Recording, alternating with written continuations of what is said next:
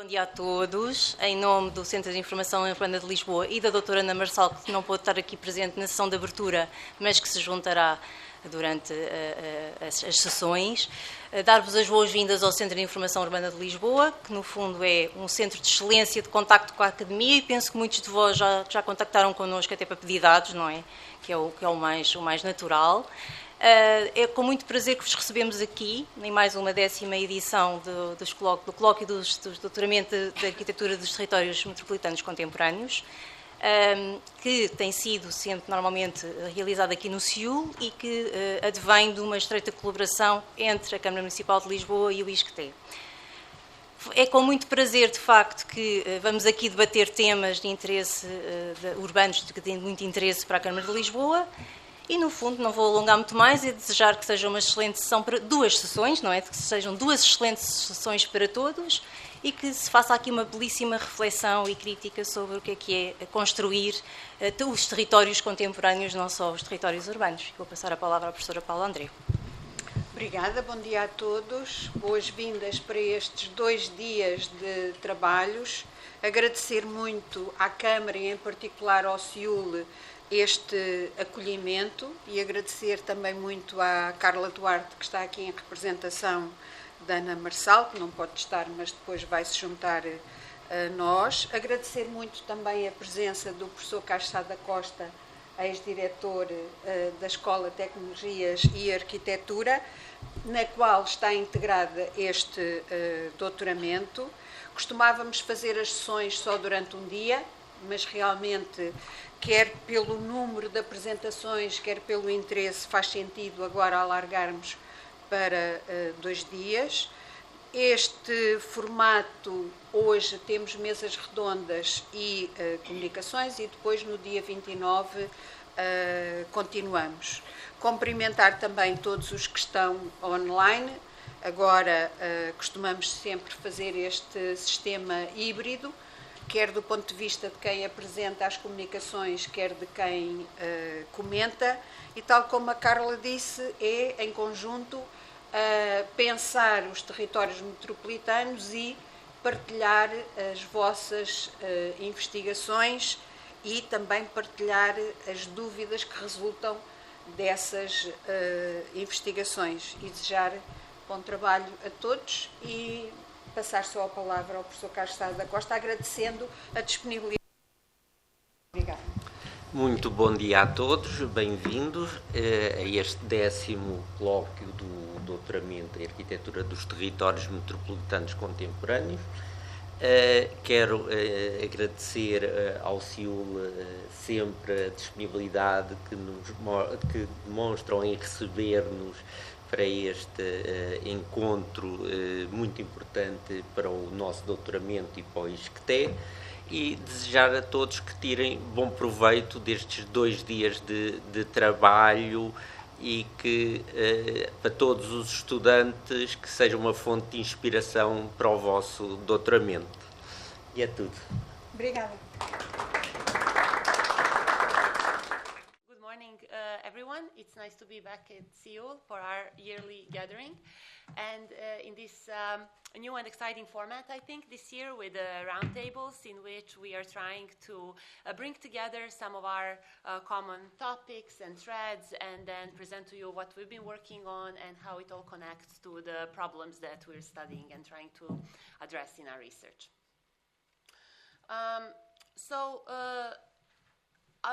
The title that we gave to our roundtable is Hacking Back the City, Manifestations of Resistance. And in it, me and my colleagues are going to first frame the multi-dimensional urban crisis, then talk about specific facets of that crisis and how it relates to our research, and then have hopefully an interactive discussion, and we invite you all to join in and ask questions about what we present here. So, about this, the framing we're using. Indeed, it has been a common experience that contemporary cities have become laboratories for neoliberal experimentation, to put it succinctly. And what does this mean in simpler terms. Privatization of public spaces, enclosures of the commons, and commodification of everyday life. And just some of the references we're using here, and one that we're constantly going back to is David Harvey, but many, many other scholars, human geographers, political economists, and urbanists have been writing about this as a common experience of the world during the neoliberal era, starting from the 70s and only intensifying in the decades since. Another, which we also feel acutely here in Lisbon, is financialization of housing, which basically means prioritizing the exchange value, the speculative value, the investment value of housing, rather than the value it has as a home and a place for social and physical reproduction. And one of the references here is financialization of housing by Manuel Alberts, where he talks about political economy side of the things, and actually an excellent book for anyone who wants to understand this topic better. This is underpinning this new form of governing urban interventions or projects in the city. And this is actually nothing new. And we're referring to seminal work by Swingedo and Associates from more than 20 years ago, where urban projects and big urban developments and how they are intertwined with new urban policies discussed. And basically describing and stating how this is characterized by less democratic and more elite-driven priorities. And this is something that we also see in our urban environment every day. Especially in the aftermath of the 2008 financial crisis, austerity has become a new urban condition and basically condition of life under which we all operate.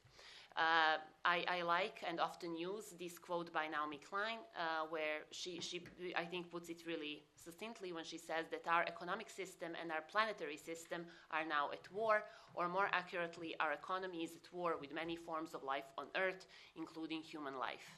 And this is where we're at.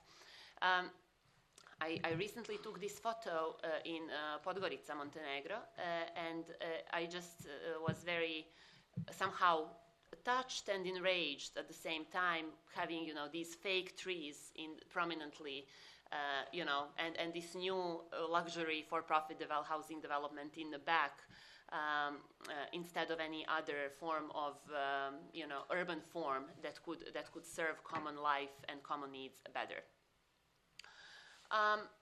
So this is where our contemporary crisis of democracy has also been unfolding. And some of the things we touch upon or how this manifests is through precarious labor conditions that leave little time and resources for meaningful engagement, democratic deficits that trivialize participation of those who would actually like to address urban crisis through participatory engagement and policy and way of working through these problems together, and institutional fragility that undermines efforts for structural change and particularly affects those that are in various ways vulnerable and who bear the heaviest burden of spatial injustice. And contemporary manifestations of this come from nonsensical to extremely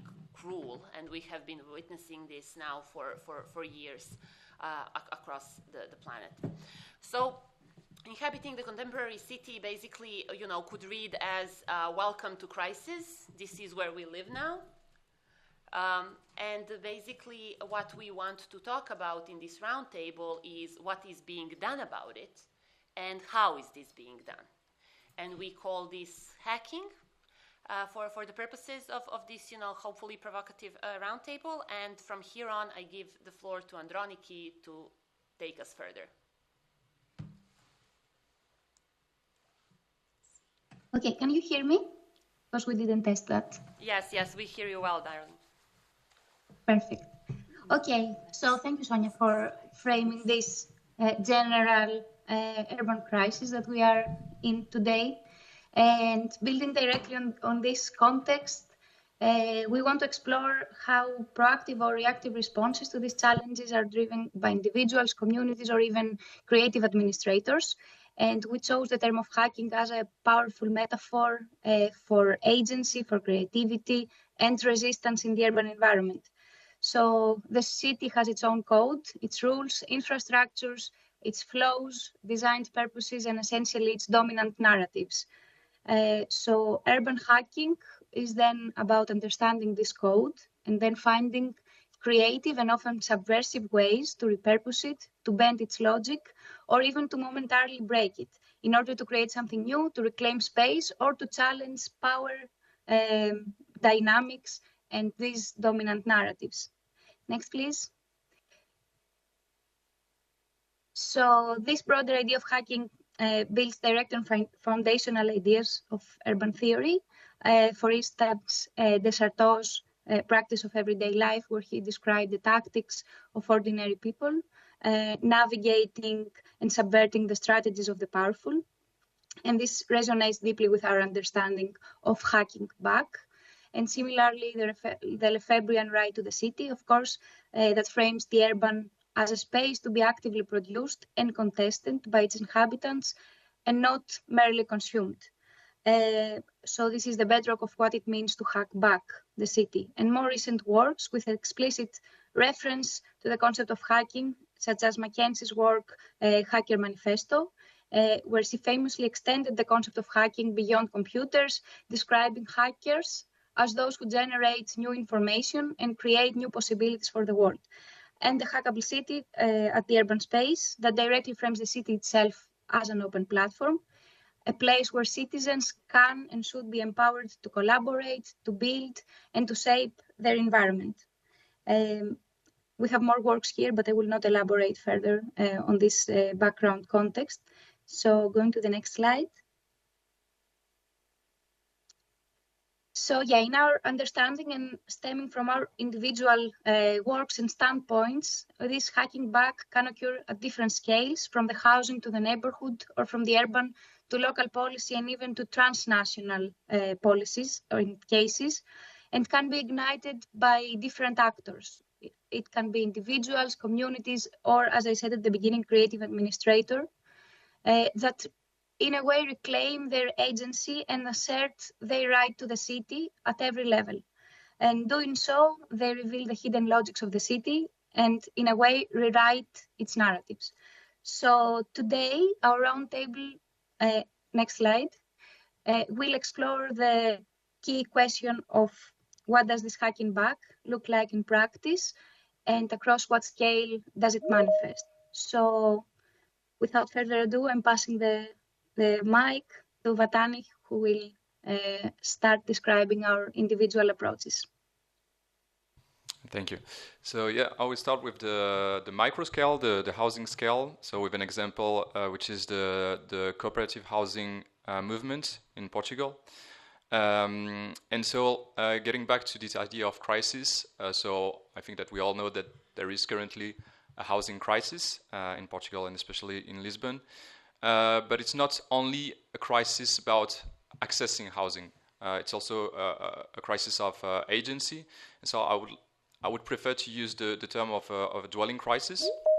And so that's what brings this idea of a wider alternative with those housing cooperatives and a specific model, which is the collective property housing cooperative. What I find interesting is that those cooperatives use references to build this concept. They use references from outside with this idea of innovation, but also references from the past. So from now and from abroad, there is the Catalan model, which is often described as an ideal for Portuguese cooperatives.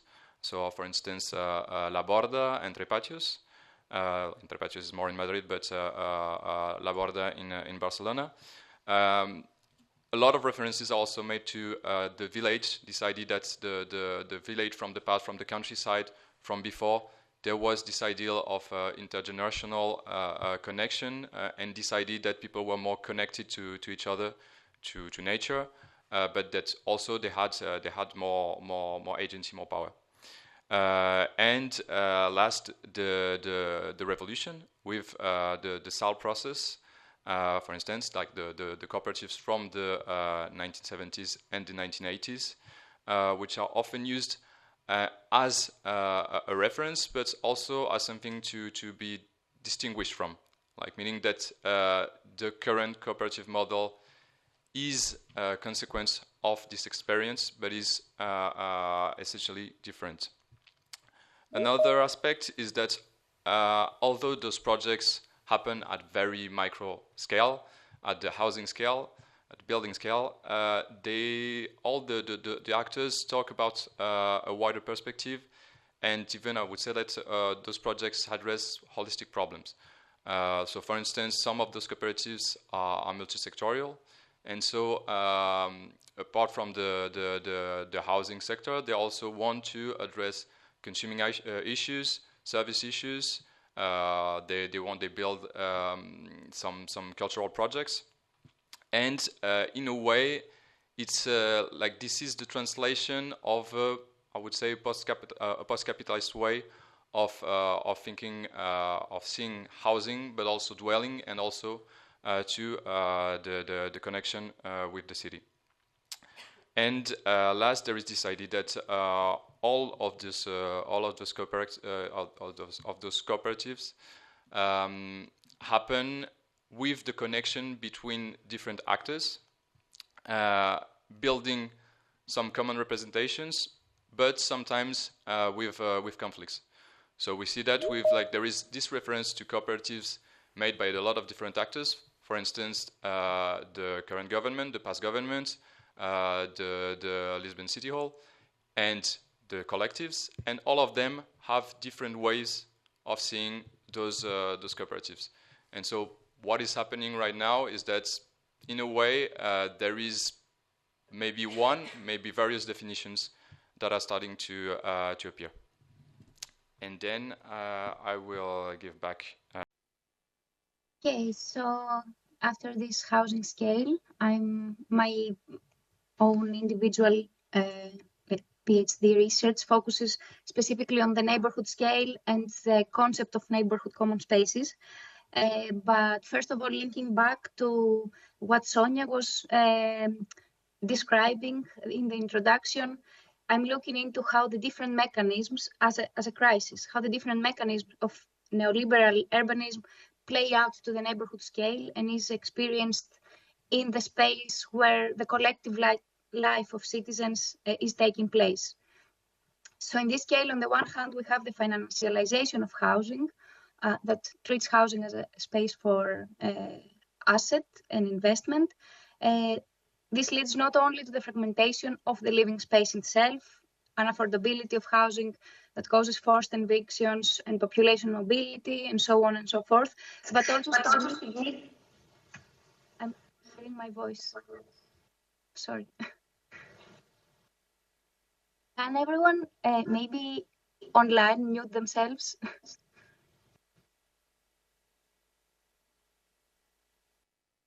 Okay, I'll go on, but I'm hearing my voice back. So yeah, we have on the one hand this financialization that significantly affects the collective space because communal space that is not profitable is minimized. And on the other hand, we have policies on public space. Sorry, can everyone mute? I'm so sorry for interrupting. Okay, I'll go on. So on the other hand, we have policies for the privatization and commercialization of public space and service that leads to an overall limitation of the public space, overregulation, access control, and a general commodification, which synthesizes a landscape of enclosure of the neighborhood space itself. This results to the physical limitation, the actual physical limitation, but as well a limitation with regards to who, when, and under what conditions can essentially access the public space. So this leads to a restructuring of urban social life in a way. Going to the next slide. So in response to this crisis, a growing number of active citizens are initiating what I call, and other scholars call, neighborhood common spaces. So according to my working definition, at its core, a neighborhood common space is a physical space in the neighborhood that is collectively reclaimed, reappropriated, and continuously produced, managed, and shared by a group of residents and local organizations, with the aim to provide local communities with non-market access to services and spaces. So thereby bypassing the sole control of the state or the privatization by the market. So this is a form of collective hacking of conventional ownership, governance, and as well city making from the bottom up. And it's about communities asserting their agency to create and govern certain spaces right there where they live. And this can range from community gardens to community managed cultural centers, housing cooperatives that Vatani was talking about, but I'm looking into the communal spaces, and several other forms in the urban space and the neighborhood scale. So, for example, the image that you see here is the Jardí del Silenci in Barcelona. That was a former convent with plans to be redeveloped into a housing development, and residents fought against it, demonstrated and self-organized to save it because it used to be a heritage site for the community. And through their collective efforts, today they have created and maintain it as a shared garden for the neighborhood. So in the next slide, my research then delves into two critical areas where these neighborhood common spaces can offer lessons and address significant gaps in the current knowledge. First, while we understand these practices of reappropriation with a concept that is theorized by Lefebvre, they have a significant impact on the physical space. There is limited systematic research on the precise role of the physical space in the emergence and development and sustenance of the commoning processes, the social processes that produce and govern the neighborhood common spaces. So from an urban design and planning perspective, this means that we need to deeply understand neighborhood common spaces as spatial practices that encompass this dialectical relationship between material and social dimensions, and consequently explore their implication for the design processes themselves. And secondly, while the neighborhood common spaces are recognized as viable alternatives for the co-production, collective use and governance of neighborhood spaces, they remain highly vulnerable to the practices of the state and market, be it regeneration or development, in a sense that is critically analyzed by Harvey. So they are often initiated through spontaneous activities, sometimes considered illegal, which leaves them vulnerable to these predatory practices that seek to capitalize also on their success that they generate. So this contradiction is in big contrast to the international directives, to the rise of these directives, such as the New Urban Agenda and Sustainable Development Goals that strongly advocate for the local participatory policies. So these gaps lead directly to the key questions of my research, PhD work. So I'm investigating, first of all, what are the types of the neighborhood common spaces, what is their architecture and inherent principles, and crucially, how can they interact with the processes of architectural practice? And I'm exploring this through various case studies. And in my second question, I'm examining how neighborhood common spaces can meaningfully interact with urban planning policy, particularly focusing on whether and how and in what conditions the spatial practices of commoning can be institutionally supported. And this I'm exploring through the BIPSI policy in Lisbon. And we can go to, I think, Sonia. Yes. Thank you, Androniki. Continuing with the idea of showing how in the subjects and topics of our research we notice and explore these manifestations of resistance, I will continue with a contribution that I titled that knowledge, if shared, is power. So kind of playing with the notion that we all know that knowledge is power, well, especially if it's shared, and specifically addressing in this research socially engaged architects as policy hackers. So this comes from my PhD research, where the main research question is what is the influence of socially engaged architectural practices on urban development policies in the European periphery. And I have been looking at this in the context of this time period after the 2008 financial crisis, and in the context of Croatia and Portugal, which I'm looking at simultaneously and looking at possible and viable comparisons. To understand what is actually happening with this type of work, what kind of work this is, and what is its context, it is important to actually look at the conditions of the architect's work at the moment. And many activist groups, even within the profession and throughout the world, have been talking about the fact that this work is very capital-centric and very hierarchically organized. As researchers I'm quoting here say, architecture has been and still is a reflection of power, and also that it still serves the rich by building iconic buildings. That is basically what the profession is. A huge number of dwellings everywhere in the world has been built year in, year out, without any involvement of the architects who stay where the money is. Also, another researcher points out, I think really rightly, that there is, compared to the time of welfare state, compared to the time of the existence of social agreement, there is a diminished agency and increased culpability, because when something new and terrible, let's say, or at least useless in the city springs up, everyone's going to say, who is the architect who built that, without definitely understanding what are the capital relations and relations of spatial production that are actually behind these processes, where the architecture is merely a tool.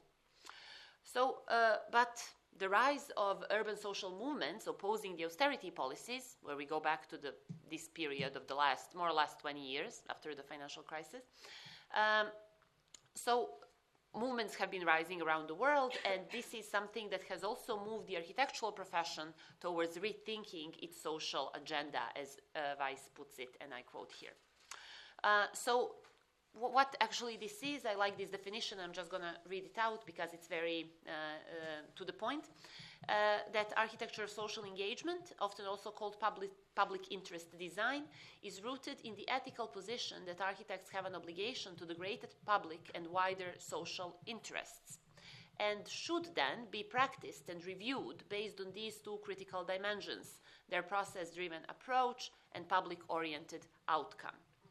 And here on the side, I'm just proposing these two examples. One is Recetas Urbanas from Spain, and this is the upper image, where actually this is part of their project where, as they say, they are negotiating legality with propositions of some new housing construction in a place where it shouldn't be constructed, actually, according to the codes.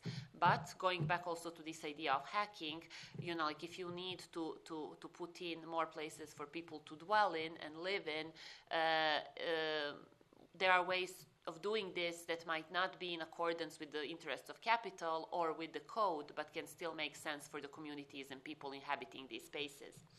And another example here, and you also, like even I think non-architects have heard of them in recent years, is the practice named forensic architecture. And the image here is from an exhibition done several years ago at Venice Biennale. And I don't know like if you can see it really well, but it actually is a representation of the impact of a drone strike, because they have actually been using tools of architecture to show what the impacts of various violent ways of dominant systems are on people's lives, and actually using the tools of architecture to show how certain violence occurs in urban spaces, and actually using this as an evidence to pursue justice. So not only spatial justice, but justice in a greater sense. So, and then the work that I have done so far has been mostly focused on Croatia, and these case studies, I pulled some of the findings, let's say, some of the interesting towards the conclusions things for this website, for this slide. But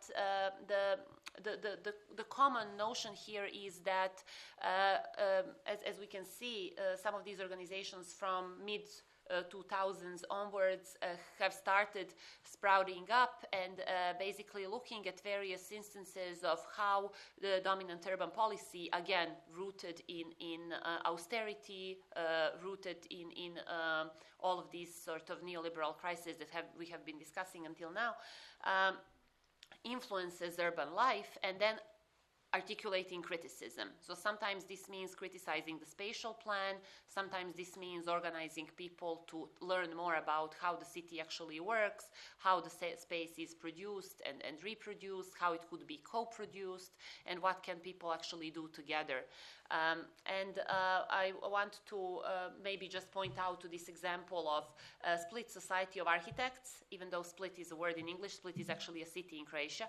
So it's just a local organization of architects that has existed in various forms for more than a century. And it wasn't always doing the same work, of course, and it's also a different organizing than what we would have, for example, in a chamber of architects.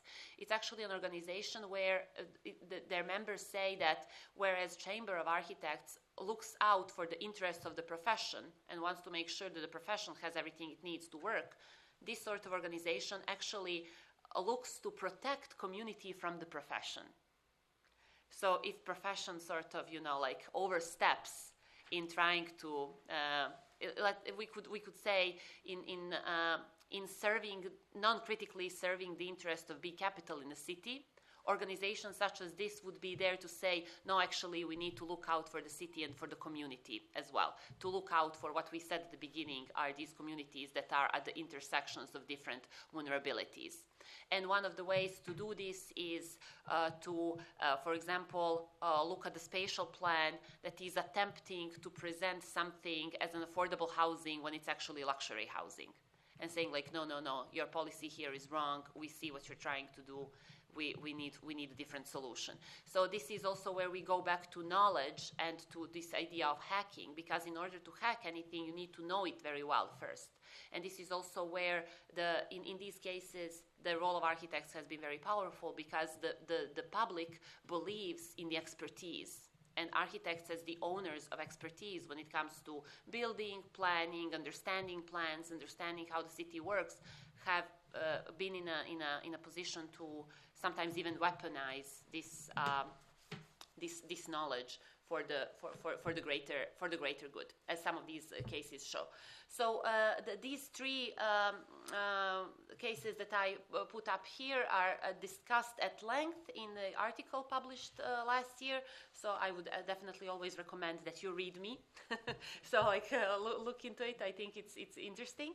And also I have over the last several months finished other two articles that are looking at socially engaged architecture from different standpoints as civic actors and civic organizing and what it contributes to civic scene in general, and also its role in claiming spatial justice. So another important concept also for our roundtable here today. And I would just like to conclude this part by going back to Cruz and Foreman, which is another socially engaged architectural practices, but practicing in America, in the United States of America, where they say that reclaiming the emancipatory role of architecture as a social medium is made possible through a sense of urgency, pushing us to rethink our procedures, expand our models of artistic practice, and seek alternative sites of research and pedagogy, which is basically their own recipe of how to make architectural profession more in service to the public interest and more relevant during this multifaceted crisis that we're all living today. And now I give the floor to Isa. Bom dia a todos. Okay. I would like to contribute to the discussion by sharing an experience from the Brazilian coast. Maybe.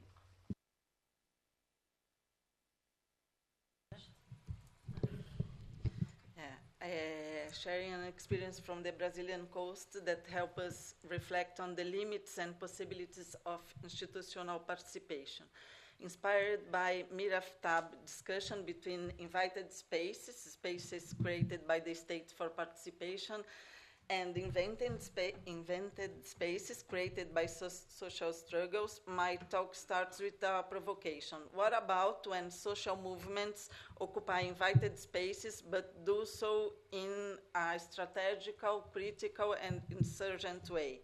Can invited spaces be transformed into arenas of real power redistribution by combining institutional design and insurgent action to reclaim the right to the city? Well, as Sonia said, we are living in a time when many participatory mechanisms are maintained only in form or serve merely to legitimize decisions already made. This contributes to a democratic deficit, not just as a lack of participation, but as a hollowing out of its transformative potential. Even so, the participatory institutions remain arenas of dispute, and as the case IUL shows, they can be reclaimed and repurposed as tools for resistance. Well, Ilhabela is an island municipality on the northern coast of São Paulo state. Almost 90% of its territory is native forest.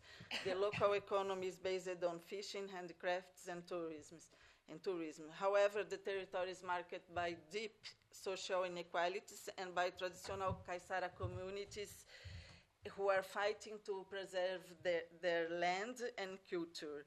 The Ilhabela case shows how an institutional participatory process can be strategically appropriated by civil society to resist predatory development.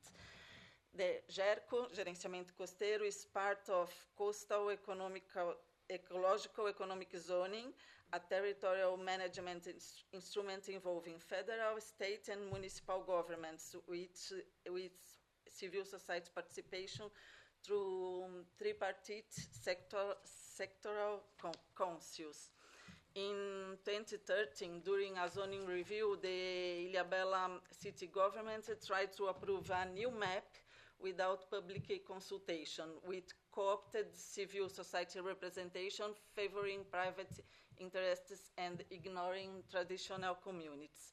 The intention was to allow the expansion of the cargo and oil port in the mainland side and large-scale tourism developments in the territories of traditional communities. And the reaction was strong. Civil society organized protests during one of the most important competition in South America, the International Sailing Week of Ilhabela, blocked the mayor's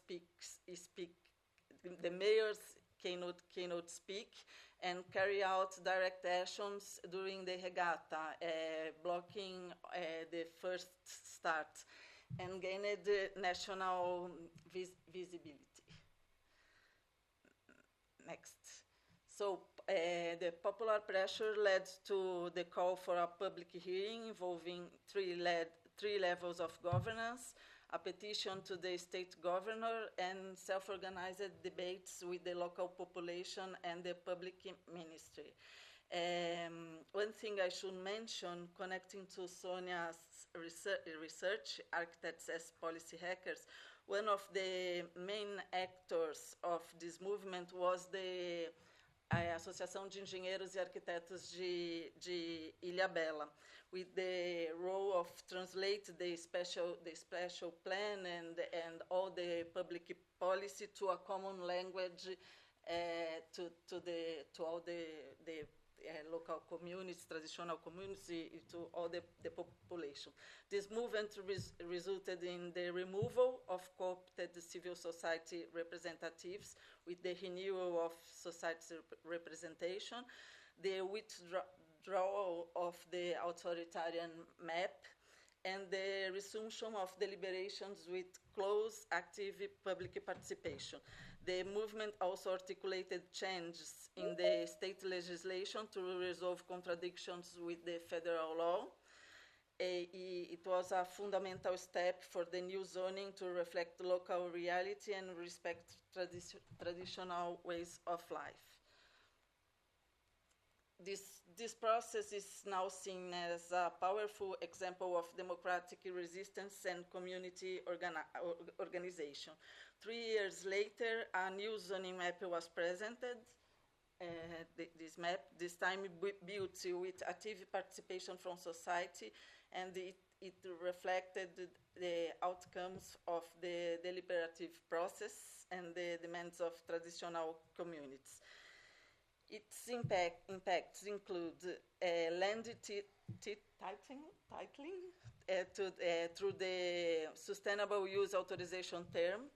TAUS is a kind of community land trust, a land regularization tool that recognizes the right to housing and traditional socioeconomic practices, and the suspension of the port expansion by the federal court.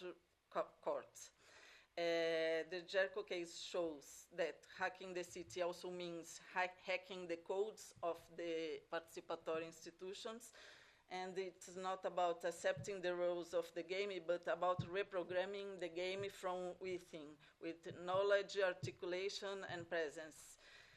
This is insurgent urbanism within the state, expanding the field of possibility for collective action. In my research, I've been analyzing how different institutional designs are strategically appropriated by different actors, and what I've learned from experiences like this is that if you want to reinvent urban democracy, we need to look closely at how participatory spaces are reshaped and atravessados by the struggles they host. Now, I give the floor to Laura. Sorry for my buga English.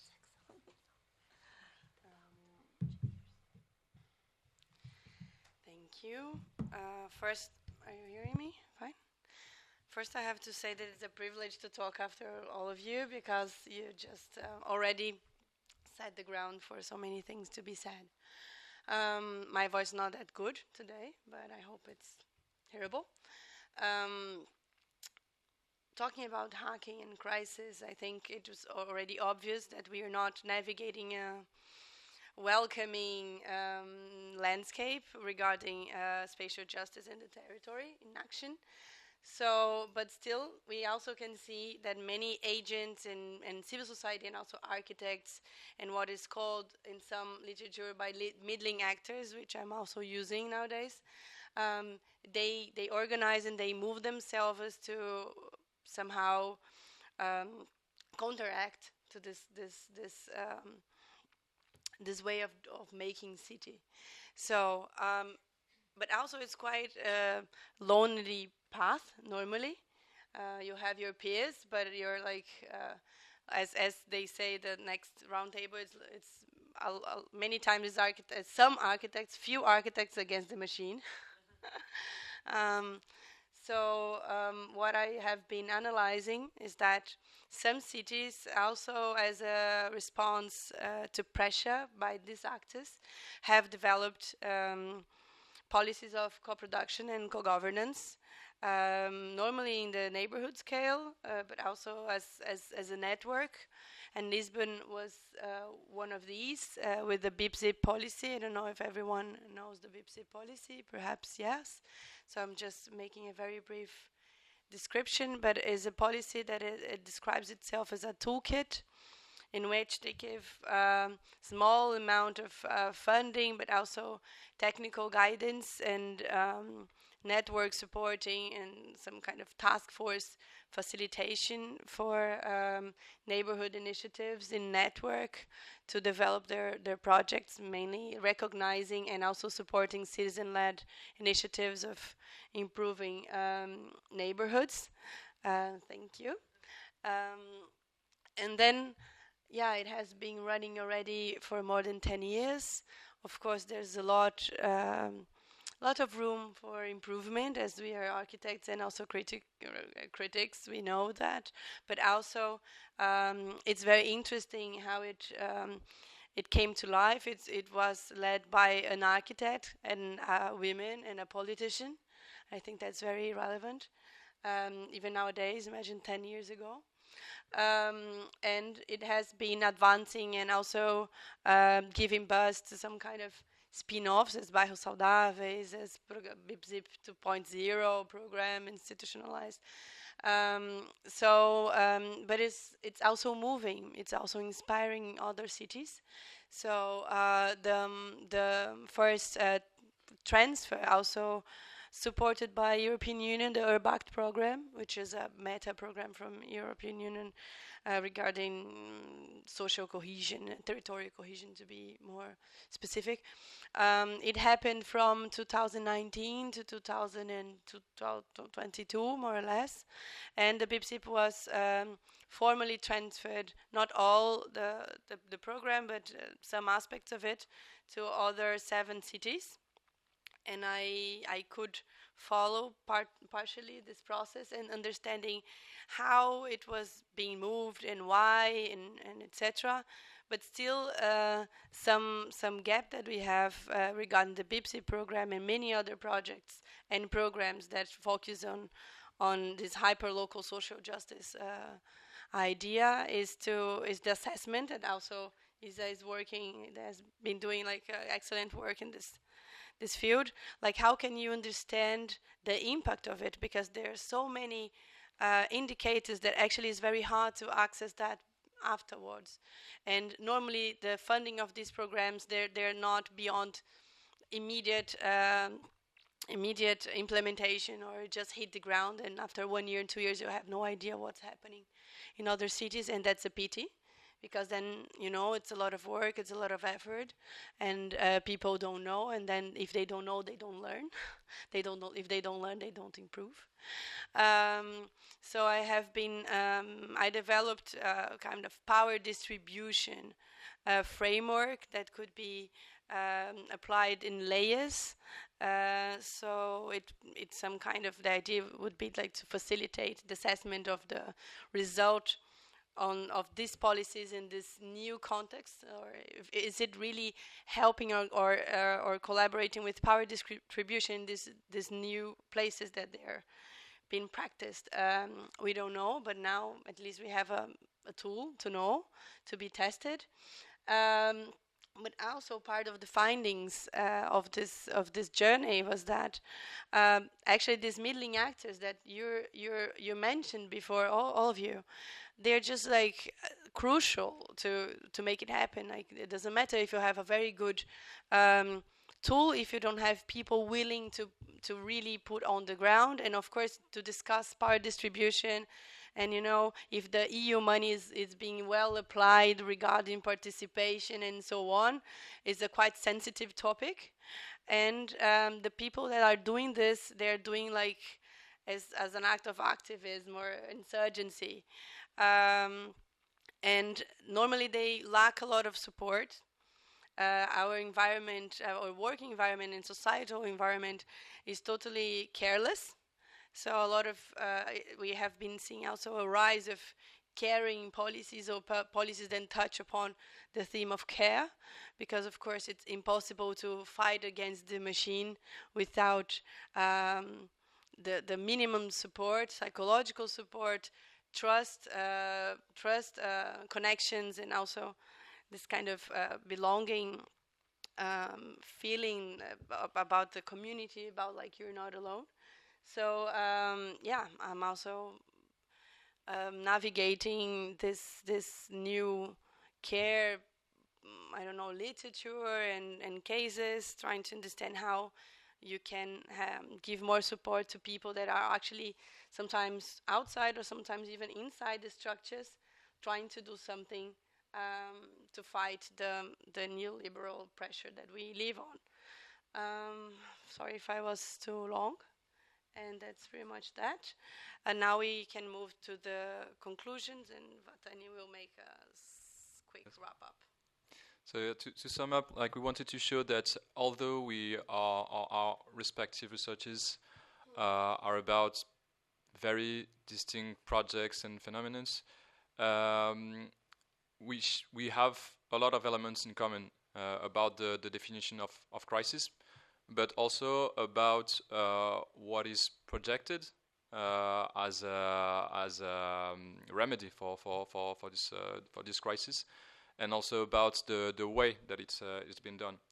And so we wanted to show that even though it's a like as Laura said, it's a multi-layer hacking phenomenon, but all of these layers are connected. All of these layers interact, and I think that what could be interesting, like maybe to go further, would be to see like how those different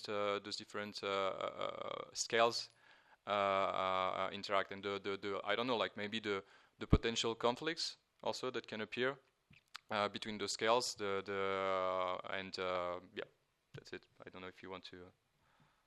Yeah, I think it's very interesting as we are also talking a lot about people and about agency and about relations, institutional and personal relations, and how it can or strengthen or also weaken hack initiatives and movements. So that's something that came to my mind. I don't know if anyone else from our group wants to add something after all the presentations, maybe Sonia, and then after we can also open to some quick questions or comments, and we can. I'm all in favor of hearing from you. I don't know if Androniki has something new. No? If you're already open to opening it to the audience, I would say maybe we can collect kind of 3 questions / comments, and then also comment between us. We don't have so much time, and we're just starting, so we have like 20 minutes. We do have 20 minutes. We were good because we made the. So if anyone wants to talk about this, yes. Sorry, I know that the voice projects, so I forget about the recording. But that would be us, and we are, as you can see, very proud of ourselves for keeping time. And it's also very nice that we started a tiny bit early. So we have at least 20 minutes to talk more about these topics, and we are very curious if you have any questions. Otherwise, we'll just be talking amongst ourselves. Yeah.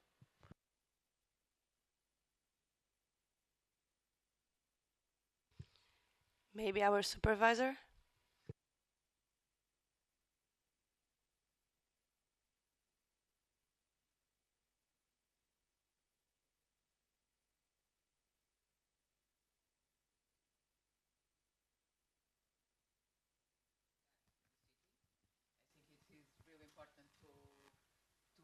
Join different perspectives related with this PhD work, PhD research. I think what could be really interesting is to how is your future? How you see? I think you already mentioned that it's important to understand these layers and how probably they have. But can you tell more about that, how you see your work in these different and troubled times that we are living now and the city are living too. I come from Berlin, and Berlin, I thought it would be an open city, and I see that things are changing, the conflict is there, and when we look to Berlin, we say, oh, it's an open city, the people have the power to talk about, but it's not true. The things are changing. And how you see as a researchers, how you see these hacking back the city manifestations of reasons related with your work. That, I think, is my main question. Okay. Thank you. Yeah, okay. Should we collect more and then we start talking? Anyone from here, anyone from the computer? I don't know how we can see people from the audience, perhaps.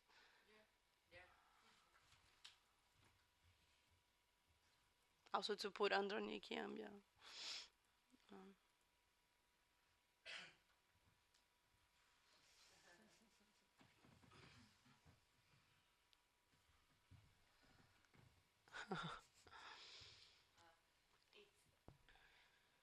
is very bad for us if nobody has any comments. It makes us feel very sad. But I think, I mean, yes, but you can.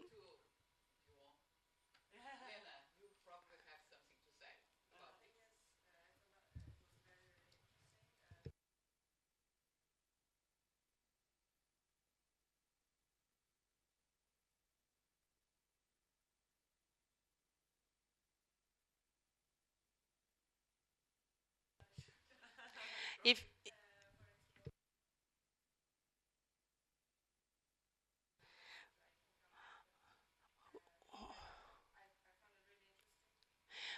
we can start answering Alexandra, and then you can perhaps make a comment, and also Duncan. Why not?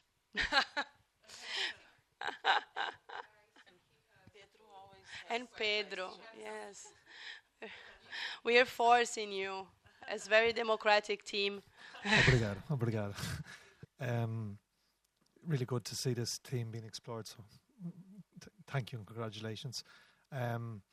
Yeah, the idea of fighting against, that's so important.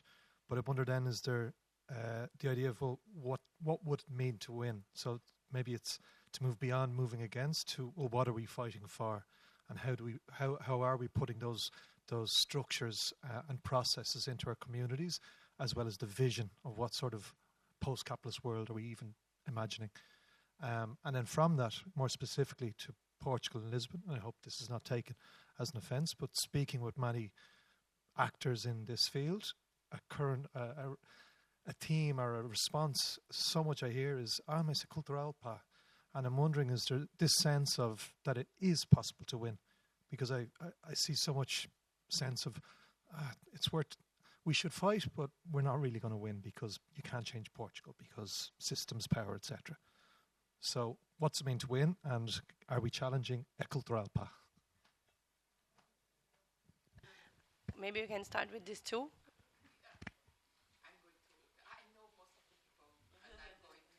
We already named the people that we know.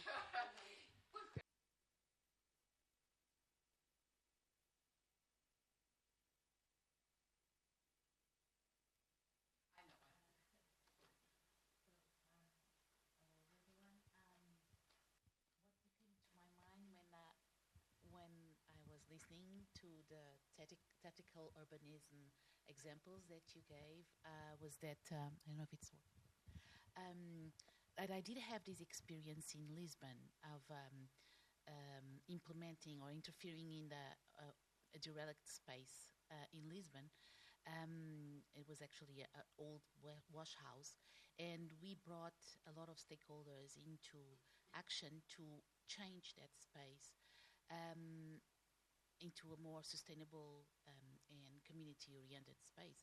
The fact is that we had a lot of obstacles from the local community. Engaging of the city is actually a cultural obstacle.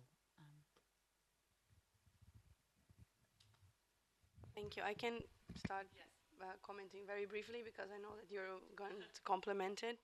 So first, addressing Alexandra's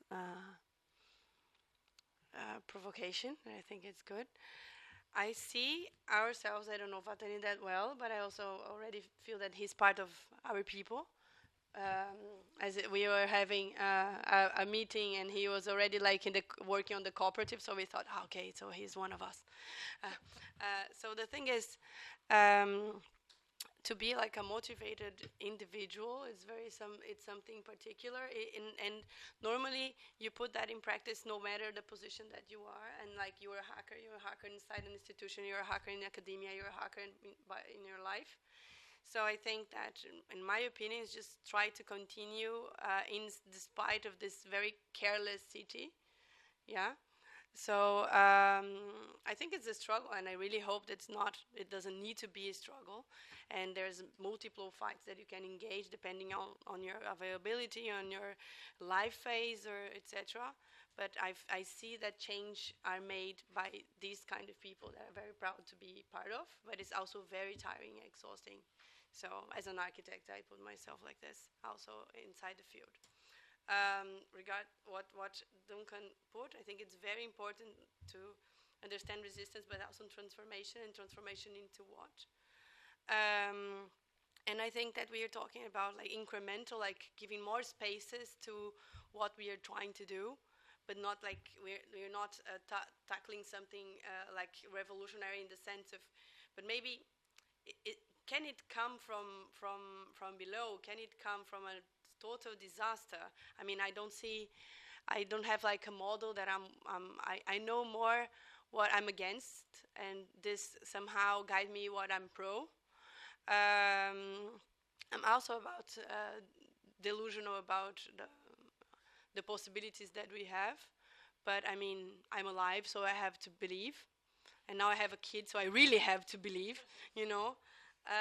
But I think that's a very interesting talk that I don't have like a sharp answer, but for sure it's about climate change, but mainly it's about hope and it's about people. So that's why I really believe in the neighborhood scale, if that has a scale enough. I mean, it's spread enough as a political particle of change, which I think it's quite overlooked in general. Regarding, well, Portugal, I can't say much, but I think that when the demand comes from the community and you support it, it's there. When the demand comes from you, it's harder. So, and also I think we have a lot to learn with gardeners, because many things come and go, and the gardeners, they know how to cultivate things, and they have a trust in the process and a constancy that you really should learn with them. Like this, as you see, many political cycles come and go, many insurgent movements come and go, but then the communal gardens, they have been there for ages. So it's just, I think it's interesting to not, it's great, Leipzig and blah, blah, blah, I know, Berlin, but also this hacking, very like, you know, from your grandmother that has always been there, and still you have very important spaces in the city that could be capitalized, but then you have a community garden and it's there and somehow resisting. So I think something that we also can learn from Portugal and other countries. That are less frontal and more, I don't know. Yeah, that would be my... Okay. Yeah, we'll try to be brief. So I don't have kids, so I will allow myself to be more pessimistic.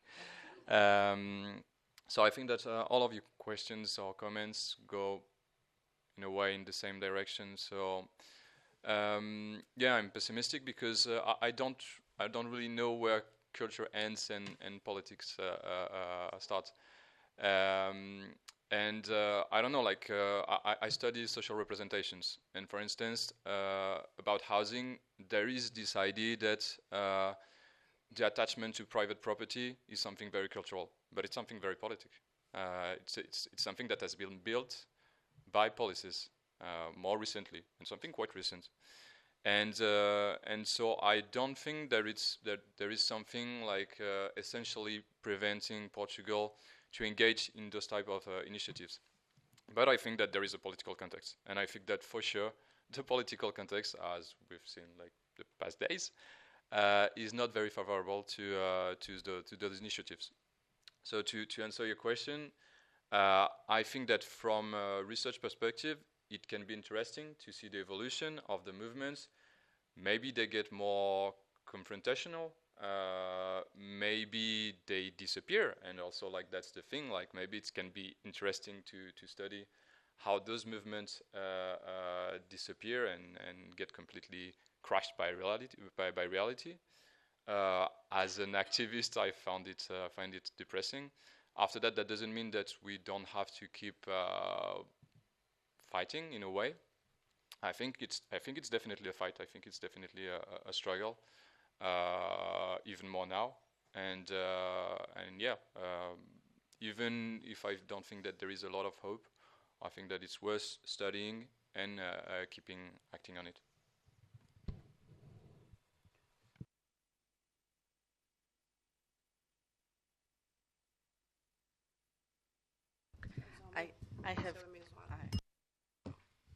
I have kids, I'm very optimistic. 20 years ago, we founded a democratic school in Barcelona for the kids that is still it's still running, and about the policy and the participatory institutions, and about the culture in Portugal. We had the CIUL example. The culture is still there. It's one of the most important movement, participatory movement, integrating many actors to solve the big problem. Okay, it was before the globalization, no? 10 years before the globalization, but looking for this example and looking for what is happening in Barcelona or even in Madrid before, when the social movements occupied the institutions and started doing things differently. Well, I think it's a possible way to solve the things, taking the power, and yes, and changing the institutions from within. Androniki, do you want to say something? I would love to. Unfortunately, I didn't hear the questions very clearly, especially I only heard the third one because the microphone in the audience was lagging a lot, so it was not able for me to. I was trying to understand the questions from your responses. Let me just repeat that briefly for you. So our professora asked about how we see the future of our research in this developing context that is really hostile to even like looking at these things, from what I understand. And then Duncan is here, and he was asking about what are we, like, to talk more about what are we fighting for? What is this better future that we want to see look like? So what are we working towards? I think that was the main question. And then the third one you heard. So there you go. Okay, so I'll start from the third that I heard, and I'll work backwards so that I have some time to reflect as well. And thank you for repeating the questions.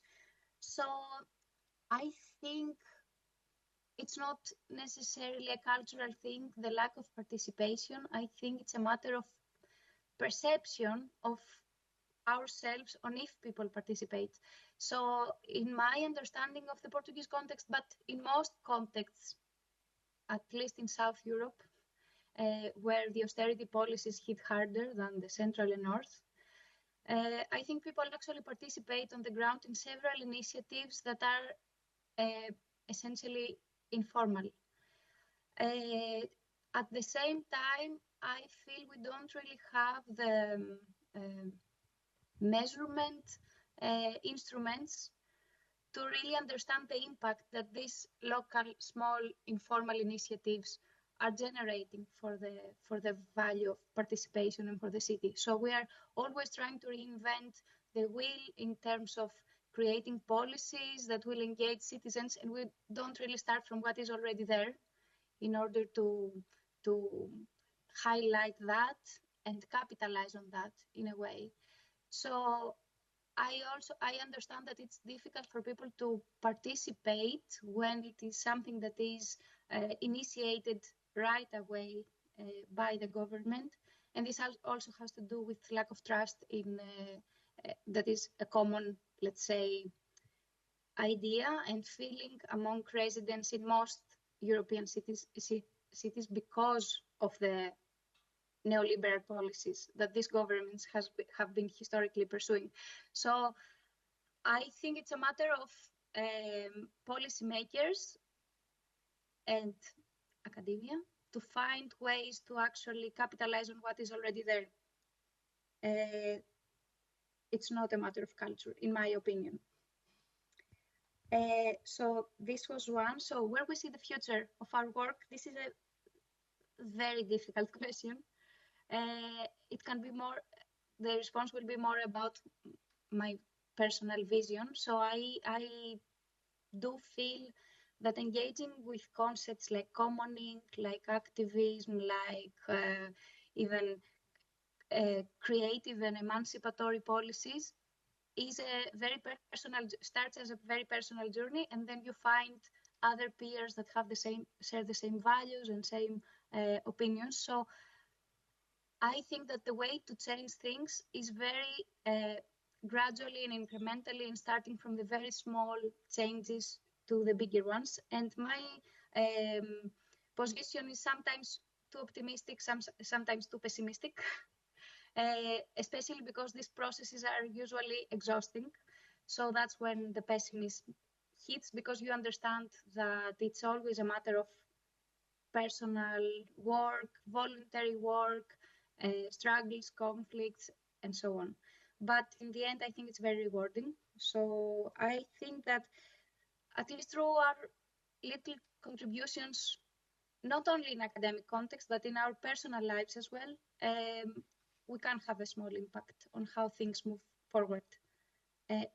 Especially, I'm not talking necessarily about myself, but these 4 incredible colleagues that we are sharing the roundtable with, and knowing their personal work, I can say that it will sound visionary, but they make the world a better place with their contributions. So I think it's happening. And yeah, I think I somehow responded to all of them in a way. Well done. And I'll also use that. Maybe, and considering the time, maybe, like I'll try to close us with some, like responding to this and kind of give maybe thank you so much for the questions. And I want to kind of mix, I'm going to say something that kind of, mix responses to this.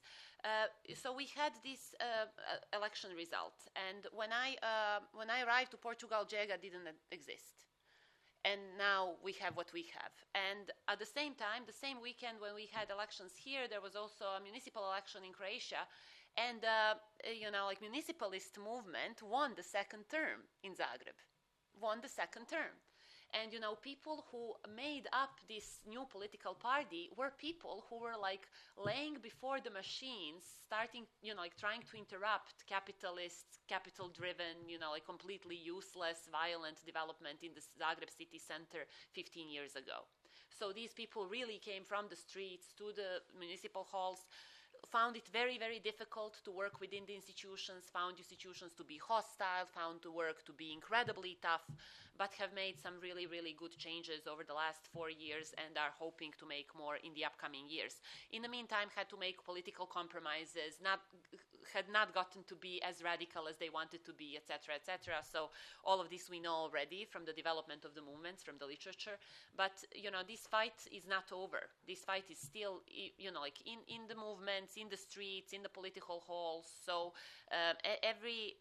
any way in which what we do can be useful, can actually really be useful. And I said, like someone interviewed me recently, and I probably read that somewhere and used it. I don't know where, but like I'm going to use it again. Like everything that we can save from the market and cooptation by the market is worth saving. And sometimes it's a tree, sometimes it's a housing project, but it's these small things add up. And I think the future probably for the progressive work in academia, the present for progressive work in academia is tough. Like job market we know is very tough. Like security, achieving security, it's very difficult. So kind of thinking about creative economies and how we can make our life possible by relying on other people, by letting other people rely on us. Like it happened to me also recently that like my computer just died in the middle of a project that I had to finish, and within an hour I had help from 3 people. And these people, some of them were like I just knew them, some of them were friends, but this is I just made me happy because like okay, I must have done something right in my relating to other people when like I can find help so soon. Now it's interesting to see, like, if I needed a help gardening, could I be able to find help so soon? Because, you know, what are the skills we're cultivating? What are the skills we're not cultivating? These are interesting questions. But again, and someone, you know, like someone more articulate than me had said it before, you know, the academic work, in what way does it support the struggle? Like, what can we do that supports and where is this work going to be in the future? It's going to be interesting to see, because probably, like, as we're talking about this, you know, United States government is prohibiting Harvard from admitting foreign students. You know, like, so if this was in place several years ago, like somewhere else, maybe I as a foreign student would not be admitted. So it is scary to think about, but, you know, like, we do what we can. And what would it mean to win? I want to, again, refer to one of the cases that I studied. Declaration on Commons was made by this group of architects that brought together, like, other practitioners from Europe in this, like, peninsula in Croatia in the summer of 2009. They wrote a declaration on the Commons. Ostrom won her Nobel for her work on Commons later that year. So this was before the Commons was everywhere. And in this declaration, they talked about specifically, you know, like, what is necessary and how to change the policy framework in order to deal with the problems of private property, with the problems of getting together, organizing, doing the work. So there are scripts out there to which I would, like, gladly subscribe. But I also am looking at how, like, day to day and, you know, like, fight to fight, what is necessary, you know, like, what are the ways in which we can reclaim resources from the market that can be used in the future, even in the ways in which we cannot imagine right now. Often, and that's also the thing, often we think how we're going to come up with big solutions within our lifetimes. We probably won't. But, like, what can we do now so that the next generation can say, like, aha, okay, there's something for me to catch on, and then I can continue building up. So that helps me being hopeful about the future. And in that way, I just would like to propose, I spent some of the weekend reading again Donna Haraway, Staying with the Trouble, and the introductory chapter of that book is just really, really wonderful antidote to pessimism, like living well and dying well with other creatures on the planet. It is just so freeing. So I would just always say that it's amazing to go back to that. And to finally, like, one of my favorite quotes ever by Raymond Williams, to be truly radical is to make hope possible rather than despair convincing. So whatever we do, even when it's also, I think that even when we personally feel like that everything is not going to turn out very well, there is a responsibility to make it seem like it's possible for other people, because if we despair is also contagious. So, you know, like, find your small spaces to be desperate and really big spaces to be hopeful. And this is how we win this, I guess, or how the next generations have a possibility of winning. Thank you.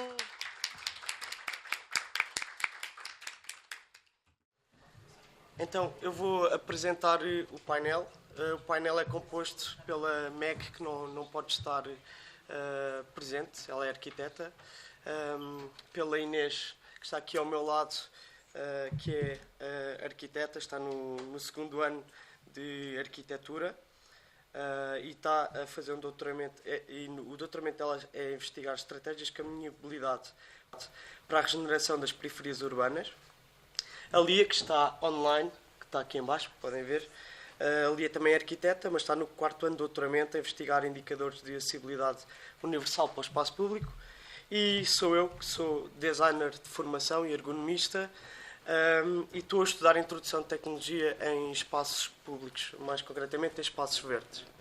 E nós vamos falar sobre o que é isto de humanizar a cidade. Lia, passo a palavra.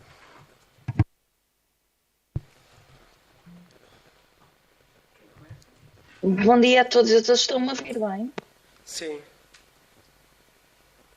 Como o João já referiu, nós temos diferentes abordagens, mas no fundo, com este trabalho, conseguimos juntar as nossas diferentes abordagens e perceber que se calhar temos muito mais em comum do que em separado.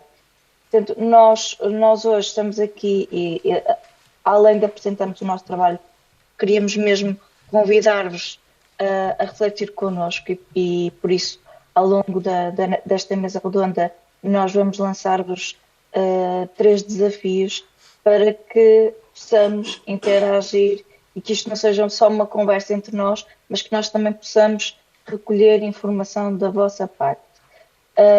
A nossa apresentação parte de uma pergunta muito simples, que é: que cidade é que estamos a construir e a partir de que referências é que o estamos a fazer e como estamos a fazer, e mais do que isso é quem realmente pode habitá-la e atravessá-la e permanecer nela com dignidade. Nós falamos sobre a democratização, ou seja, a democratizar o espaço urbano, rehumanizando, e propomos que este seja, que o nosso manifesto, porque no fundo o que nós trazemos aqui é um manifesto, seja uma abordagem que promova o fim daquilo que nós chamamos de urbanismo apartheid, para que realmente haja essa democratização e urbanização. Para incentivar esta reflexão profunda sobre aquilo que é a nossa questão de partida, nós selecionamos como base como base comum para as nossas investigações a questão do urbanismo apartheid, que é nada mais nada menos do que uma extrapolação sociológica da arquitetura apartheid, já muito explorada, adaptada ao contexto urbano atual. Na nossa análise, o urbanismo apartheid designa um modelo de planeamento urbano que consiste, consciente e inconscientemente, na reprodução de exclusões sociais, espaciais e sensoriais, e que é um modelo orientado para um padrão produtivo e funcional que acaba por marginalizar e que obviamente tem implicações, que é na forma que nós planeamos tecnicamente o espaço urbano, como da forma como o definimos em termos políticos. Portanto, e o que nós aqui vos convidamos a refletir connosco nesta mesa redonda é sobre o que é isto do direito à cidade, da autogovernança das comunidades, da walkability, da acessibilidade universal e do envelhecimento ativo como direitos básicos dos cidadãos, partindo da discussão de 3 vetores fundamentais que iremos abordar e que estão aqui no nosso painel, que é o vetor tecnológico, o vetor urbano e o vetor qualitativo. Cada um destes vetores será mais explorado por cada um de nós. Na nossa intervenção, iremos falar em nosso nome e em nome também da MEC, como o João já disse, não pode estar presente. Queria apenas ainda só dizer-vos sobre estas questões que, para iniciarmos o nosso trabalho, nós começamos por cada um de nós definir 10 conceitos, 10 temas que estão associados às nossas teses de investigação. E depois fizemos o cruzamento desses 10 temas e são esses temas, esses 10 temas de cada um de nós que estão aqui representados neste painel e que têm, posso só enumerar alguns que nos parecem muito importantes, que é a questão dos algoritmos e cultura,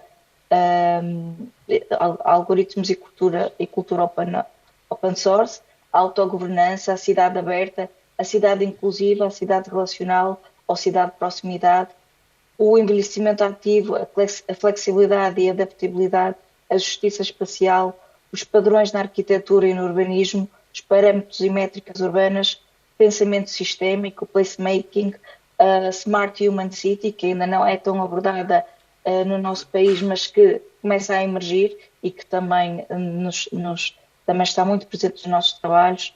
Portanto, no fundo, cada um de nós tem 10 conceitos que se entrecruzam e é sobre isso que vamos aqui refletir em conjunto convosco. Durante esta mesa redonda, como eu disse, nós não queremos apenas apresentar conceitos, nós queremos, acima de tudo, provocar uma reflexão interativa e levantar questões através dos desafios que nos lançamos. E é com estas questões em mente que vos convidamos a acompanhar a nossa reflexão, porque humanizar é, acima de tudo, escutar, é democratizar, é essencialmente incluir. E para nós, a nossa tarefa para o futuro, no imediato, no presente para o futuro, é esta tarefa de reescrever a cidade, de nos reencontrarmos na cidade. João, queres, por favor, lançar o nosso primeiro desafio? Sim, o nosso primeiro desafio é que peço que respondam a uma pergunta. Vocês têm 2 cartões, um laranja e um verde. Um laranja quer dizer que não concordam com a afirmação e o verde quer dizer que concordam com a afirmação. E peço que levantem caso concordem ou discordem com a cor que eu disse. A pergunta é: pode a tecnologia humanizar a cidade? Concordam ou discordam? O verde é sim, o laranja é não. Ok, temos muitos verdes, isso é bom, não estava à espera, portanto não há problema nenhum. Não, é bom ver que já mudámos algumas ideias sobre o que é tecnologia. A tecnologia vem sendo muito questionada quanto à sua viabilidade e a sua introdução na cidade. Um grande exemplo disso foi agora o apagão. Nós percebemos o quão dependentes somos da eletricidade, da energia, e imensos dispositivos que estão espalhados pela cidade e outros dispositivos que andam sempre connosco já são um bem essencial e nós por vezes não reparamos nisso. O meu estudo está mais relacionado com a introdução de tecnologia em espaços verdes, sobre como é que através da tecnologia nós conseguimos fazer recolha de dados de utilização de espaço público de forma a torná-lo mais utilizado, mais vivido e que traga mais pessoas ao espaço. Em Lisboa nós já temos algumas aplicações. O que eu pretendo não é só a parte das aplicações que está dependente do telemóvel, mas já temos algumas ferramentas através de aplicações que são muito boas, como, por exemplo, a minha rua LX, que permite que as pessoas, os cidadãos em geral, comuniquem às entidades alguns problemas da cidade e torna todo este movimento muito mais ativo. Por exemplo, eu se tiver um buraco na rua consigo de forma rápida e eficiente entrar em contacto com agentes da Câmara e pedir que façam pedir que entrem em ação para combater esse problema. Outra grande aplicação e que tem tido um grande crescimento é a aplicação da Gira, que permite que qualquer cidadão de Lisboa utilize as bicicletas partilhadas e consiga perceber se existem estações numa dada freguesia, se não existem, e que têm bastante potencial. Como a Lia disse, nós os 4 trabalhamos à escala do humano, do cidadão. Uma escala mais pequena, mas que tem algum impacto no planeamento da cidade à sua escala urbanística. No meu caso, os sensores urbanos, sensores, por exemplo, câmaras, sensores de movimento, sensores de perceber como é que estão as condições climatéricas, têm algum impacto e já vêm sendo utilizados na cidade. Nós podemos ver algumas estações meteorológicas, pequenas estações meteorológicas, que nos dizem, conseguem recolher dados sobre como é que está o tempo e a longo prazo podemos utilizar essa informação para fazer algum planeamento urbano. Temos também outras regras, por exemplo, automáticas, que nos permitem fazer uma gestão do espaço, do gasto de água e perceber se faz sentido utilizar mais água ou não. Mas o que é facto é que nós temos muita tecnologia para as questões climatéricas, mas muito pouca para o cidadão. E esse é o meu foco de investigação. Acho que se nós conseguimos informar, como foi dito no outro painel, informar o cidadão, conseguimos ter decisões e ações participatórias para ter um planeamento da cidade muito mais informado. Isso é poder, como foi dito anteriormente. E para isso é preciso que estes mecanismos captem informação dedicada ao utilizador. Precisamos criar também alguns padrões e perceber quais é que são esses padrões para depois fazer um planeamento de espaço mais eficiente e, claro, desta forma conseguimos criar zonas que sejam adaptadas e flexíveis. Quando falamos da adaptação e da flexibilidade destes espaços, a flexibilidade tem que ver com um espaço ser utilizado, ter multifunções dentro do mesmo espaço. A adaptação é esse espaço conseguir, de alguma forma, adaptar-se a outras situações. Não a utilização do mesmo espaço com a mesma conformação, mas sim a forma como ele se vai adaptar às adversidades. Por exemplo, as mudanças culturais que nós estamos a ter, a evolução, o envelhecimento da população e tornar estes espaços talvez mais resilientes. Obviamente, hoje em dia fala-se muito sobre a decisão orientada apenas pelos dados e eu não acredito que seja este o futuro. Acredito que, de alguma forma, temos que recolher dados e utilizá-los, mas essa utilização deve ser feita através da população, dos cidadãos. Eles é que são a parte interessada e é a eles que nós queremos dar este poder de decisão. E não fazer como agora se faz muito, que é decisão apenas orientada pelos dados. Ou seja, temos uma máquina que vai decidir por nós se aquele jardim público vai ter uma zona mais verde, uma zona mais desportiva, um âmbito mais social ou um âmbito mais festivo. E não é isso que nós queremos. Obviamente, falando em tecnologia, e nós não podemos deixar de parte que estes dispositivos estão dependentes de produção, de plásticos, de todos os materiais, temos que ter em conta que é preciso combater também a obsolescência destes mecanismos. Desta forma, podemos fazê-lo através de design open source. Toda a gente consegue abrir e ter acesso a essa informação e desenhar novas peças e, quem sabe, criar alguns módulos que, ao longo do tempo, podem ser adicionados, e se tivermos algum problema de manutenção, em vez de mudar o componente todo, alterar só uma pequena parte, e também abrir esta informação aos cidadãos. Porque hoje em dia toda a gente tem acesso a programas 3D, a programas tecnológicos, e nós temos muita massa crítica dentro da cidade e temos a obrigação de passar esta informação para todos os residentes, cidadãos, e que consigam fazer alguma forma, trazer alguma inovação à cidade através desta cultura de dados open source.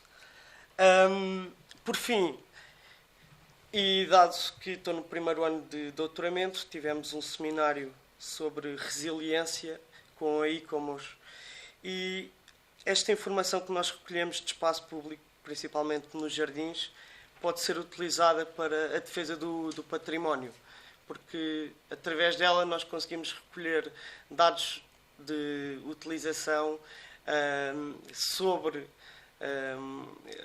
como é que as pessoas estão a interagir com o património, se há alguma zona que está a ficar mais afetada porque tem mais gente, menos gente, e conseguimos, através destas novas tecnologias, talvez dignificar aquilo que é nosso. E pronto, agora passo a palavra para a Inês e ela vai falar sobre o vetor qualitativo. João, só um segundo. Inês, desculpa, antes de passar. Tendo em conta aquilo que tu disseste, gostaríamos de lançar já o segundo desafio, antes mesmo da Inês falar, que está muito ligado precisamente a esta questão de será que a tecnologia está a contribuir para rehumanizar as cidades ou apenas a otimizar o que já exclui, e se estamos a ler bem os dados ou a considerar verdadeiramente o fator humano, e para o fazermos gostaríamos que pegassem nos post-its que têm convosco e que escrevessem, para depois, no fim, falarmos sobre isso, uma palavra que para vocês define o direito à cidade. Quando vocês pensam em direito à cidade, uma palavra, como é que o definiriam? Inês, desculpa, podes continuar. Sim, pronto. Enquanto vão fazendo isso, então vou falar da vertente qualitativa, que nós chamamos de vetor qualitativo, que é, já existem modelos e guias elaborados por diversas entidades que nos podem dar uma ajuda para avaliar e sobrepor um conjunto de indicadores, medidas, objetivos e metas para chegarmos a esta cidade humana, mais humana. Por exemplo, o que é que existe já em desenvolvimento é um modelo da cidade dos 15 minutos, do urbanista franco-colombiano Carlos Moreno, que está a ser desenvolvido pela Câmara Municipal de Paris, mas também, por exemplo, o modelo dos bairros de 20 minutos, que está a ser implementado na Austrália e Reino Unido, e que fazem a medição, o tempo é a medida da cidade. Ou seja, num e noutro, a que distância é que está da nossa casa todos os serviços, incluindo trabalho, comércio, serviços, equipamentos de saúde, cultura, lazer, a que distância é que está da nossa casa, que no modelo e portanto a pé, deslocando-se a pé. Num modelo os 15 minutos, noutro modelo 20 minutos, mas que são contados de ir e voltar. Depois, para além disso, outras preocupações para humanizarmos as cidades são também alguns os guias que foram elaborados pela Organização Mundial de Saúde, tanto do envelhecimento ativo como das cidades amigas da idade, de pessoas com mais idade, que têm estas preocupações de dar qualidade de vida a todas as pessoas ao longo da vida e podendo elas serem autónomas durante o mais tempo possível.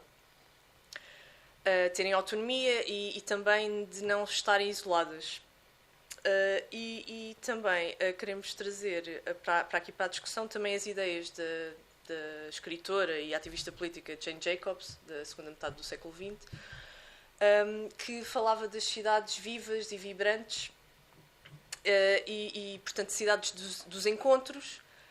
Quando nós nos deslocamos a pé, vemos pessoas, encontramos pessoas, falamos com pessoas, e isto combate exatamente o isolamento e também muito na perspectiva também das cidades ligadas e numa visão só de não o centro da cidade, mas também estender a cidade para toda a periferia, ou seja, trazer também a igualdade para a cidade e também promover os usos mistos, portanto, haver mistura de usos, habitação com trabalho, com comércio, com os equipamentos, e também, então, criar uma certa densidade na cidade, para haver muitas pessoas, muitos encontros, muitas ligações e as pessoas não estarem também tão isoladas. Também, atualmente, também as Nações Unidas estão a desenvolver alguns guias também junto das comunidades, que é o de Nações Unidas Habitat, que é o meu bairro, também muito preocupado com estas questões todas que eu falei.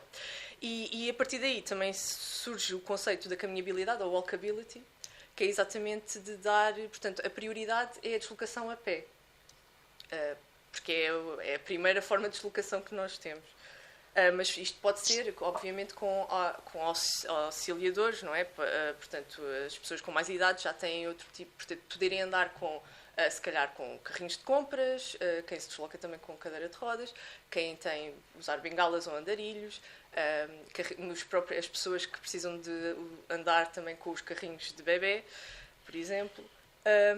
E pronto, estender e qual é que é, portanto, a walkability trata qual é a qualidade destes percursos que caminhamos a pé dentro das cidades e que podemos retirar uma série de qualidades, que é desde a própria qualidade do pavimento, se existem barreiras ou não nestes percursos, o tratamento dos cruzamentos, como é que as pessoas conseguem, de repente vão-se cruzar com uma ciclovia ou com uma passadeira de automóveis, se é seguro ou não, estes cruzamentos são seguros.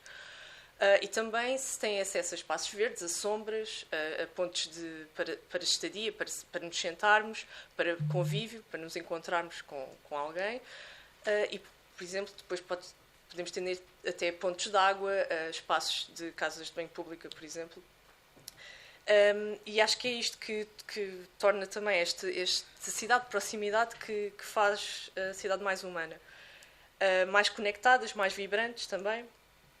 E o que é que nós também precisamos fazer é a monitorização contínua destes indicadores e destas medidas e tendo sempre em vista se estamos a chegar aos objetivos e metas, porque também conseguimos identificar as áreas que necessitarão de ser mais trabalhadas e aquelas que queremos, as metas que queremos atingir e que nos propomos a atingir. Então, eu agora vou passar a palavra à Lia para aprofundar esta parte do vetor humano. Obrigada, Inês. Fazendo então esta ligação entre o vetor tecnológico e o vetor de qualidade, o tecnológico que foi mais abordado pelo João e o de qualidade mais abordado pela Inês, a questão é mesmo esta, é como é que nós podemos garantir qualidades no espaço urbano que realmente reconstruam laços de pertença, proximidade e inclusão, que estimulem a regeneração das periferias e promovam bairros de proximidade. E é precisamente aqui que entram os tais padrões. No meu caso concreto, sou muito focada nos indicadores de acessibilidade universal aplicada ao espaço urbano, precisamente porque na minha tese de investigação há uma frase que me marcou desde o início, que tem a ver com a Taylorist City, ou seja, a cidade industrializada que, segundo Beckett, a cidade foi construída, foi pensada a pensar em corpos produtivos e não a pensar em quem lá vive. Portanto, as nossas cidades foram muito marcadas pelo avanço tecnológico, pelo advento tecnológico, pela industrialização, que provocou uma massiva construção de espaço, uma massiva planificação para trabalhar, para viver, para vender, para comercializar, e o fator humano foi desaparecendo, porque o espaço do fator humano foi ocupado pela nossa tecnologia numa primeira fase, em termos de deslocação, dos sistemas de transportes, e agora muito marcada por aquilo que é a tecnologia da internet das coisas, a tecnologia do controle à distância, e que nós agora queremos, é isto que nos propomos, é repensar como é que tudo isto pode funcionar de forma equilibrada e que haja a tal humanização do espaço novamente, porque o espaço é para as pessoas, não é para todo o resto. Portanto, temos vindo a trabalhar de uma forma muito invertida sobre o planeamento urbano, e antes de passar, pedi agora que voltassem a pegar nos vossos post-its e escrevessem duas prioridades que consideram para aquilo que pode ser uma cidade mais humanizada. E é essencialmente sobre a cidade mais humanizada que esta cidade mais humanizada que nós consideramos ser o reencontro entre o planeamento, a tecnologia e a espacialização do corpo. Ou seja, pensar o urbanismo a partir da escala do corpo, uma escala muito mais fina, respeitado e analisado nas suas características reais. Para este vetor, temos vários autores que exploram estes conceitos, um deles o Yangel, a Inês aqui já falou da parte mais social, que é defendida pela Jane Jacobs, também já se falou aqui da cidade dos 15 minutos do Carlos Moreno, mas nós queremos trazer aqui um pouco a visão de Feinstein, da justiça espacial, que passa pela urbanização da injustiça. Portanto, e só conseguimos transformar o equilíbrio da justiça espacial ou urbanizar esta justiça, se realmente olharmos para os padrões humanos, o que é que define os padrões humanos, e é nessa perspectiva que eu me dedico na minha investigação, é encontrar esses padrões que garantam maior segurança, conforto e aprazabilidade na utilização do espaço urbano. Não há propriamente uma definição muito concreta ainda de como humanizar este espaço. Nós vamos assistindo ao surgimento de modelos sucessivos, e alguns deles já foram aqui avançados pela Inês. Vamos falando em muitas modas de planear, porque basicamente é tudo por tendências, mas o que nós queremos propor e queremos refletir convosco é o que é que deve ser prioridade independentemente do modelo do momento, independentemente da tendência do momento. Como é que as cidades podem continuar a responder às pessoas e a funcionar no conjunto. Daí queremos ouvir-vos sobre aquilo que serão as prioridades para as cidades mais humanizadas. Nós sabemos que há aqui um conjunto de fatores, nomeadamente aquilo que são as desigualdades, e Teiborn explora muito isso, as desigualdades vitais, existenciais e de recursos, mas como é que podemos trabalhar para que elas funcionem? E é aqui novamente que vos propomos, ou pelo menos entendemos que a resposta está novamente no fator humano, ou seja, na pessoa lida e entendida ao longo dos seus ciclos de vida, para que ela possa sentir-se parte da cidade, que não seja excluída, não seja segregada, que não sinta que há este urbanismo apartheid, e que nós vemos as nossas cidades hoje em dia muito invadidas por esse urbanismo apartheid, em que algum desse urbanismo vai ao extremo de ter design, design no mobiliário urbano para prevenir que sem-abrigos durmam nos bancos ou nas beiradas, nas soleiras das portas e nas beiradas das janelas. Portanto, efetivamente o urbanismo pode realmente excluir, e nós queremos tornar a cidade mais amigável e queremos que todos sintam que têm espaço, mas como é que o podemos fazer? Como é que nós podemos trazer novamente ao ambiente construído o fator humano? Esta necessidade, nós defendemos obviamente o design universal, a autogovernança comunitária, que também já muito foi falada na apresentação anterior, mas aqui o design universal entendemos que é um instrumento para aceder à urgência de planear com base na pluralidade de experiências e necessidades.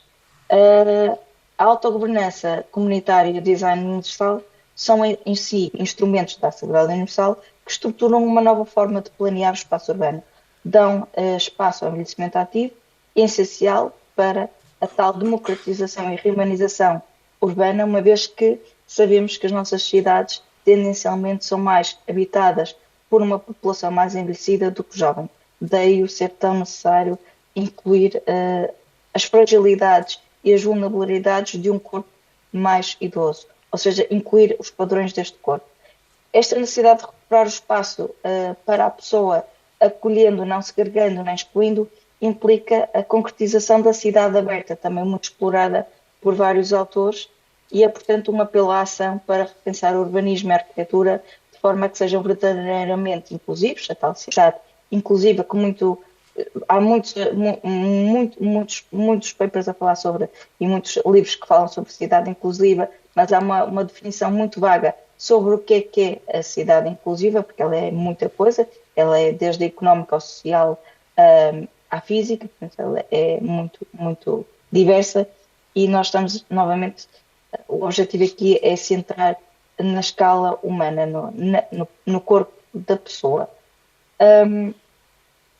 É portanto urgente promover esses espaços inclusivos, destacando uma abordagem de reconhecimento e celebração da diversidade, promovendo um espaço urbano que acolha todas as pessoas, e favorecer a diversidade e a adaptabilidade, ou seja, a tal flexibilidade, permitindo que os espaços se transformem ao longo do tempo em respostas às necessidades e interações dos seus habitantes.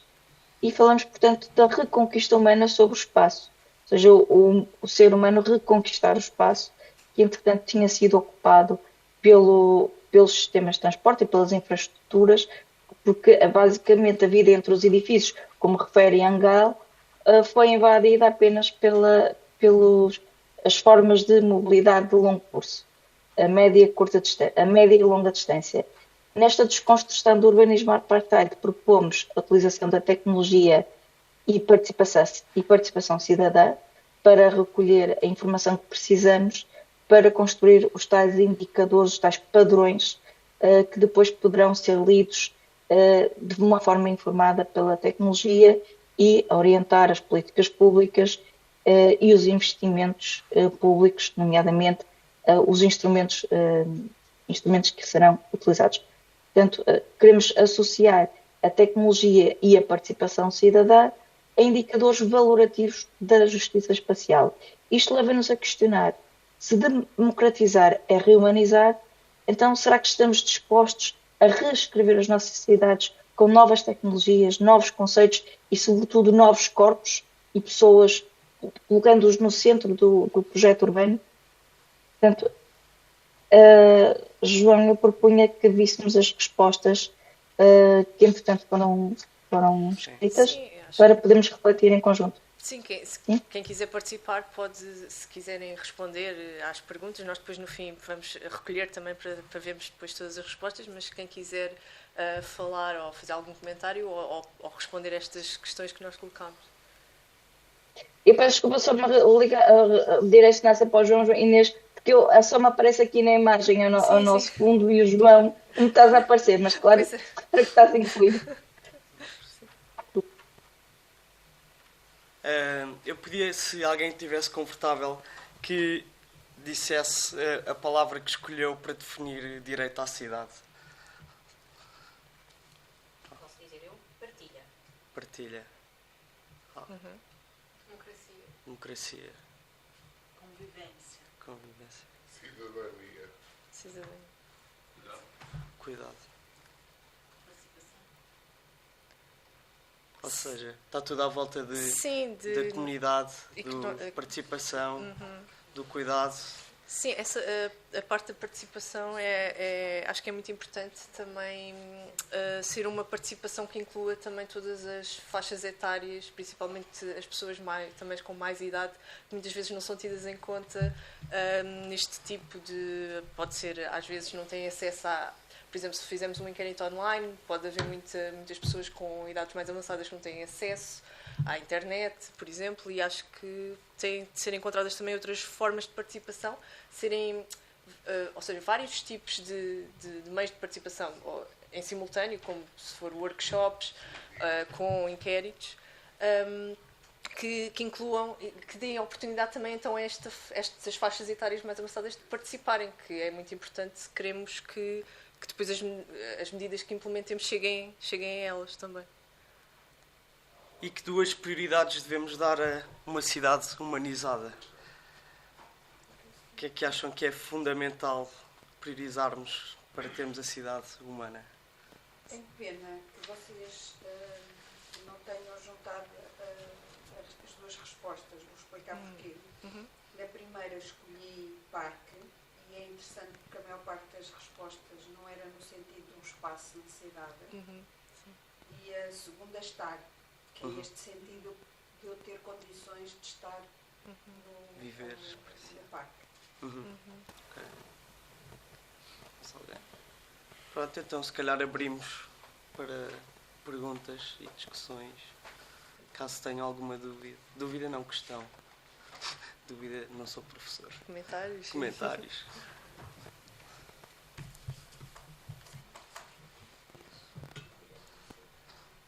Eu aproveitava, enquanto não surgem dúvidas e comentários, só para dizer que na primeira tentativa que fizemos de uma abordagem um pouco mais um esboço muito primário sobre esta mesa redonda, começamos por ter respostas dos vários colegas, maioritariamente a dizer que a tecnologia era oposta à humanização da cidade, e hoje já temos aqui uma evolução, como o João disse, que é muito positiva. E em relação à questão que foi agora colocada, que pena ter sido separada, porque elas conjugam-se, foi mesmo uma provocação, porque a verdade é que nós, quando falamos em direito à cidade, falamos em várias perspectivas, mas depois nunca as ligamos a esta questão da humanização.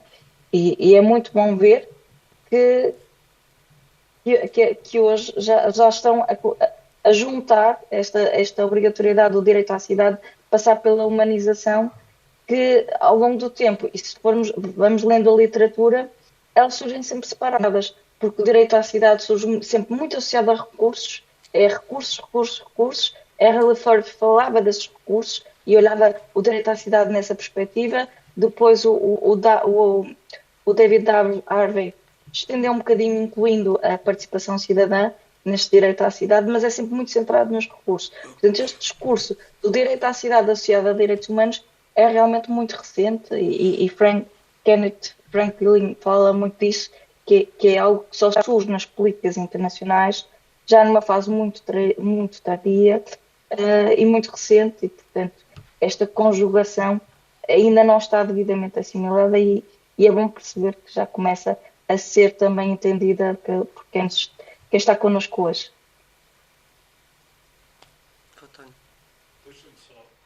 Sim, força.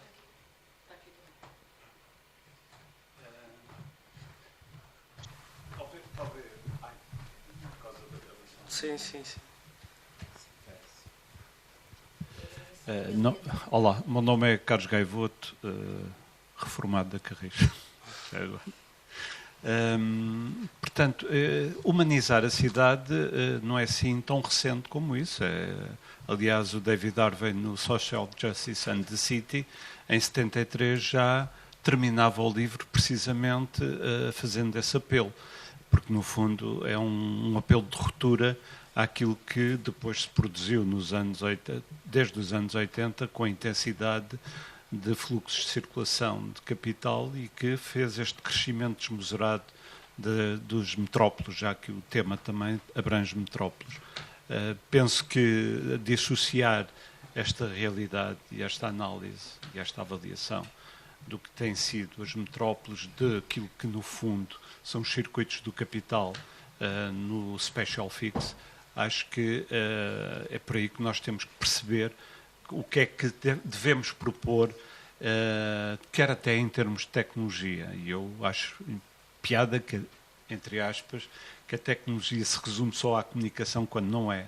Portanto, o transporte coletivo, que não foi falado até agora, e já agora, desculpem lá o parênteses, é o meu defeito profissional em engenharia de transportes, portanto, acho que o transporte coletivo é uma tecnologia que tem muito a dar, se for bem aplicada. Se for, por exemplo, estarmos a gastar 500 milhões de euros num quilómetro e meio para fazer a ligação Rato-Castoré, é mal aplicado, porque com esses 500 milhões de euros eu poderia construir quase 30 quilómetros de LRT ou tramway.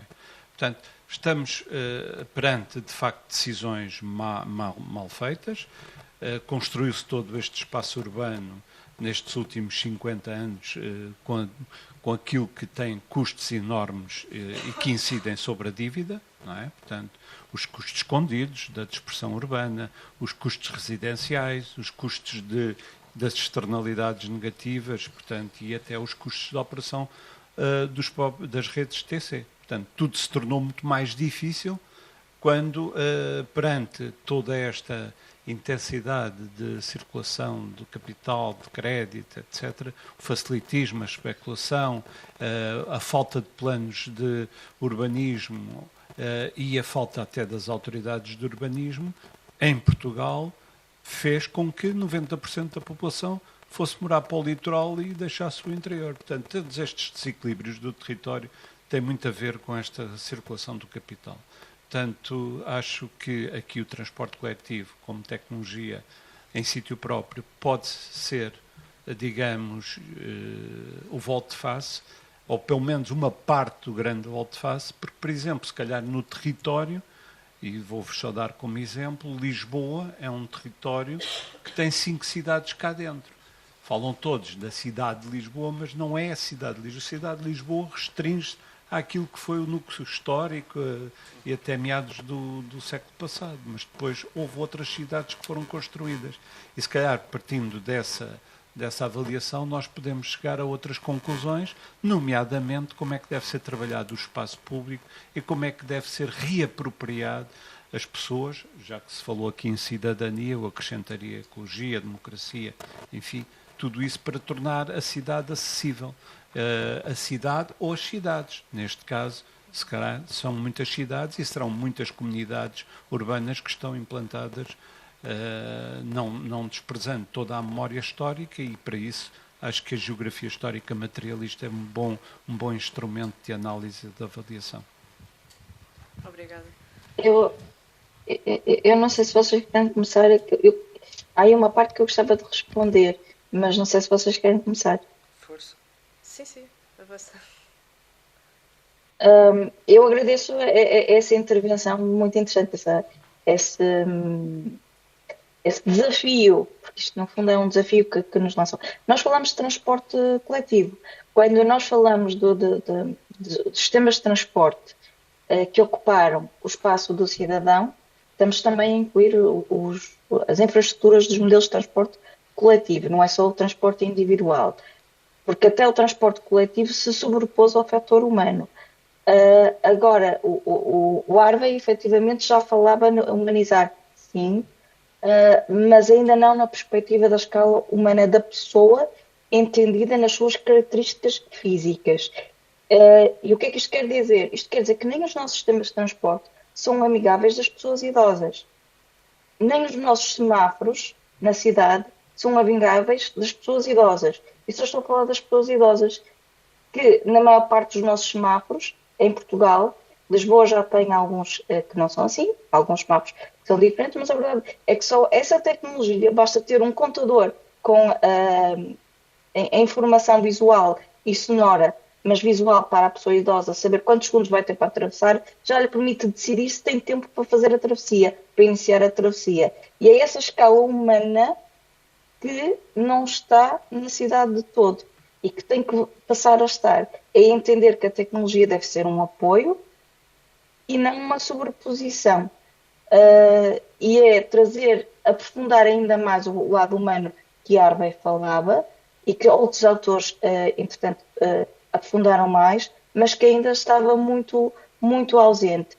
E se me permite, relativamente à cidade inclusiva, efetivamente fala-se muito de cidade inclusiva, mas há um estudo de Liang, de 2021, em que basicamente eles se dedicaram, de Liang com um conjunto de outros investigadores, se dedicaram a fazer uma revisão bibliográfica sobre a bibliografia, a literatura que existia sobre cidades inclusivas. E entre aquilo que mais se incidiam a diferente literatura, a acessibilidade estava muito menos presente, tinha muito menos pendor, muito menos presença do que as questões sociológicas, as questões económicas.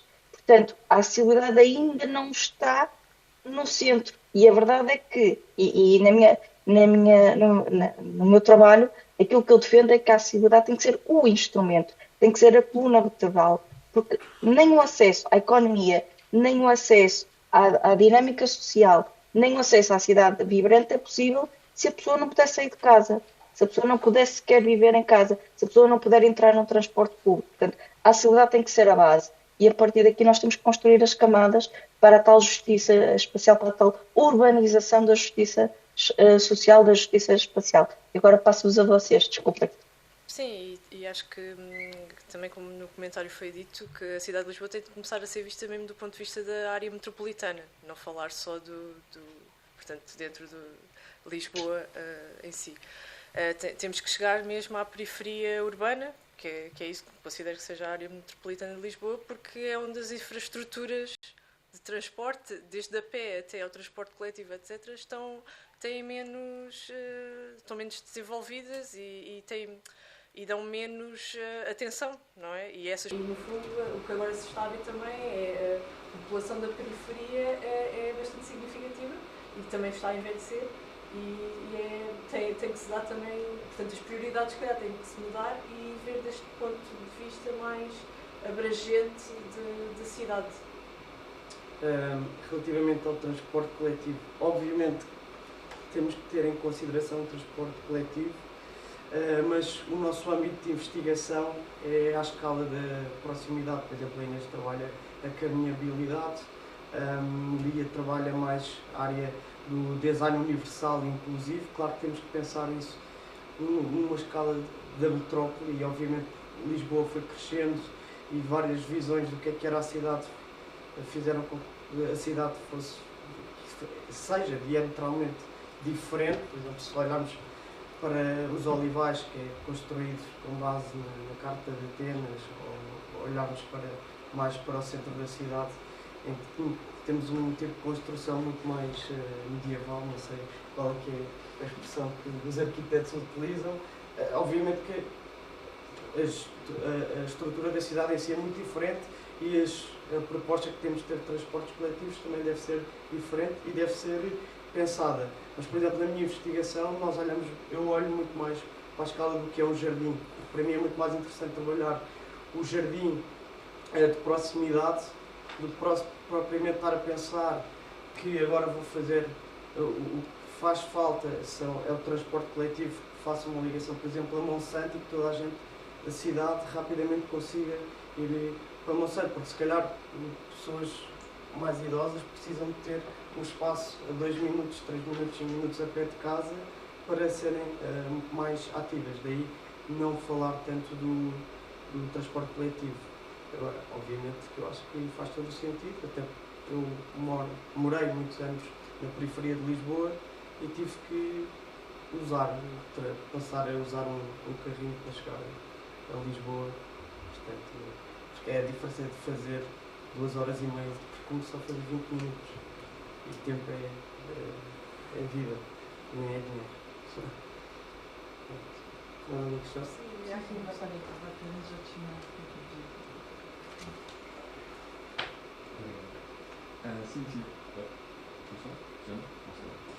tinha uma pergunta em relação ao apagão, porque mencionaram o apagão e acho interessante porque falam da questão da tecnologia, do papel da tecnologia neste processo de humanizar a cidade.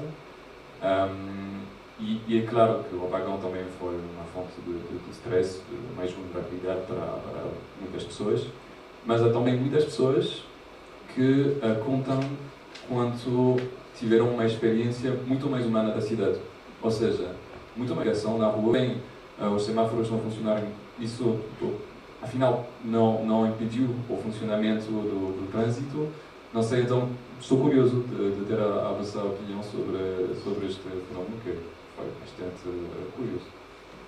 Eu acho que sim, que o apagão mostrou que a cidade sem tecnologia é uma cidade mais humana. Obviamente tivemos que começar a comunicar todos do boca a boca e obviamente vi crianças irem com os amigos, chamar outros amigos a pé e mandar pedrinhas às janelas, dizer: olha, estás em casa, não queres vir jogar à bola? Claro que sim.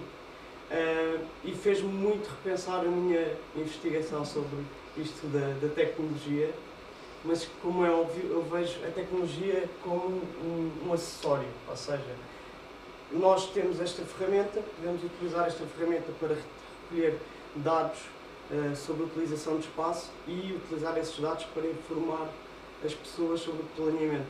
O meu objetivo não é que tecnologia substitua a experiência do que é a cidade, ou seja, acho que não faz sentido andar a espalhar ecrãs pela cidade.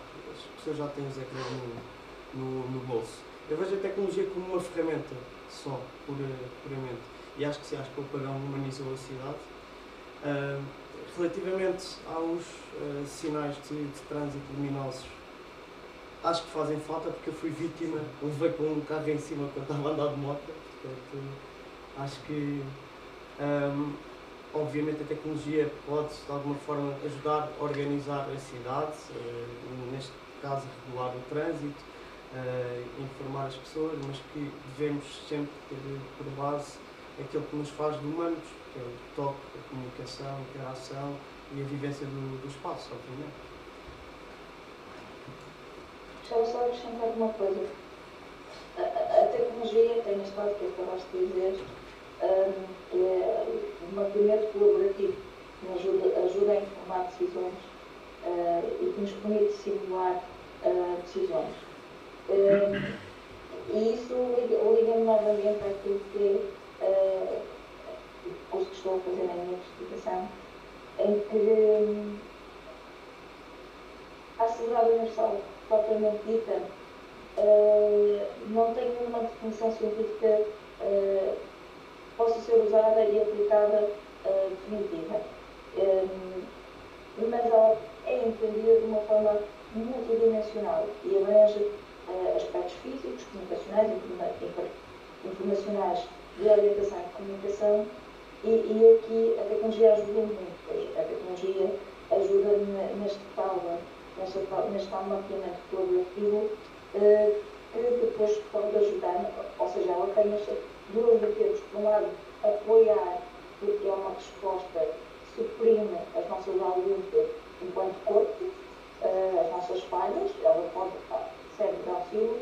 Por outro lado, permite-nos mapear necessidades e usabilidades e que depois ajudar-nos a orientar as políticas públicas, os investimentos públicos e na gestão urbana, no planeamento e na decisão de curso a definir para o futuro, mesmo nesta questão que há pouco se falou, ver à escala metropolitana e não à escala do conselho em si. Ela tem que ser feita de uma forma macro, entendida no seu conjunto, mas sem se perder esta dimensão humana. Eu sei que me estou a repetir, mas é mesmo muito importante, porque se nós voltarmos a pensar no planeamento de uma forma abstrata, não humanizada, nós vamos voltar a cometer os erros que nos trouxeram ao ponto atual, que deram a primazia a outras respostas e a outras urgências, e a urgência primeiro na habitação e depois as deslocações entre territórios, e esquecemos que no meio entre a habitação e os territórios e os destinos está a pessoa. Portanto, a pessoa tem que ser sempre este centro, e daí novamente reforça a necessidade de utilizarmos a tecnologia, e temos ferramentas como a New Walkability da Walk 21, que procura precisamente recolher informação, não para estar disponível para o estudador, mas para estar disponível para as câmaras municipais, perceberem dentro da sua cidade necessidades diversificadas, desde o tipo de ruído, o clima, a acessibilidade propriamente dita na escala humana, essa New Walkability tem esta característica de dar várias informações, ou seja, utilizar a tecnologia de uma forma muito abrangente para ajudar os decisores a perceber, a fazer uma leitura mais informada sobre o território, que pode ser conselho, metropolitano e não só. Eu vou não pegando o gancho da Lia, mas vou voltar um pouco para falar sobre a questão dos transportes coletivos. Aqui eu acho muito importante enfatizar que quando a gente trata a cidade de proximidade, mesmo que a gente esteja tratando de uma microescala, da escala do bairro, etc., essa discussão ela não pode estar dissociada da macroescala. Porque as pessoas que limpam essa cidade, as pessoas que abastecem essa cidade, as pessoas que alimentam essa cidade, as pessoas que cuidam das pessoas que habitam nessa cidade, elas não moram nessa cidade, elas moram na periferia.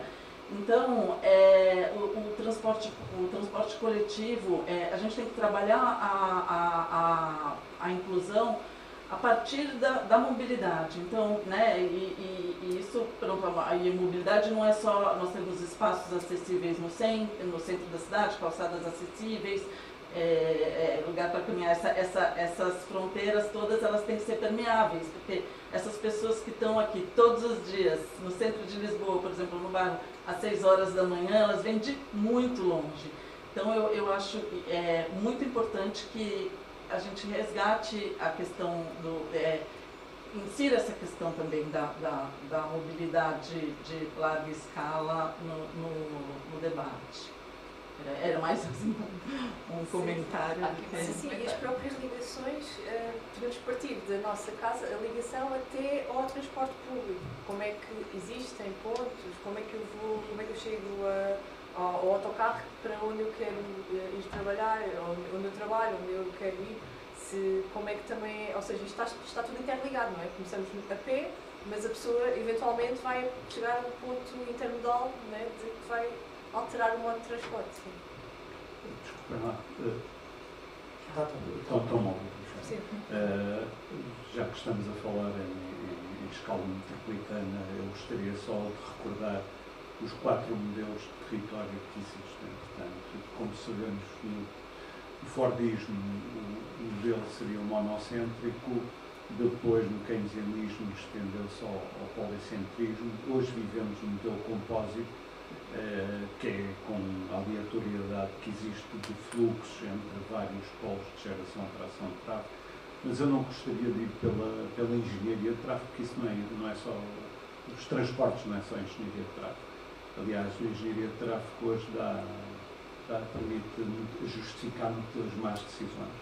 E, portanto, basta ver como é que foi construída a rede de autoestradas em Portugal, que era o crescimento linear do PIB, então aqui também o tráfego também crescia linearmente. Bom, isto, à parte dessas considerações, eu acho que o importante é nós não considerarmos periferia urbana, quer dizer, porque cada município tem o seu território, tem a sua tradição, tem a sua geografia histórica materialista e, portanto, a esse nível nós temos que pensar nas populações que lá vivem e que poderiam lá trabalhar mais perto. Portanto, o conceito que temos que partir é aquilo que o Berthaud e outros, por acaso é um neoclássico, não é? Mas que chamou a atenção numa conferência de morfologia urbana em 2009 em Marselha, que era preciso passar para a Transit Village, para a Urban Transit Village. Eu acrescentaria Urban Ecologic Transit Village, e é isso que eu defendo a nível, portanto, das tais 5 cidades em Lisboa. No fundo, são 5 Urban Ecologic Transit Village. E se pensarmos, por exemplo, Benfica e São Domingos, Benfica e Carnide têm uma história que começou, de facto, com a linearidade e com a acessibilidade do modo elétrico. A Carnide e a Benfica, se calhar, começamos a pensar que tudo aquilo que está hoje lá já é uma comunidade que ultrapassa, por exemplo, mais de 60 mil habitantes. E estamos a falar, à escala portuguesa, de uma dimensão que é, no fundo, as médias cidades portuguesas.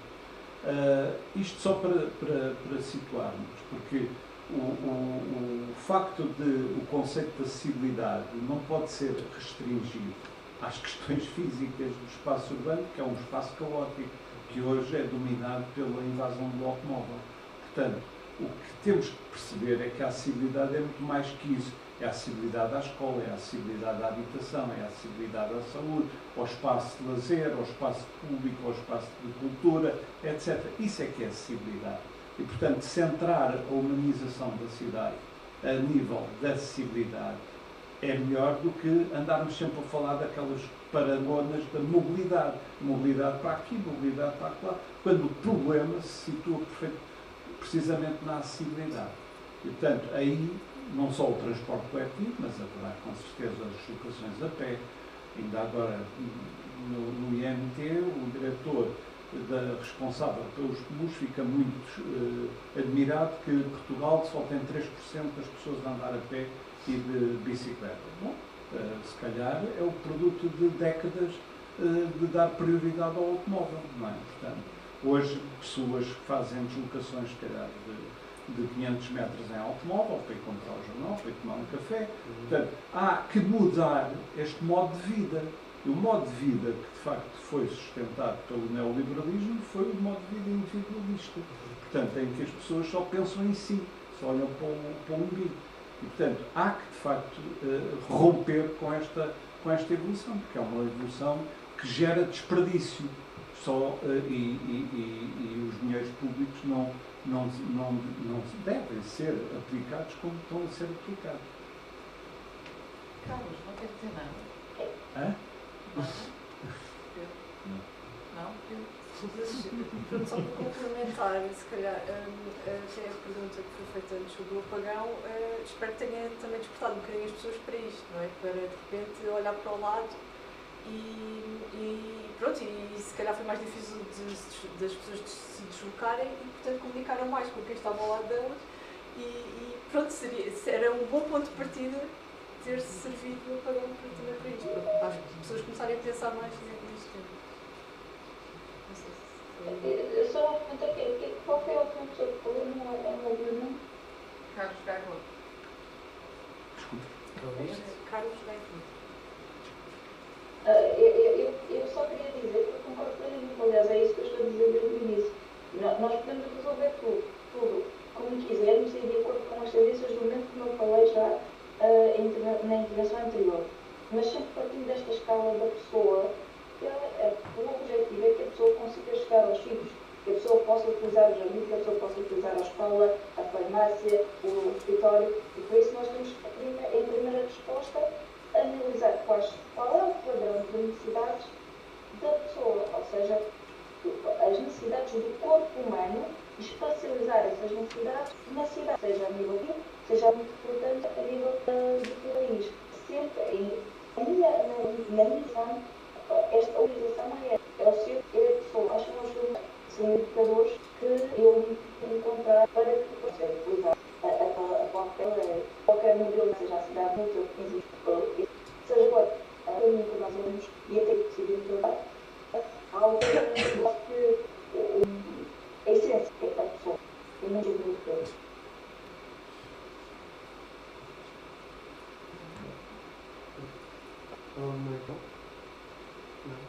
Não só por uma coisa, relativamente à necessidade de Lisboa, acho que nem muito pensar nisso, dar uma informação do espaço onde queríamos fazer também as nossas atividades sensoriais, para mais sensoriais, uma cidade que se pode ouvir cantar sabinhos como se está aqui, em vez dos hotéis, que se pode sentir o fogo térmico no mundo dos animais, onde não é a percepção visual que está a ser humilhante, temos, por exemplo, o tato que iria cada vez menos e a relação com a natureza que está escrita onde vive na cidade e que tem que haver, já estudado com a saúde mental e o próprio nós hoje em dia já temos iniciativas ligadas com as flores, por exemplo, um campo de flores realmente importante para o mundo e tudo está desde a segurança utilizamos o pavimento. Sim. Eu queria também contar uma coisa que também falou antes dos dados que podemos recolher com o mesmo espaço de estarem disponíveis, mas para além disso estar disponível para as pessoas. Porque várias também se calhar têm decisões este caminho seguro, se calhar aqui, são escolhendo seguro, e portanto estar para todos, exatamente, para isto evoluindo.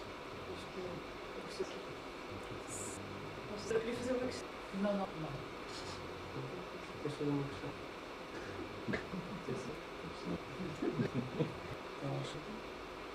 Podemos já.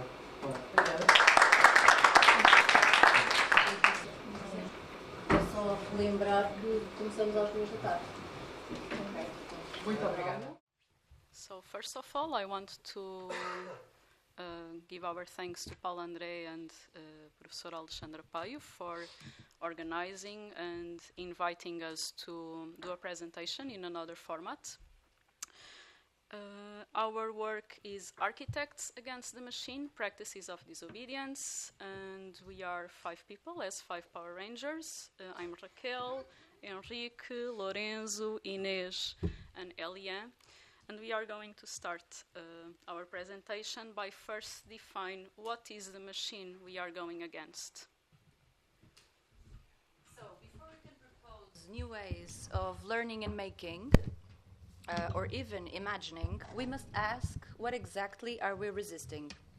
This question led us to explore a different side of what we call the machine, a system that shapes, limits, and often distorts architectural discourse, education, and practice.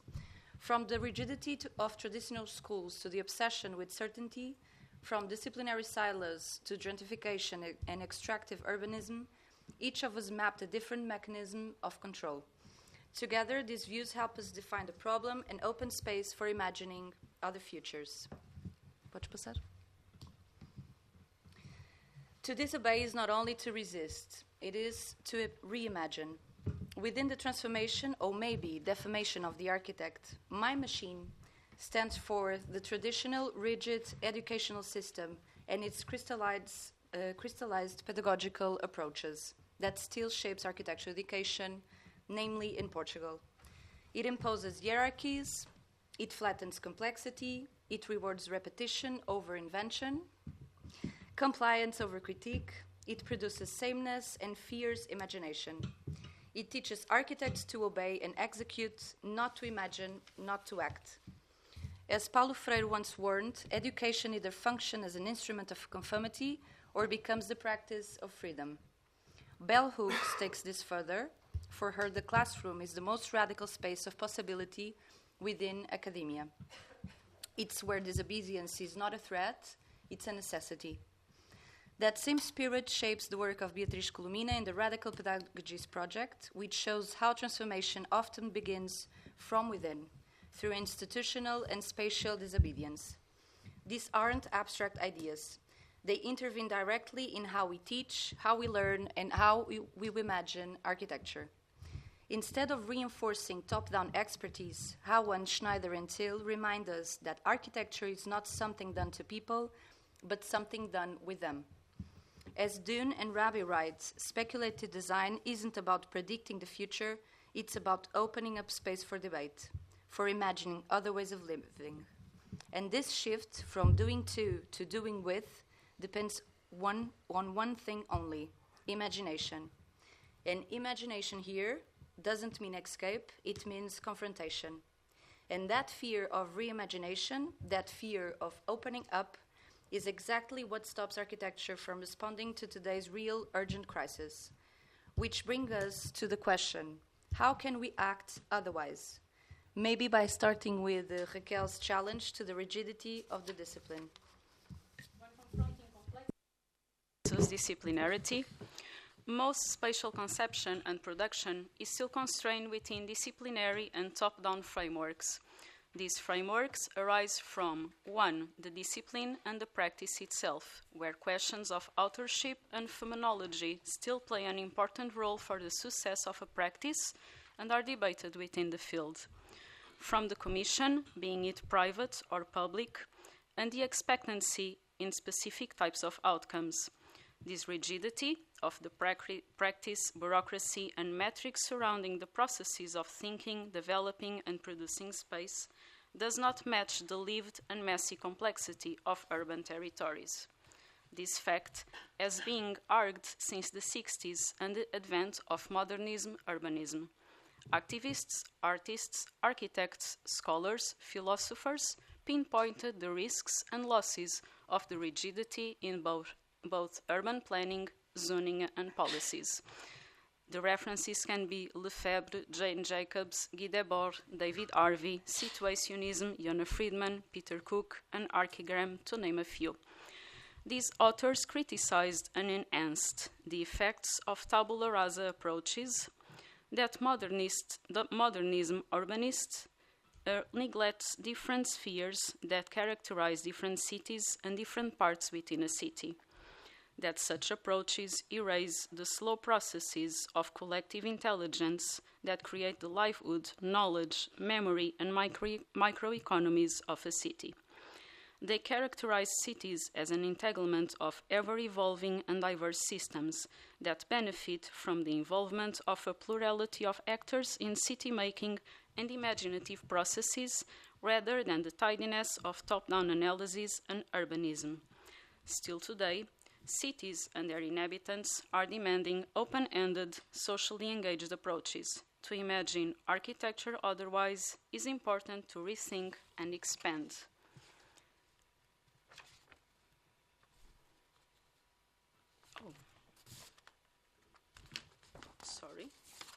The practice, the scope of action, and the actors involved, the processes and methodologies of spatial design, especially when debating public space, and how knowledge is framed, validated, and shared. This last point is also relevant in knowledge production debate and theory, where transdisciplinarity is arising as an urgent approach to deal with the complex problems, such as climate mitigation, social justice, and power distribution. These open approaches call for new tools and methods, something Enrique will address. So I will be talking about the methodologies of the machine, which in most cases are methodologies of certainty. This is because in architecture and territorial studies, categories and methods are too often used to control complexity instead of exploring it. The result is that architecture tends to be hyper-focused on the object, not the process, which is the same as saying that is also to focus on resolution rather than transformation. This reflects, like Inés was saying, a true fear of uncertainty, hence why the methodology of certainty. And we know that uncertainty is where potentially innovation lies. I will cite Tim Ingold in this book, Making Anthropology, Archaeology, Art and Architecture, a lot of disciplines. Learning to learn for them, as for the practitioners of any other discipline, means shaking off instead of applying the preconceptions that might otherwise give premature shape to their observations. Well, like Ingold, some other authors found that this lack of experimentation takes architecture away from any idea of public and even further publicness. This hyper-focus begins in disciplinarity, which Raquel will now confront directly. To explore and understand how to expand the discipline. Breaking with disciplinary rigidity does not dissolve architecture. It expands its capacity to act. To speak about the power of boundary dissolution can be supported by the two essays, Sculpture in the Expanded Field and Situated Knowledges. Sculpture in the Expanded Field presents the possibility of dissolution of boundaries of action and meaning between different practices that share the same mediums, in this case, space and matter, for sculpture, architecture, and landscape. The expanded field wonders what is what and which are the boundaries defining different practices that benefit from conceptual friction to expand fields of action, as well as enabling more speculative and experimental possibilities. Situated knowledges and practices challenge the idea of a universal truth by recognizing that knowledge is always produced from a specific location, time, and social context. The perspective acknowledges that all perspectives are partial, limited, and biased, and that some perspectives are privileged over others, recognizing hierarchy in knowledge production and practices. As an opposition or alternative, Arroway proposes applying partial perspectives that can offer a richer account of the world and can provide tools to challenge dominant power structures. The recognition that spatial practices are situated practices is even more important when debating acting in urban territories where complexity is increased by ever-evolving social dynamics, perspectives, and desires. Through transdisciplinarity thinking, ethical collaboration, and engaged imagination, we can reshape architecture as a field of care, justice, and collective relevance. This demands that we let go of certainty and embrace multiplicity of voices, knowledges, and futures. So, how to disobey? What about these tools of disobedience? Well, they can be the same, but they have to be used in a different way, and this means, of course, a different methodology. For this, we have not to resolve, but to try and sustain questioning and inquiry. For this, we have to cultivate doubt, dialogue, and negotiation, but also discussion and discomfort. Discomfort is particularly important because it's in discomfort that lies critique, failure, and questioning. To a process, this can be a disadvantage because it can make it never-ending, but can also be an advantage because, and not a weakness because can be a tool of resistance. In the essay Planetary Thinking, Yuko Hui, a philosopher, says the following: in order to regain the future, we must nurture our relationship to the unknown. While spatial production, confined by disciplinary boundaries, like Raquel said, overlooks this unknown. And in this unknown lie all the invisible dimensions of space, like social and emotional layers. Creative methodologies can get informed by these informal dynamics and be critical towards the dominant narratives of the city. This critical approach to methodology is absolutely necessary to avoid the instrumentalization of creative practices, as Elian will now explain.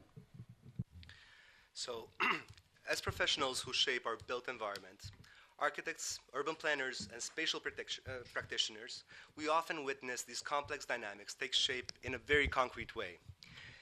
How spatial, cultural, and institutional initiatives intended to enrich urban life can inadvertently become tools of appropriating space for capital accumulation instead, and in doing so dramatically change these spaces for those who live them. Perhaps it is in cultural interventions that the gears of the machine become most apparent. So let's have a look at three common categories of mechanisms where this intended vibrancy is instrumentalized, primarily due to carelessness in the conceptual process or a lack of proper protective urban policy. First, the temporary spectacle. This includes all sorts of festivals, including biennials or even religious gatherings. But let's look at a specific curatorially driven project. Consider Banksy's Dismaland, a bemusement park, not an amusement park, critiquing consumer culture. Despite its subversive intent, it became the capital building machine for an estimated £20 million for Weston Supermare in just 5 weeks. The pattern is clear. A temporary intervention draws attention, then media, boosts tourism, and signals investment opportunity. This can escalate property values and attract speculative interests, often with little regard to the original community or long-term local needs. Even our most critical cultural gestures can be absorbed and monetized if not carefully managed within a robust planning framework. The machine is ruthless. Second, the pioneer effect. In Athens, the Traces of Commerce project reactivated an abandoned commercial arcade after an economic crisis. Creative professionals intended a model of solidarity economics and skill sharing. The cruel irony? Their success in making the space lively and attractive also made it highly visible to investors, potentially accelerating gentrification in the area. Well-intentioned creative interventions can, without careful planning and protective policies, inadvertently scout these locations for future speculative development, appropriating the value created by others. Thirdly, and most notably, the creative city approach, and this brings us back to Lisbon, and more specifically to the Alex Factory.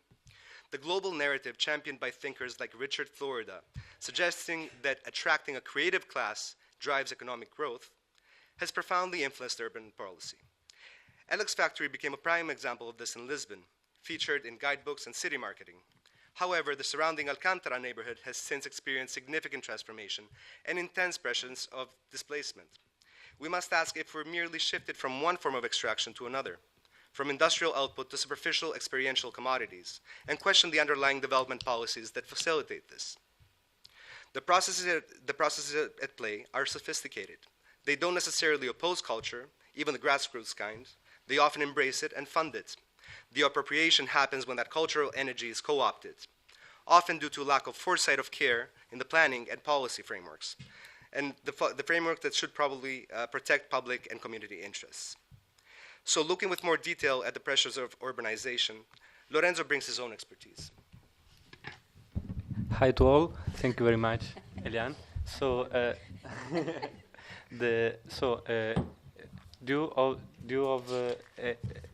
because of pressure, economic pressure, and urban development, we have increasingly rapid and invasive urbanization processes that are spreading the limit of the city beyond the historical boundaries. So this is creating, of course, a lot of urban challenges for the future of the city. But at the same time, these urbanization processes are generating a new kind of spaces.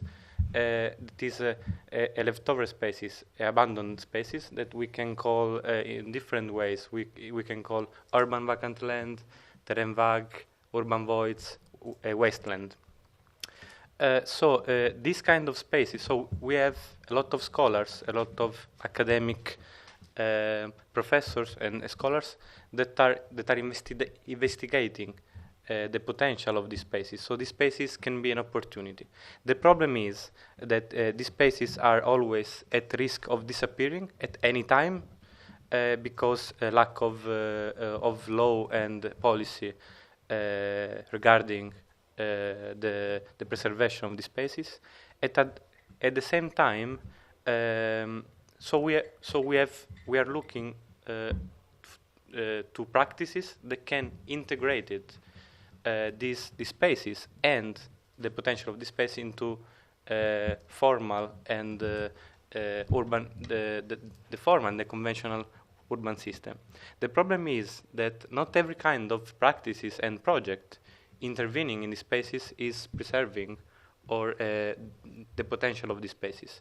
Why? Because of what some people call the design paradox.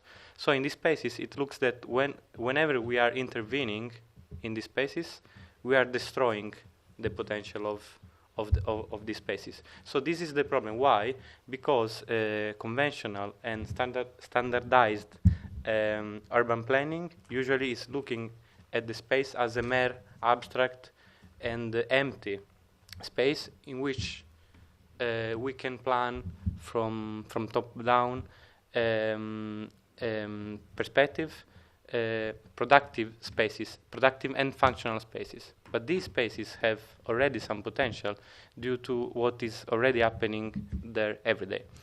So we have this gap between what is the potential defined by several scholars and what are these practices and what are these practices. So we thought that the architect could have a role in solving this problem. So this was the idea. The architect can play a role in this.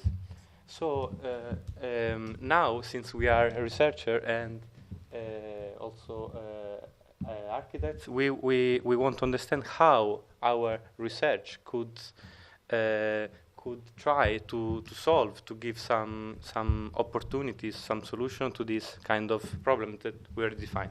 So we try to explore our research and our topics in order to identifying some possible connections that can give some exploratory solution or research path for the future. From my perspective for terrain vague, I defined two actions, and then I try to link these actions and this topic to the other research topic and actions. So the point is, first of all, we have to so terrain vague spaces usually are invisible. So first of all, it will be interesting to map them. So for this reason, it's mapping, and the other is activation, because we can intervene. We can intervene in the spaces, activating the potential that is already there, and not destroying. So I thought that we could use ephemeral and art practices to activate and to understand and to map the potential of these spaces. Linking to creative labs tool and the action tool experimenting. Then I thought that critical curation with the action that is care and framing could everyday urbanism. So looking at these practices, looking at what is already happening there through care practices and critical curation could be another tool to understand, to approach these spaces. And then the definition of terrain vague was the first to look at the space not as a problem but as an opportunity. How? Through the power of imagination. So we need some utopian and radical visions for the spaces through our imagination. So it could be reimagining future scenarios, how the spaces could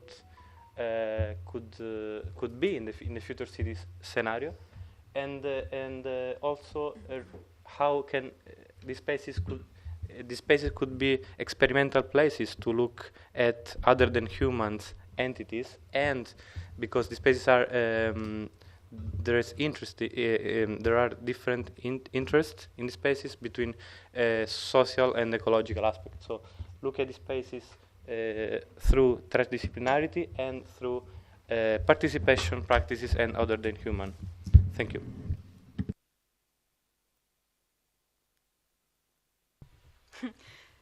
Thank you. My research topic and public spaces, and I have chosen as my most important actions and topics connection and expanding. Why? Because transdisciplinarity is a way to connect horizontally different knowledge fields and actors. This means it tries to diminish hierarchy, both in knowledge production and practices, and it potentiates plural forms of acting and researching.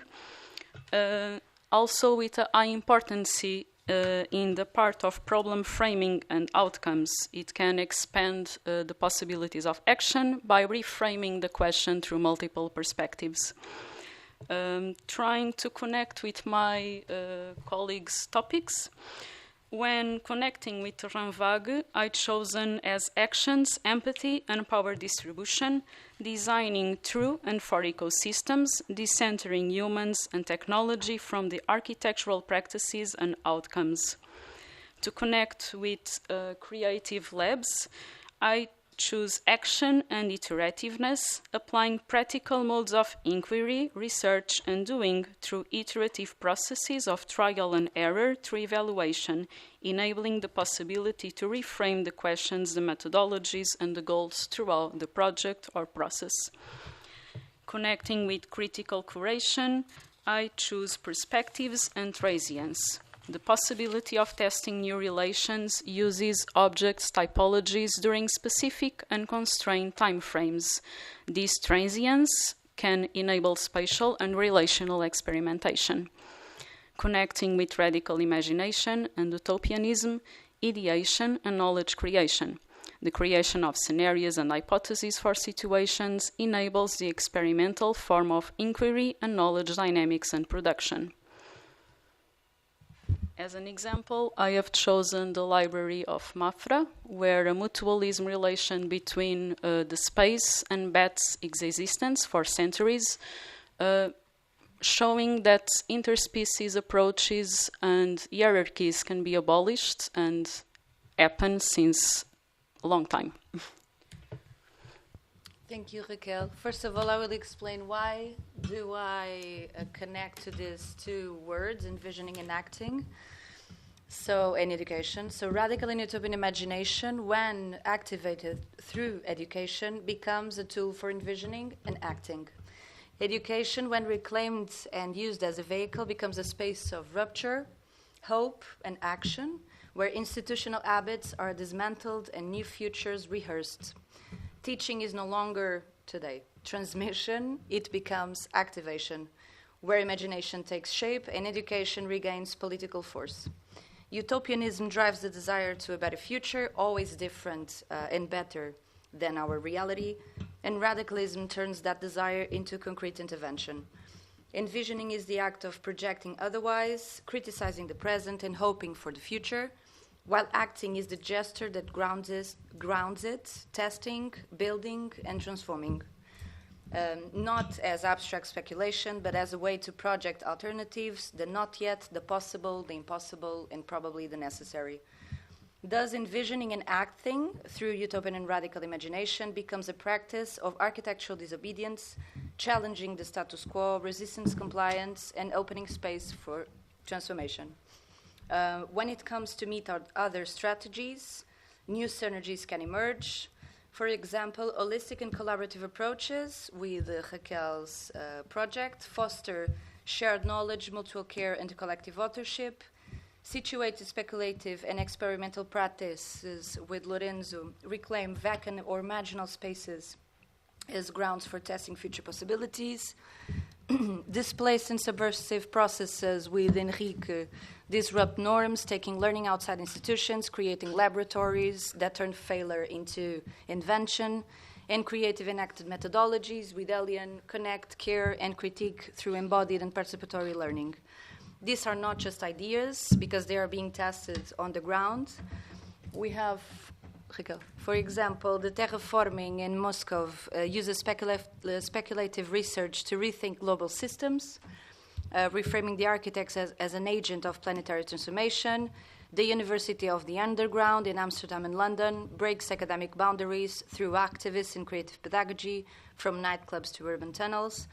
Construct Lab across Europe turns construction into a shared on-site learning process, reclaiming space through collective action.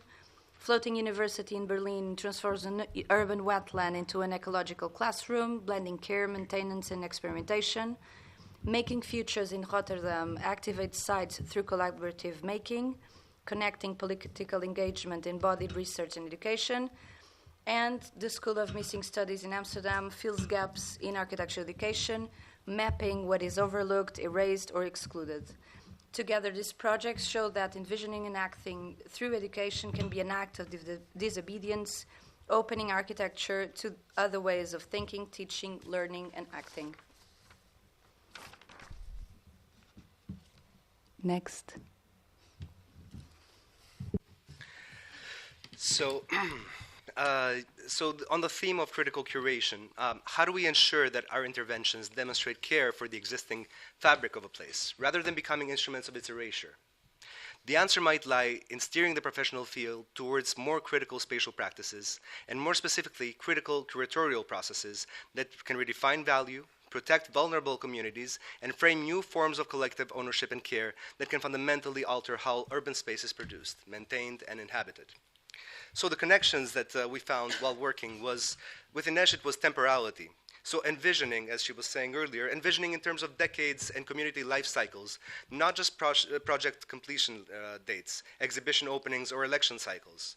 The curatorial concept of slow curating, emphasizing depth, care, and sustained engagement over rapid, spectacular output, as mentioned by Elke Krasny, translates directly into fostering a slow urbanism that respects community rhythms and allows for organic, resilient development. Then with Raquel, we developed the community aspect. So curators can act as capable interpreters and mediators, making complex connections possible through lateral thinking processes. Curatorial practice, especially in its socially engaged forms, champions participatory processes and co-creation. Then with Lorenzo, we came across the idea of policy. You cannot appropriate a legally protected space for speculative development. Sometimes the most powerful design and cultural strategy is to advocate and ensure spaces that are permanently protected through robust environmental policy and legal designation. And with Enrique, it was about the creation of new frameworks. Through iterative, creative experimentation, which engages with various stakeholders, a set of observations can be transformed into powerful frameworks for inclusive decision-making and planning.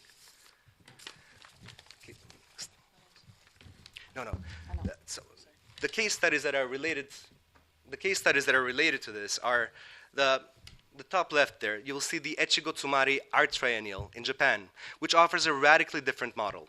For over 20 years, curator Fram Kitagawa has worked with depopulated rural villages. Artists don't just visit, many of them become long-term residents, working with locals to create permanent installations that form distributed museums. They've established year-long facilities, agricultural cooperatives, and food initiatives. This is about building cultural infrastructure with and for the community, a sustained commitment that inherently resists purely extractive models by embedding value directly locally. The second project, the second case study related to community, is the project Row Houses, which you'll see at the top left. Project Row Houses is in Houston, USA. It was initiated by Rick Lowe and collaborators in 1993. They began by acquiring and renovating houses in the historically black Third Ward, securing the spaces before launching extensive programming. Their work integrated art, affordable housing, and community services, which has evolved over 30 years. While the surrounding area faces gentrification, Project Row Houses stands as a testament to community empowerment and stability, demonstrating how legal ownership and community control are vital. This strategy should inform housing and cultural space policy. As a third case related to the policy, I wanted to bring attention to the bottom left here, the bottom right for you, sorry, which is the campaign to protect the Vjosa River in Albania, the so-called last wild river in Europe. This is a powerful example, which is Actus of Vjosa, an artistic production brought together Albanian and European artists dedicated to preserving Europe's last major wild river. This collective and coordinated action wasn't about creating a new tourist attraction, but about advocacy, and worked together with a concerted series of pop-up events throughout Europe and a massive activation of ecological and cultural activists to spread the message. The result, the Vjosa Wild River National Park was declared in 2023. You cannot appropriate a legally protected watershed for speculative development. And lastly, the frameworks case study is the last one over there, the Haus der Statistik. It is a project which started in Berlin in 2015, where they proposed an alternative to the demolition for purely commercial redevelopment. The artists occupied the space, and then they forged a cooperative governance model named Co-op 5, involving artists, the district government, state-owned companies, and cooperatives. The expansive site is now being redeveloped with a focus on affordable housing, cultural spaces, and community facilities guided by collective decision-making.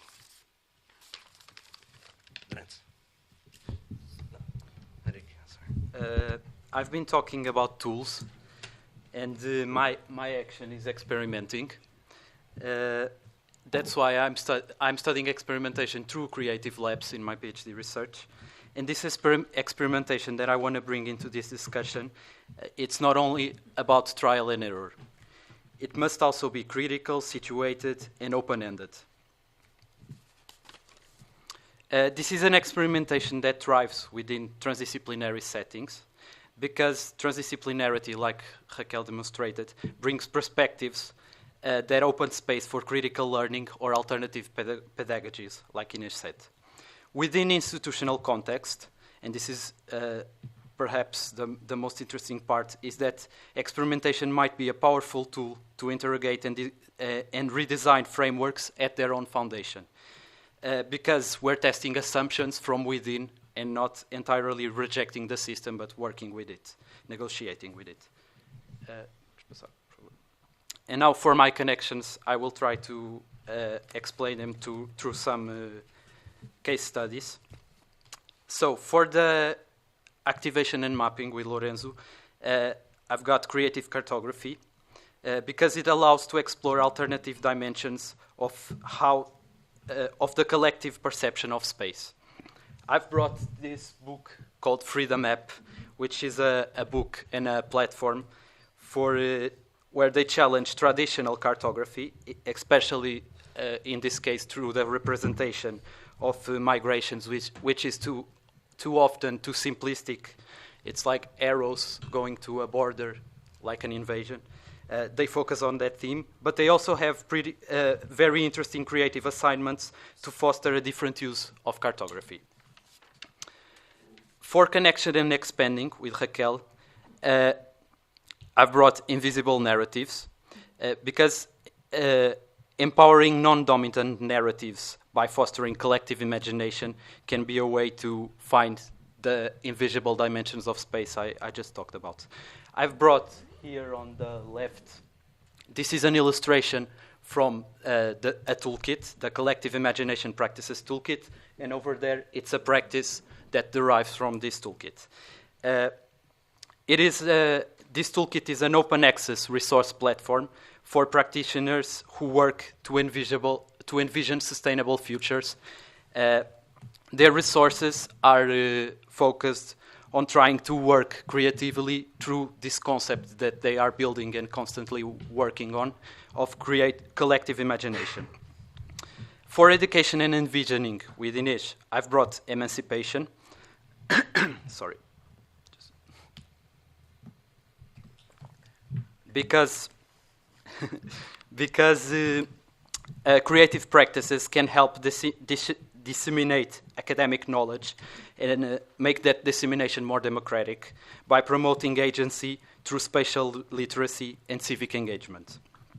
I've brought over there on the right an artistic project by Tim Rollins, which is an artist and educator called The Kids of Survival, where he gathered a group of teenagers from fragile socioeconomic conditions from the Bronx in New York, and they produced a huge amount of drawing and artistic work that, of course, worked as an artistic outlet, but also gained a lot of notoriety and gave them some confidence and purpose. They even ended up waiting to huge art events like Documenta, and there is a very interesting documentary on this process. Finally, for critical curation, I've chosen cultural participation because critical curation can be a way to promote democratic access to main cultural spaces while empowering non-dominant cultural expressions through city curation. I've brought the Future Library, which is an art project launched in Oslo in 2014 by Katie Patterson. It's part of Slow Space. That was a curation project for the cultural development of a container port in Oslo. The project has the duration of 100 years. It's still going, of course. One book, one manuscript is produced a year, and it's closed in a time capsule, which is that room. It's called the Silent Room. It's in the Library of Oslo. This works like a time capsule for 100 years from 2014.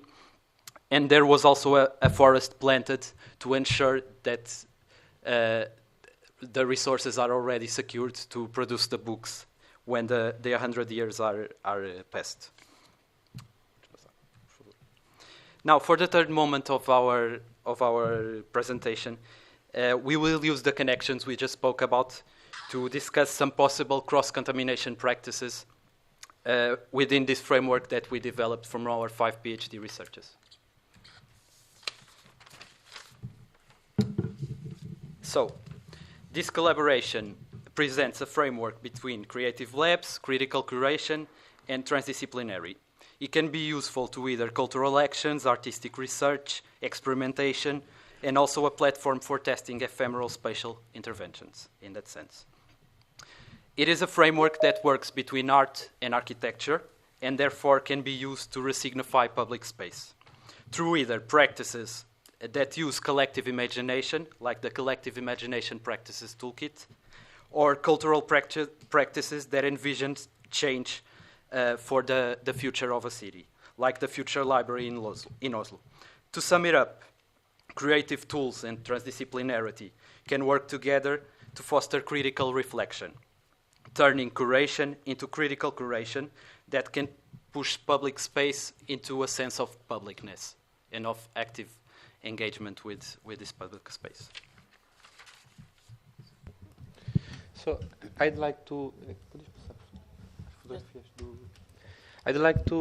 going to introduce a case study just to understand, because then we could understand better how this different methodology could work together. So I'd like to introduce as case study LABIC, Barrero Velho. It was an amazing project run by 2 of our colleagues, Carolina and Moises, in Barrero Velho.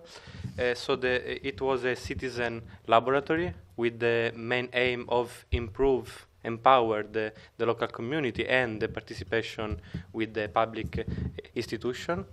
It was a 1-year funded project by the program Bairros Saudáveis. And the project has different tasks, and it was designed with a scientific methodology. But what is interesting in my case, I'd like to highlight the temporary use of one space. It was an empty plot in Barrero Velho. So they started to map the territory of Barrero Velho, and they were through a collaborative mapping activity done together with some photographers. They mapped some urban vacant plot in Barrero Velho. And then it was also to understand where they were, and then they found agreement with one owner of the spaces to use the space. So they were using this vacant plot, abandoned plot in Barreiro Velho for during the time of the project of the laboratory, and they started to clean the space, and then they realized several activities in the spaces for meeting, for local community meetings, to map other spaces, and for cultural and cultural activities and workshop. So now we can. So this was the case studies. This case study. So now the other one. We can. So in this case, the creative and collaborative cartography was used as a methodology to identify the spaces, but also to involve the local community to this process. At the same time, the space was used as an ephemeral and temporary space for cultural events and exhibition, workshops, and for the meeting of the group, of the laboratory. And at the same time, this project was a project of between different kind of institutions, because we had local association, we had university as a partner, third sector, and the public institution. So this is a kind of collaboration and different disciplines too, branch of knowledge. So this is the case of a transdisciplinary approach, and also it was the aim was to improve the participation of the community. So it was the redistributing. Improve the participation, redistributing power in this sense. So these kind of innovative practices, they are useful to answer to tackle the problems that we identify, because they are reclaiming the need for a more local-based community, for a more local community-based and managed and undefined kind of conventional planning for the future. I'm going to try to combine transdisciplinarity, terrain vague, and utopian and radical imagination. Actually it's an interesting framework, because we have two methodologies and a place. And the methodologies of transdisciplinary and radical imagination normally meet institutional and private resistance for its application, or more than the application, for outcomes. This resistance comes from the hectic nature of the approaches and the limited opportunities that are presented to truly implement such practices within real-world contexts. So they can be very explored in academic, artistic, or university contexts, but not so much in the real world. And as a result, their potential both in developing the projects as well as to become meaningful to spatial design and knowledge production is highly constrained. But in the context of terrain vague, that has an open-ended character that is proponed to envisioning imagination, these approaches the terrain vague can be a fertile ground to implement such approaches, as it offers a free space to envision new relationships among different kinds of actors, being them human and non-human, and they enable to explore future scenarios for urbanism and reconsider the interplay between built and unbuilt environments. As a case study, I have chosen Campo de Sabada, that is on the top right, where an urban plot was in an expectant situation, waiting for a municipality construction that would be a pool. Due to the economical crisis of 2008, the project was delayed, and a group of activists and neighbors asked to use the plot for a certain amount of time, trying to not only use it, but understand by a highly practical and tactical urbanism approach, trying to understand what would actually be a beneficial program and use for that space within the urban context. So they developed not only urban furniture that was very flexible and transformable, but also a cultural and pedagogical programmation for the space, and it was highly used.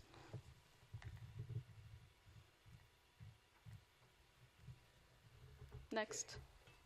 So in my case, I try to find the cross-contamination and the common ground between terrain vague, transdisciplinarity, and critical curation. I showed my case studies in depth earlier, but I'll just pinpoint the fact that the social and ecological value of terrain vague within urban contexts is frequently unacknowledged by institutional and policy frameworks, which often classify these spaces as expectant land, destined for economically driven development. However, the intentional and participatory activation of these spaces, guided by principle of critical curation, offers a powerful opportunity to expand contemporary urbanism to alternative narratives, amplify marginalized voices and dynamics, reaching more equitable spatial practices and fostering inclusive forms of public engagement. Okay, and last but not least, in this case, these three axes define a field of pedagogical disobedience, one that imagines, activates, and tests new futures. Utopian and radical imagination turn education into a space of projection and resistance where we can rethink what learning means and what it can do. Through ephemerality, with terrain vague, the voids become space for care, imagination, speculation, and engagement outside formal planning or control. And within creative labs, experimentation becomes the method, where tools are not just for building, but for questioning, rehearsing, and transforming. Together, these strategies shape a practice of situated disobedience, working through imagination, space, and method to challenge dominant architectural narratives. Projects like University of the Underground in Amsterdam and London bring these ideas to life, turning education into a spatial, experimental, and collective act. They refuse the norm, occupy neglected spaces, and create new ways of learning and acting together. This project breaks academic boundaries by promoting teaching as a way of resistance, resilience, activism, and critical imagination, turning the basements of nightclubs and urban tunnels into classrooms, applying creative and disruptive methods to experimental and counterculture projects. And once this could meet all projects, fields, and wills, we now, Raquel, invite all of you to join us. I think it would be, we talked about this, and we really wanted to have the first input from our dear Professor Alexandra. I think we all agree, right? Maybe I can change it to the PowerPoint and we can write stuff. Maybe. Okay. The computer? No. It's here. Testing. Não estou a gozar. Não me zoem. Oops. Okay, Olá, pessoas. Hello, everyone. Sorry, we didn't here. know. I'm sorry. Não ouviram nada? Não ouviram nada? Acho que não ouviram nada. Vamos fazer um fixe todos, não é? Outra vez? Só agora? Eu acho que foi só agora. Porquê que não? Menos mal. Bem, muito mal. Não acredito que ele tivesse tanto tempo sem dizer nada. Well. But yes. Maybe they didn't care about it. It was one of our main words. So, Ines. Yes, we thought it would be interesting for all of you to join us if you want, maybe to do a connection, and we would like to have the input of our dear Professor Alexandra as the first one, I think. Thank you so much, Alexandra. The floor is yours.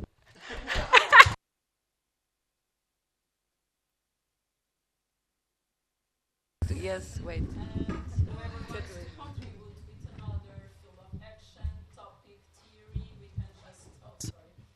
We can just write them on the PowerPoint and we can increase our crossbreeding as true Mormons.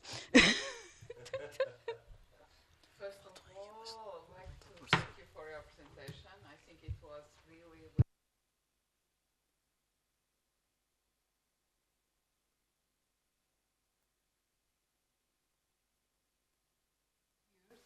and it's really interesting to look and see how you were able to connect all your work. And I think it is really interesting.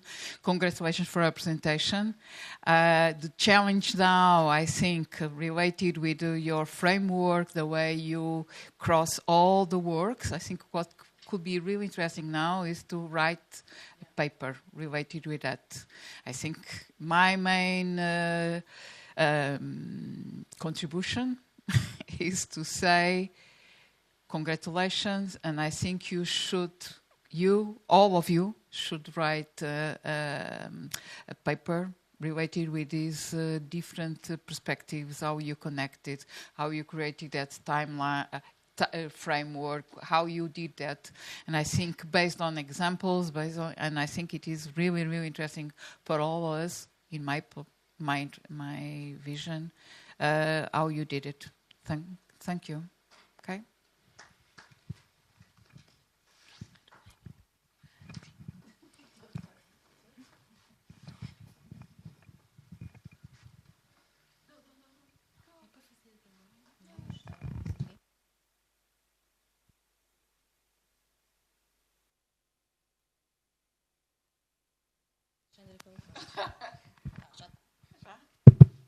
No?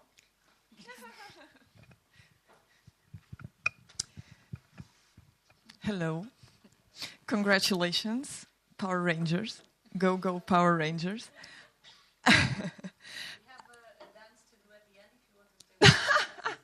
Please do a choreography, at least. It was very interesting. To me, particularly, I was more into the last part where you connected all the research between you. For me, it was like, okay. It was the haha moment. First, because it was very visual, and also because I know some of your researchers, some of your researches. So for me, the last part was very on point to understand. I don't know if it would make sense to invert the presentation, like starting, how would you connect the points? I don't know if it would make sense or not, but for me, it was much more clear to me after I see that, like keywords and the connections. Then everything you spoke before, for me, it was way clear. So, but amazing job. Thank you. Thank you. Thank you. Thank you. I can... That's... Oh, wow. Wow, two. We're fighting. So, let me just say a thing. I think it's interesting what you're saying, because we begin the way we presented. So we began to understand what is this machine to all of us. Maybe it was not the same machine for some. Maybe it was the same machine for others.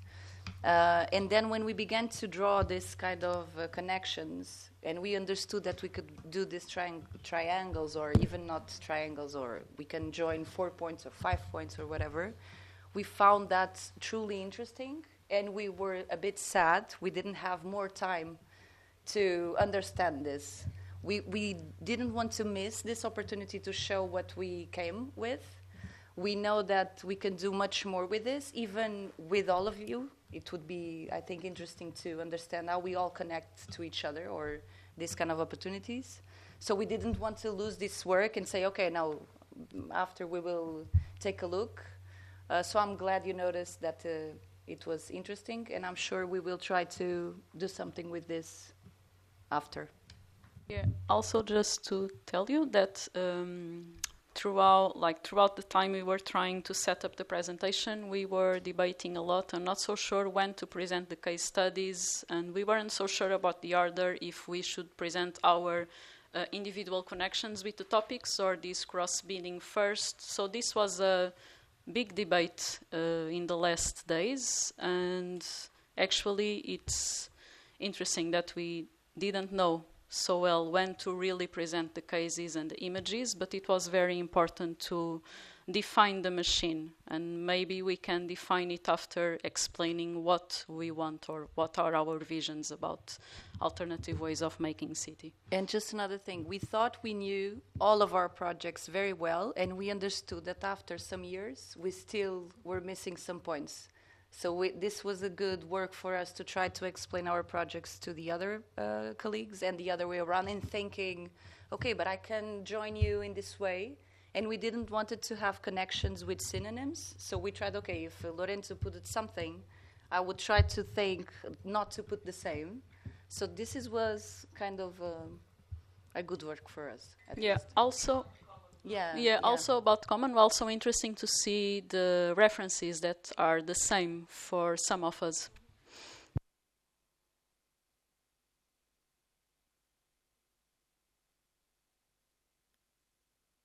Someone is working with something they think should make this pentagon an hexagon, just...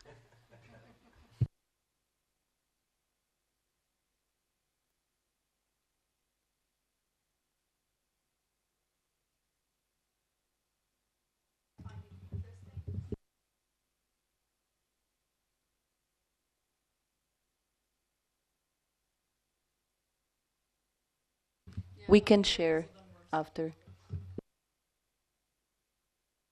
And if you use the pentagon, we will have a fight outside, so... First we came up with a circle, and then we said, no. Stay with the circle. We don't have circle. Yeah? More questions? More comments? Nothing? Can we dance? Great.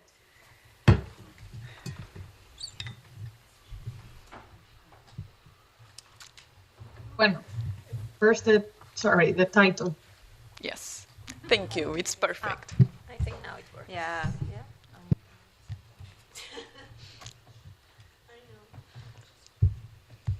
Good to go? Yes? Okay, so I will start.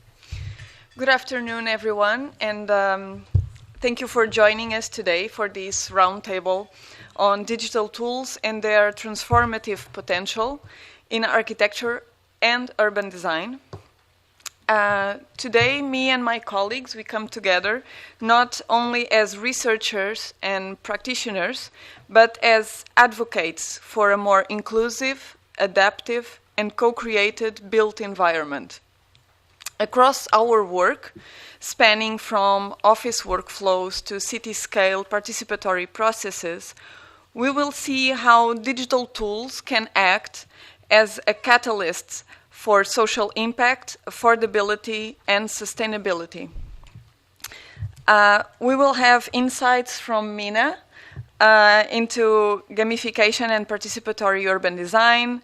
Beatrice will share the articulation of open building principles enabled by BIM. Carolina will share strategies for mass customization in housing. Pedro will emphasize our local production and distributed fabrication. And myself, I will focus on the architecture office context and the methodologies driven by digital tools. And we are uncovering how technology, when applied critically and ethically, can bring architecture closer to the people it serves. Our goal today is to explore how these tools can foster meaningful user engagement across scales, bridging the gap between expertise and everyday knowledge, and help reimagine architectural practice as a collaborative process. We will also address a couple of questions, being one very crucial one: how do we ensure that digitally marginalized communities are not left behind in this transformation? In this diagram, we have put it together some keywords from each one of our researchers. On the blue stripes, we see the main keywords from our own research, individual research, and on the orange stripe, it's the common keywords along our different researches. So I would begin by understanding how digital tools can turn design into a space of dialogue, iteration, and shared authorship. And to do that, the first question from this roundtable would be, how can digital tools foster meaningful user engagement, like social impact, affordability, and sustainability, and co-creation across different design scales? And to focus on that, I would invite Mina.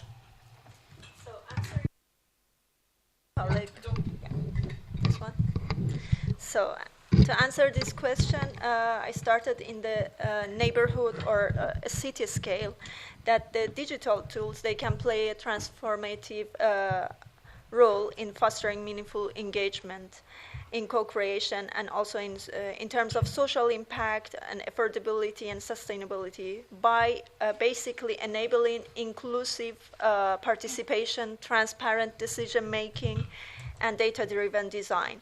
In a way, these tools, they try to make, to strengthen the democratic foundation of urban development while ensuring long-term resilience and community ownership to create sense of belonging. But more in detail, like in regard of the neighborhood scale, the digital games and gamification, basically they try to enhance the collaboration between the citizens, between the communities, designers, and professionals in this field who are trying to develop the different areas or public spaces. By also offering innovative ways of visualizations. And in terms of social impact, these digital tools, they empower inclusive and equitable participation. They allow diverse range of people from different gender and generation to participate and to propose, to discuss, and vote on what they need and what they want for their neighborhood. And in a way, it enhances a civic voice in governance.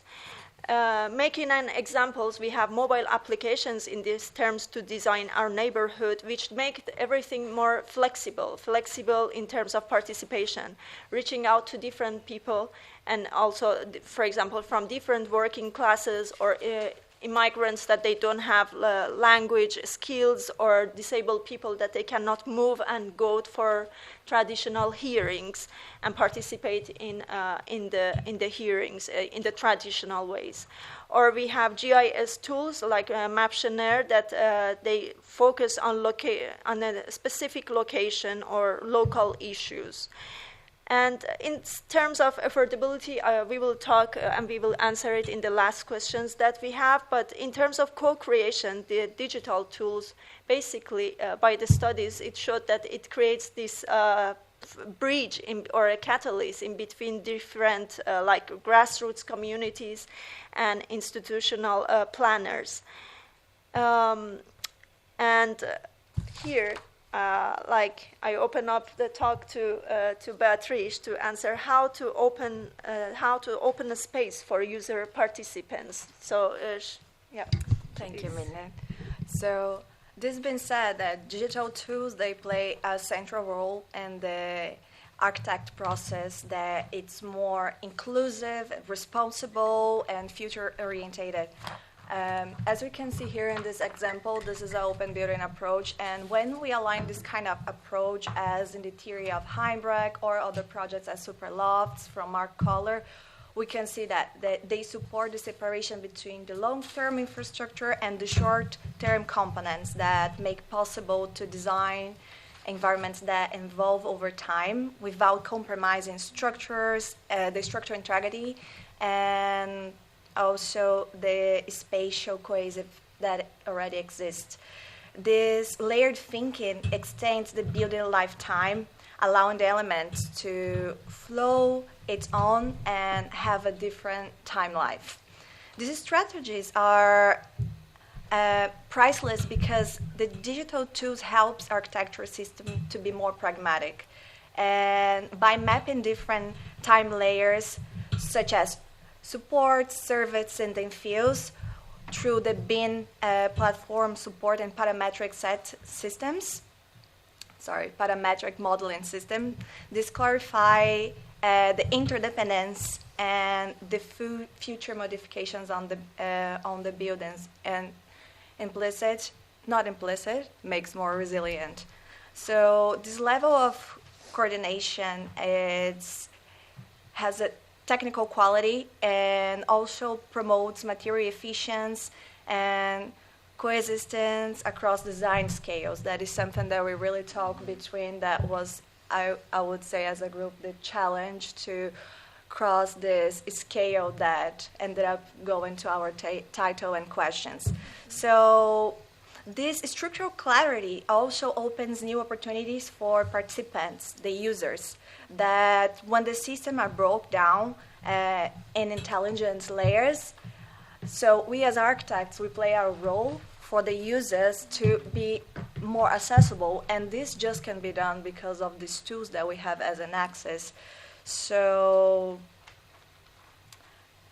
yeah, and this I open to my colleague Carolina to bring our... Okay, I'm gonna shout, but if you don't hear me, just Daniela make a sign and I will shout more, okay? So digital tools can transform how users participate in the design of housing, fostering meaningful engagement and supporting social, economic, and environmental goals. At the building scale, tools like BIM, parametric design, and online configurators can allow future residents to explore and to modify their housing layouts in real time, choosing between unit sizes, spatial configurations, or materiality based on their individual needs, the family structures, their different budgets. This supports mass customization, helping shift housing from a rigid one-size-fits-all model to adaptable and diverse solutions without significantly increasing the costs.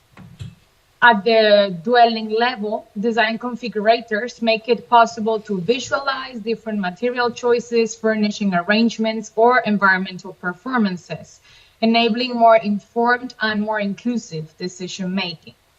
These tools lower the barrier for participation by translating complex architectural data into accessible formats that empower non-experts. In terms of sustainability, digital tools can simulate energy performance, as I said before, material life cycles, or even passive strategies from the earliest stages of the design. This helps balance these user preferences with environmental constraints and long-term cost savings. Optimization algorithms, as you can see in the image, can also guide design decisions through the construction process based on the carbon footprint or the circularity or adaptability over time.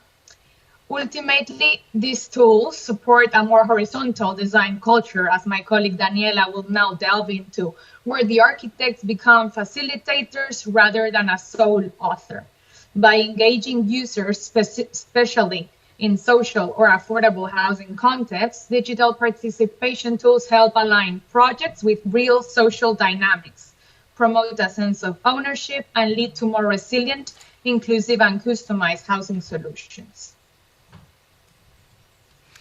Thank you, Carolina. And building on what you were sharing into how digital tools support housing customization and empower users to take a part in configuring their living spaces, I take this chance to zoom out slightly to the architectural office level, where many of these participatory mechanisms are first shaped and tested.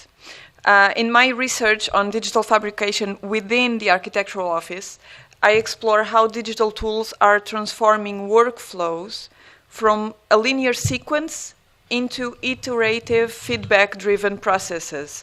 And when integrated early, in design, these tools such as parametric model, real-time visualization, and rapid prototyping do more than just increase efficiency. They also create space for a shared authorship. It's in digital mature offices, design becomes a dialogue. It allows architects to simulate scenarios, respond to user feedback, and produce customizable outcomes, all before construction even begins. And this ability to prototype and iterate supports affordability, of course, where offices can refine low-cost solutions in response to client inputs and reduce the need for costly revisions later. And it also enhances sustainability by embedding performance, testing, and life cycle awareness early in the process. These same workflows can be adapted into participatory models where stakeholders interact with design systems through intuitive platforms, as Mina was referring to, like co-design workshops or, again, visual configuration tools. And as Carolina showed, such user engagement leads to more inclusive and resilient housing, but it starts in the office with teams that know how to mediate complexity and open their processes to different forms of knowledge. And this strategic role of the office, of the architecture office, as both facilitator and translator, it's where design becomes collaborative and not just consultative. And as the image show, this is an architecture office in Rotterdam. The architecture office itself is shifting. It's becoming more, it's absorbing these tools and becoming more than a desk. It's becoming a workshop. And maybe, talking about workshops, maybe Pedro can share his own vision and his own scale. Thanks. Yeah, the digital tools have become central to fostering meaningful user engagement by enabling more inclusive, affordable, and sustainable modes of design and production. While Jane Jacobs' vision of urban diversity and Carlos Moreno's 15-minute city have reshaped understandings of proximity, social life, and accessibility, both frameworks tend to overlook production as a civic function. In contrast, Thomas Diaz and the Fab City movement advocate reintroducing production into the urban core through decentralized digital manufacturing, making production visible, participatory, and integrated locally. Microfactories, fab labs, and maker hubs allow for community-driven fabrication and expanded the proximity model to include not just access to services, but access to the means of creation. HISA promotes social impact by increasing local agency and enabling communities, especially marginal ones, to shape their environments directly. Rooted in local economies and powered by tools like CNC machines and the robotics and additive manufacturing and laser cutting, these sites make production visible, tangible, and socially important. It promotes affordability through reduced the logistics, repairability, and mass customization, making small-scale production viable within constrained urban settings, as written by Gershenfeld. Distributed manufacturing models make it feasible to produce locally and economically within specific urban settings, and contributes to sustainability by reducing waste and shortening material cycles through on-demand production. Finally, digital platforms support co-creation across the scales, from customizable components to participatory urban intervention. Tools like simulation environments, digital twins, and collaborative design software enable diverse stakeholders to work together on both individual products and urban infrastructures. This is central to the Fab City model, which envisions globally connected yet locally productive cities that prioritize environmental sustainability and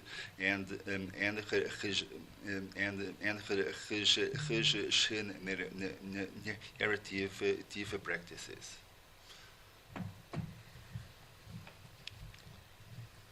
Thank you, Pedro. And for our second question of this roundtable, it's how does the integration of digital tools enhance architectural adaptability and resilience from rapid object prototyping to long-term urban transformation? Mina? Yeah.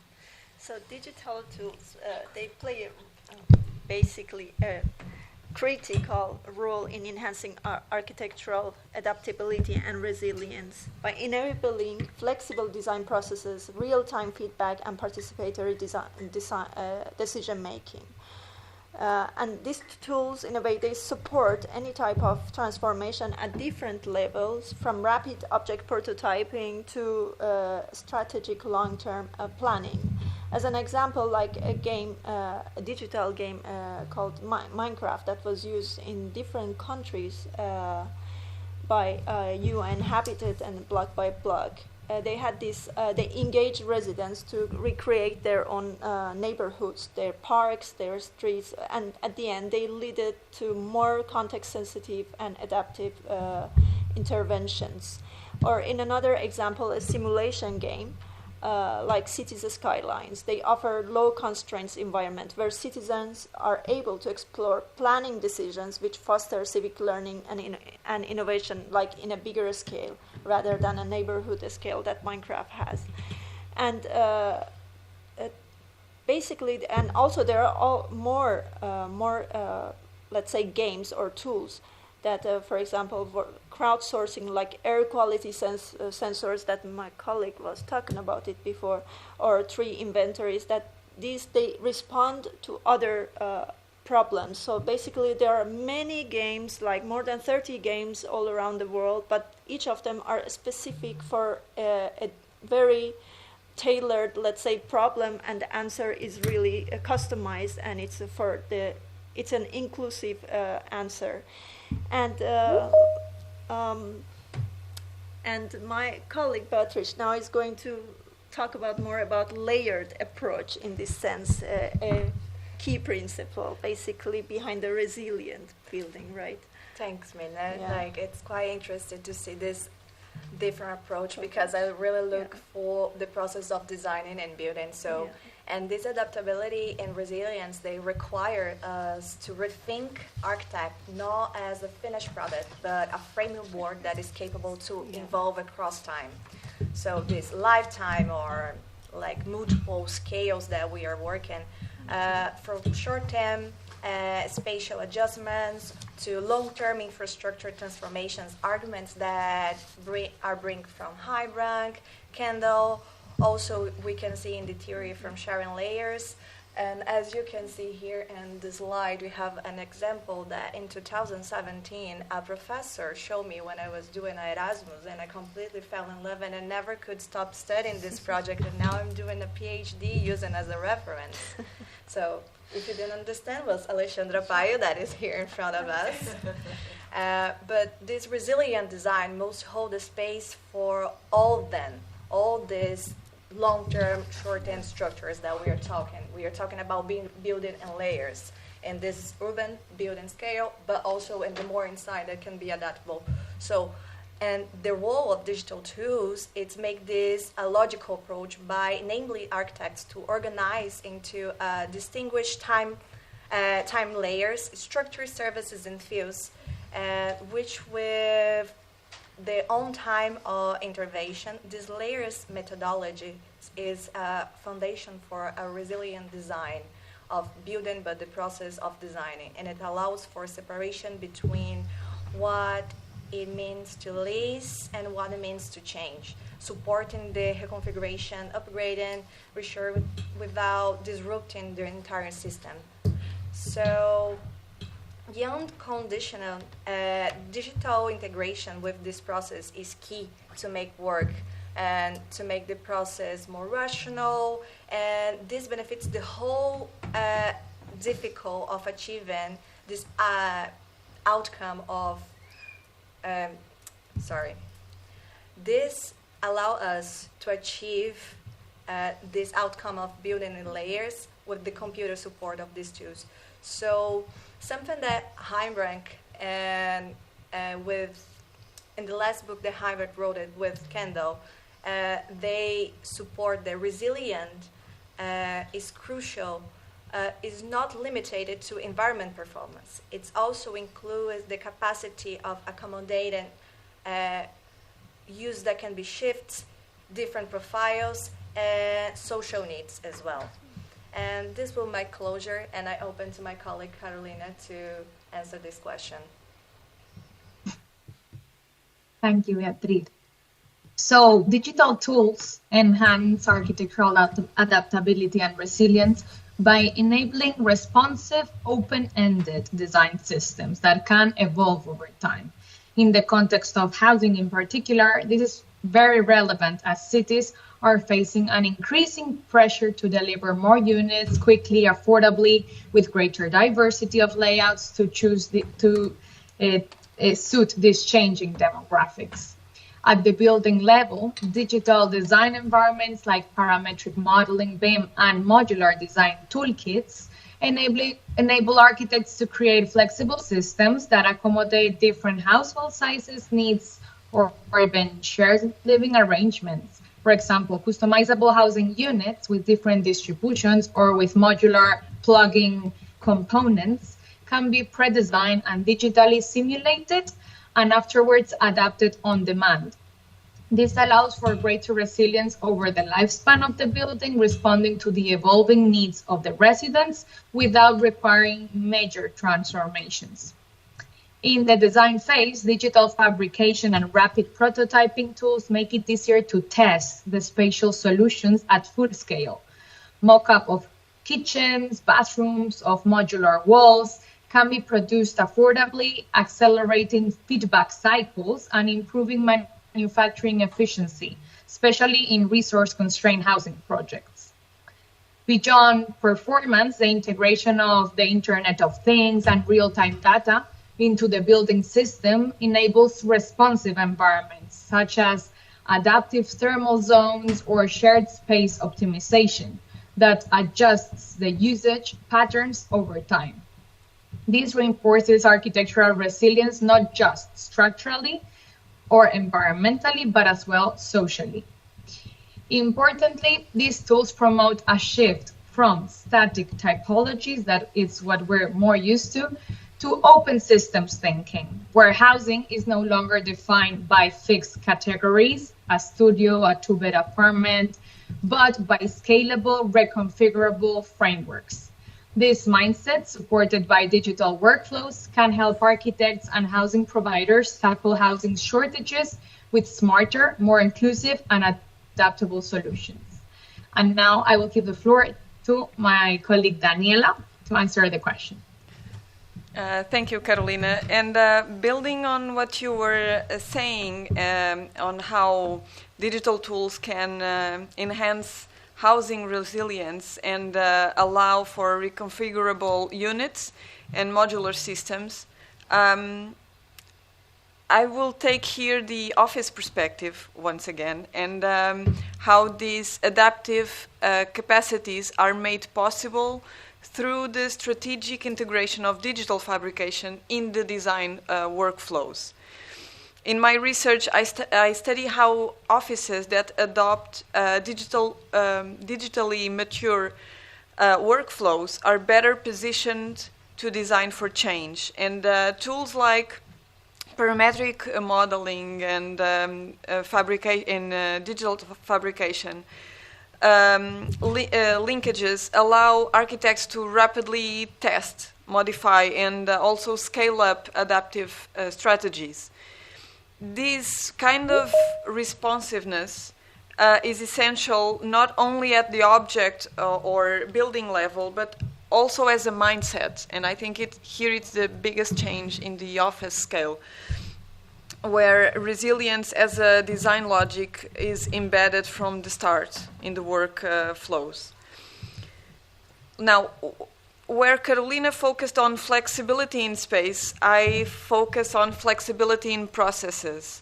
And offices using digital fabrication can produce physical prototypes that simulate change, movable partitions, modular components, or adaptable frames. These aren't just construction techniques, they are design strategies for resilience aligned with what Beatriz described in her work on layered system and open building, right?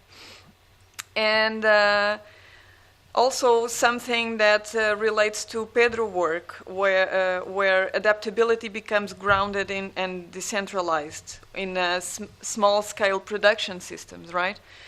And in some, digital tools enhance adaptability not just throughout what they produce, but through how they enable architects to think strategically, iteratively, and in connection with systems that scale across time and space. So, Pedro, the floor is yours. The integration of digital tools into spatial design practices enables a shift from static centralized planning toward adaptable, user-responsive, and resilient urban systems.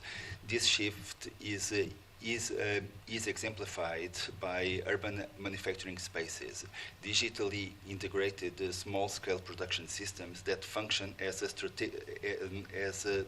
strategic infrastructures for both rapid innovation and long-term transformation. Rather than merely accelerating production, this digital process contributes to a new design logic grounded in feedback, regeneration, and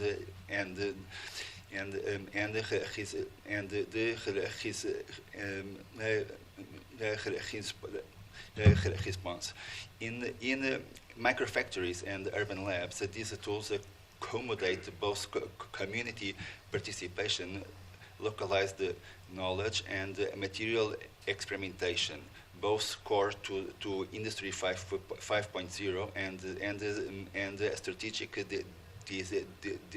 design thinking. The city, in this context, becomes a living system, not a fixed outcome, but a continuously evolving process that adapts to socio-environmental change.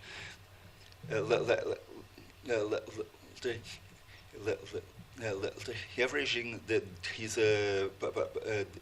his tools and into environments that support real-time prototyping, customization, and iterative development. What begins at the object scale can evolve into architectural strategies that are flexible, modular, and embedded in local needs. This is one example of what's possible in this context. What has started as an art project has evolved into a distributed process of fabrication, where locally sourced plastics are recycled. The 3D printing files are shared worldwide and adapted and scaled to meet local needs.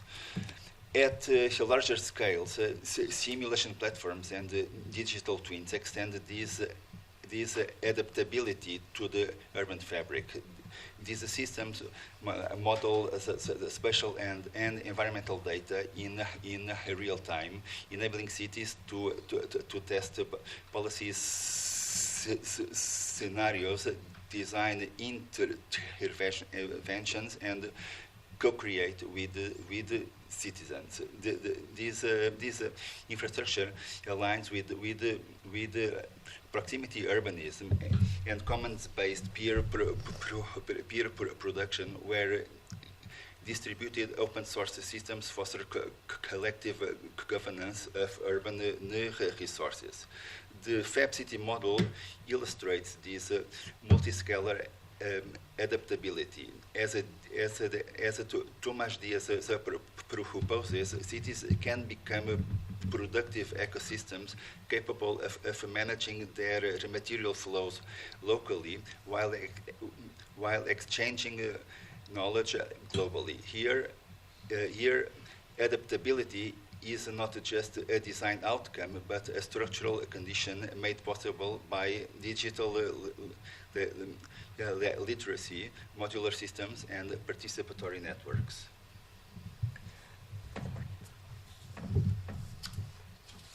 And last but not least, and we close this roundtable with the first question I posed in the introduction.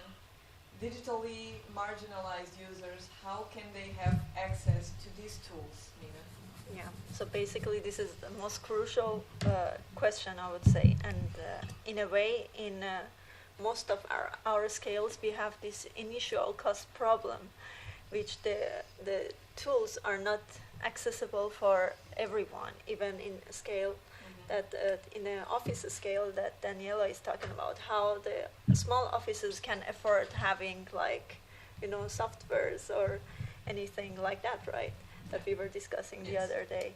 And the same as Beatrice's scale is the same thing. We have this problem that there is this big initial cost for these digital tools that makes some people not being able to use them. And in terms of regarding the neighborhood scale, it's even worse because we have the low literacy people, or we have people that they have no access to digital tools, to phone, to tablet, or to computers, or they have low connectivity to internet, basically. So this makes everything more complicated and more crucial. So we have to somehow open up a way for them to be a part of this decision making, and so for them to feel a citizen, someone that is not passive, somebody that is working and is helps his own citizens or other people to create their own space, basically. And in this case, I don't know if it was playing or not, but here it was this Minecraft scale, the game scale, a Minecraft game that was used several times in African countries, because it was my case study before some problems appearing, but that it had to be always done through NGOs in a way that, because they needed to have computers, they needed to have internet. So we were able to, for example, I chose my case study, and I could manage to find someone from UN to offer me the designed or let's say, designed territory. But if I want to do it now in another city, we have to see how is going to be the cost of it, or are they going to offer it to us or not. So in a way, we always need, in terms of in neighborhood scale, we always need a sort of help from outside to to be able to use some of these digital games. And in Beatrice also scale that she's going to talk about, that if we don't have this technical expertise, yeah. So this is actually a question when I start thinking about how answer. Yeah. I caught myself trying to look to the user part, but then I realized no, my scale is the architect, like, so how me as an architect I can make this more accessible, so like how it's my aim to make this more accessible. So the access to digital tools involve more than providing the infrastructure. It's requiring the reconfiguration how architect design process are structured and communicated to this person or this user. And so the marginalized user may lack the technical expertise. So that's bring the fact that we can build and project in layers, that we can specify each part and show to them specific what they need to see, or look on, for example, here we have an example of the participatory process. So how we can include these persons. So me as an architect, I have the expertise, the techniques, that I know how the structure goes, but I can separate it and give for the user and their own process, not needing the technical skills, but I show him that is that part of the process, and he can access this.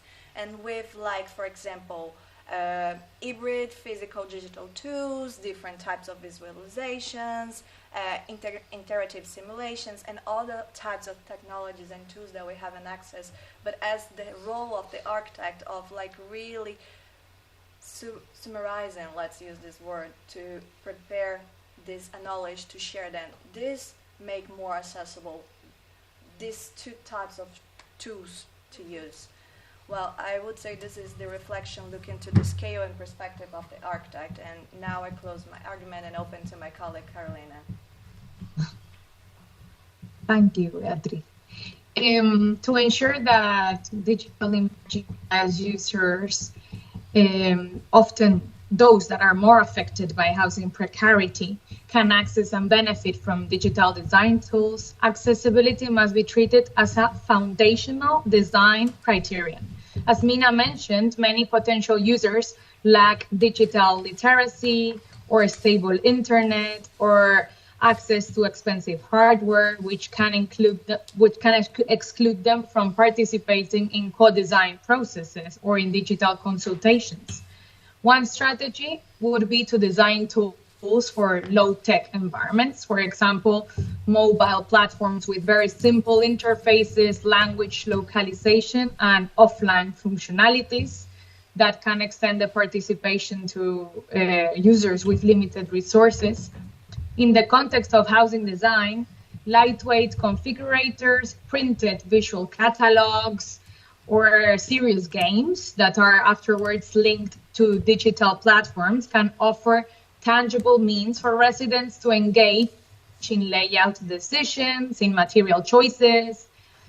As well, training and capacity building are equally vital. Workshops like the ones you see in the image in community centers or even in schools can introduce residents to the basics of digital design, empowering them not only to use, but as well to co-develop the tools.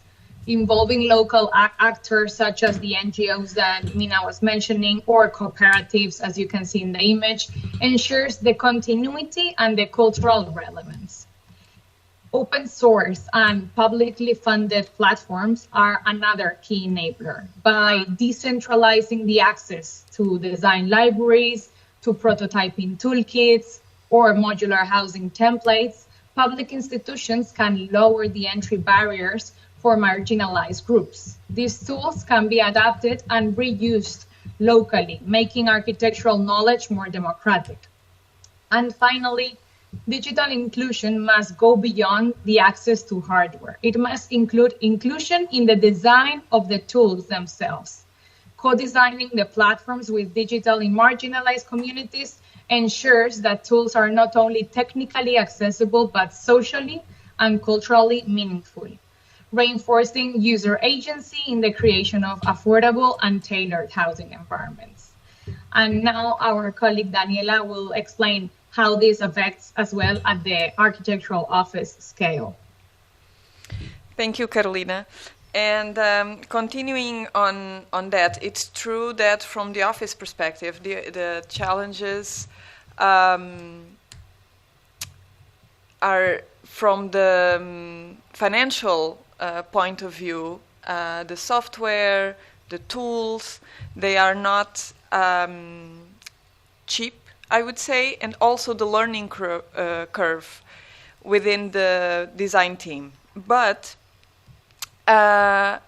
from these challenges, we also have opportunities, and digital fabrication doesn't need to be exclusive. And offices can play first a crucial role as, and I refer here the offices that already use these tools in their workflows and in their design practice. They have a crucial role as translators of knowledge, I would say. And using interactive visualization, simplified configurators, or prototype-based engagement sessions to include non-experts in the process or other architects that are willing to explore this kind of tools. In this way, access is not about simplifying architecture itself, it's about scaffolding participation. For example, a parametric housing toolkit doesn't have to be used only by architects, and with the right interface, as Mina was saying, it can allow other people to explore layout options, right? There are tools for that. And this would result in co-created solutions with support from the architects. And these workflows lower the technical threshold without reducing the richness of the design dialogue. And this strategic mediation connects directly to what Pedro can share afterwards on his work, showing that digital inclusion, it's not just digital by itself, it's also physical, cultural, and educational. And community labs or fab labs and local workshops become the space where access happens, not just to tools, but to agency, skills, and production. And if we as architects, we want to become more inclusive, digitally mature offices must act as bridges, not gatekeepers. By embedding accessible processes into our workflows and linking with community platforms, we can ensure that digital tools serve a broader public and support new forms of equity in the built environment. Pedro. Digital inclusion is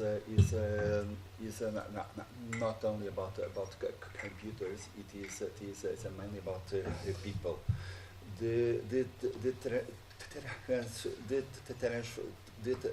transformative potential of digital tools will remain limited if access is restricted to the technically literate or economically privileged. Marginal users, those who are excluded due to socio-economic, educational, geographic, or due to infrastructural barriers, often lack the means to engage with digital fabrication technologies or design software. Addressing this gap is essential if digital manufacturing is to become a truly inclusive and civic infrastructure. Access must go beyond hardware provision to include education, cultural inclusion, and localized support systems. Drawing on the experience of Fab Labs, which have successfully democratized advanced fabrication tools, microfactories can function as community-based hubs where technology, training, and participation converge. These spaces can double as platforms for hands-on learning, mentorship, and peer-to-peer knowledge exchange. Guided workshops, modular toolkits, and intuitive interfaces can significantly lower the threshold for participation, enabling non-specialists to co-create without requiring advanced technical expertise.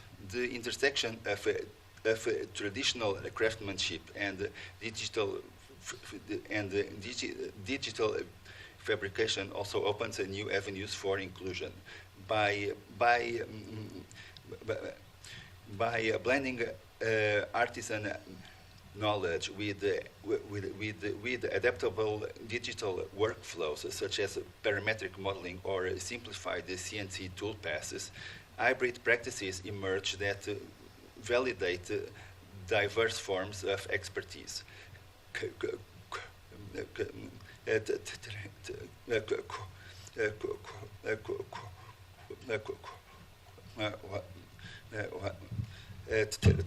Training that embraces this hybridity fosters long-term engagement and local resiliencies, especially when delivered in public institutions like schools, libraries, and maker hubs.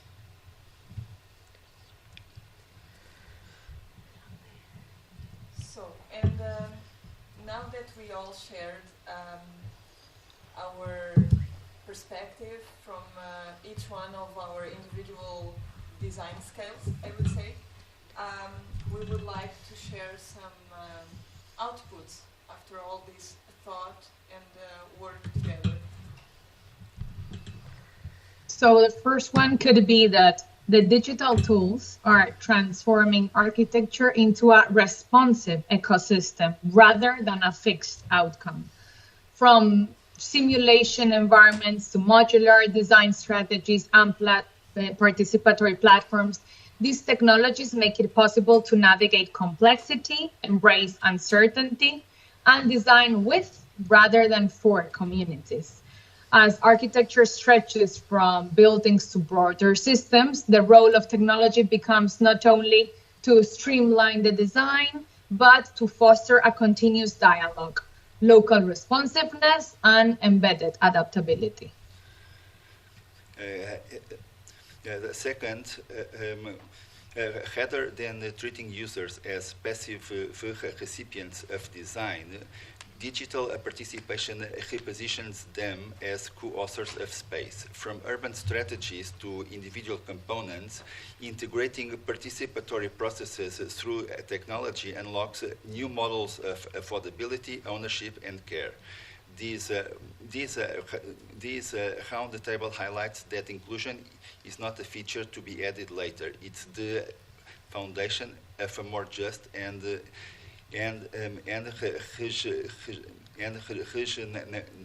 regenerative built environment. And more than just instruments of productivity, today's digital methods are reshaping the ethics and agency of architectural practice.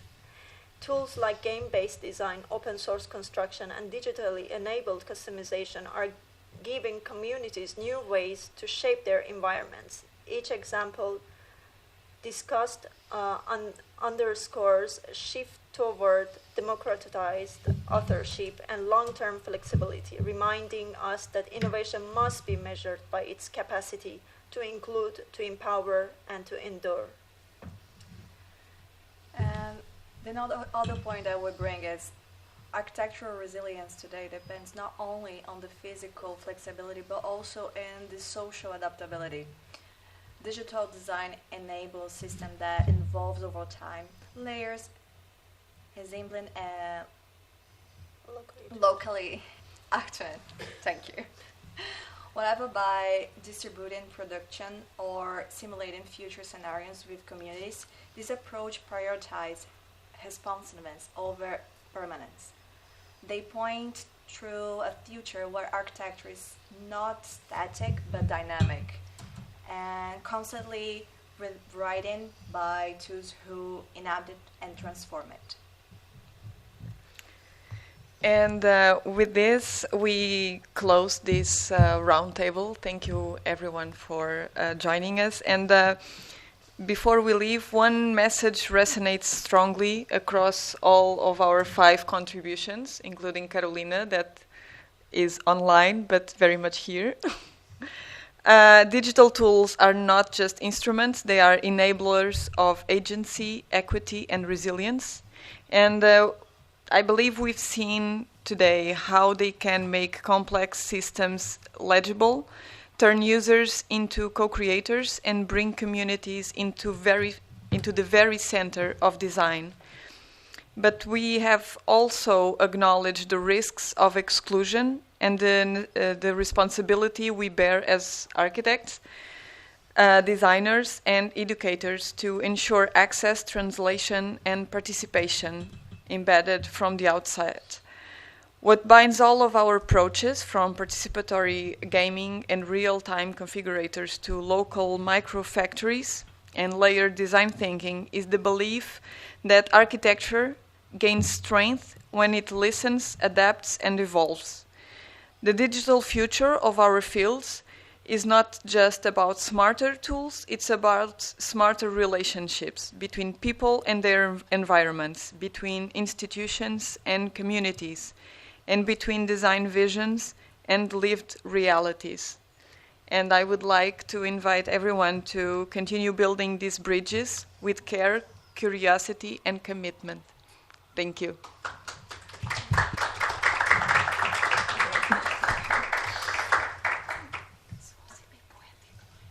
Very. Finished really well.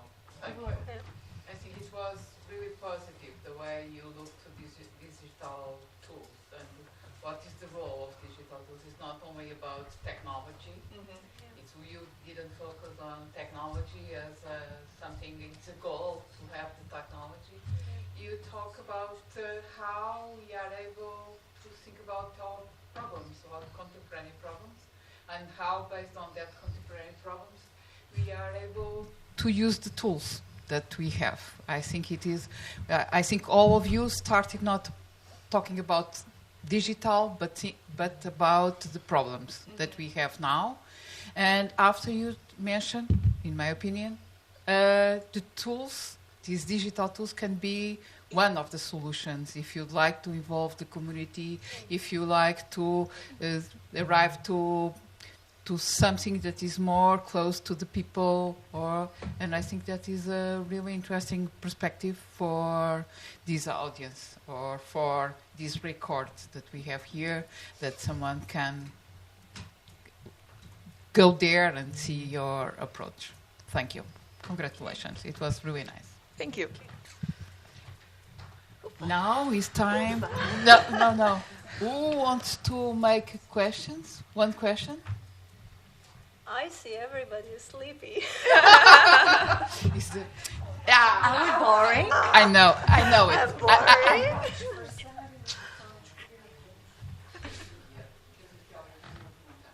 Thank you. It was very nice to see the topic in different scales. I don't know if it would fit this presentation, but I think it would be interesting to see different interfaces. Like the Minecraft example, for example. I think it would be quite interesting, at least for me, because I'm not so informed about your topics and the dynamics they explore and the tools. So I think the interfaces and also exploring the more digital and also the low-tech approaches to explain and try to bridge both realities, the digital and the communities that are benefiting from it, could be quite interesting. Yeah. A second round table. Yes, it's the second one. Because otherwise it would be, I mean, in 1 hour wouldn't fit. So we had 3 minutes per person, so... Ele já está a afundar.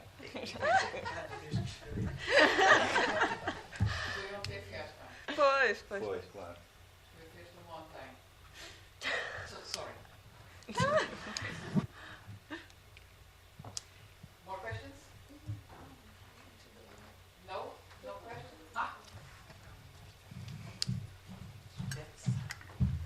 Muito bem, Marta. Hi, great presentation.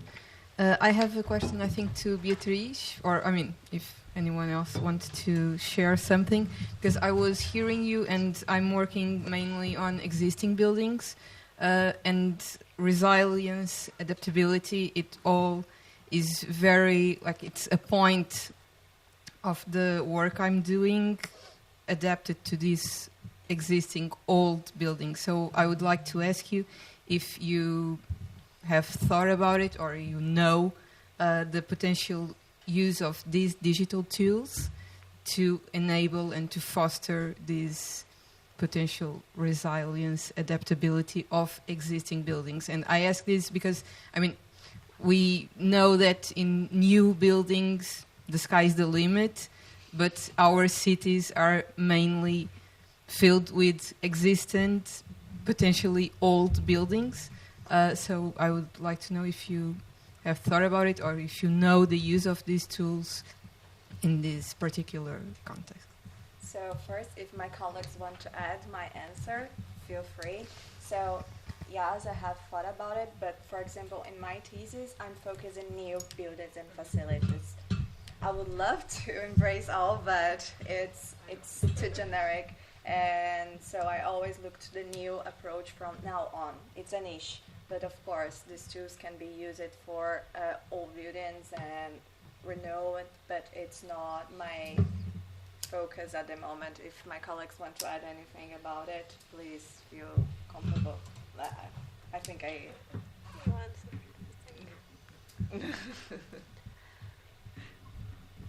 Thank you. It's a wrap.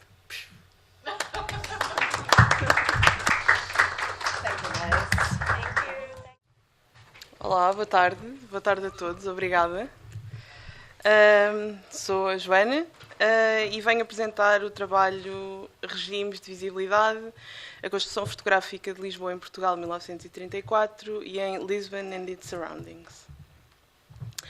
Esta apresentação enquadra-se na investigação Representação Fotográfica de Lisboa, Captar, Editar e Exibir a Cidade, que visa compreender de que forma as imagens fotográficas contribuíram para a construção simbólica da cidade.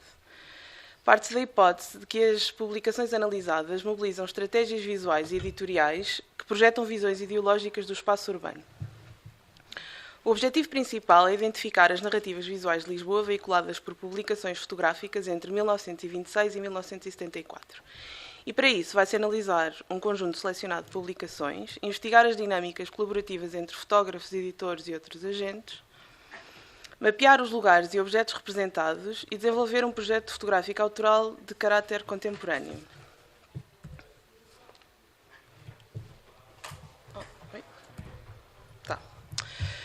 A fotografia, enquanto linguagem visual e instrumento discursivo, exerceu uma função central na construção simbólica da cidade ao longo do século XX. Durante o período do Estado Novo, a imagem fotográfica foi utilizada como um meio de legitimação ideológica e encenação da modernidade. Este estudo, aqui apresentado, propõe uma leitura crítica da construção fotográfica de Lisboa mediante a análise comparativa de duas publicações situadas nos extremos cronológicos do regime: Portugal 1934 e Lisbon and its Surroundings. Os objetivos são identificar estratégias visuais e discursivas na representação de Lisboa, compreender transformações no uso da fotografia e analisar o papel da fotografia pública enquanto tecnologia discursiva.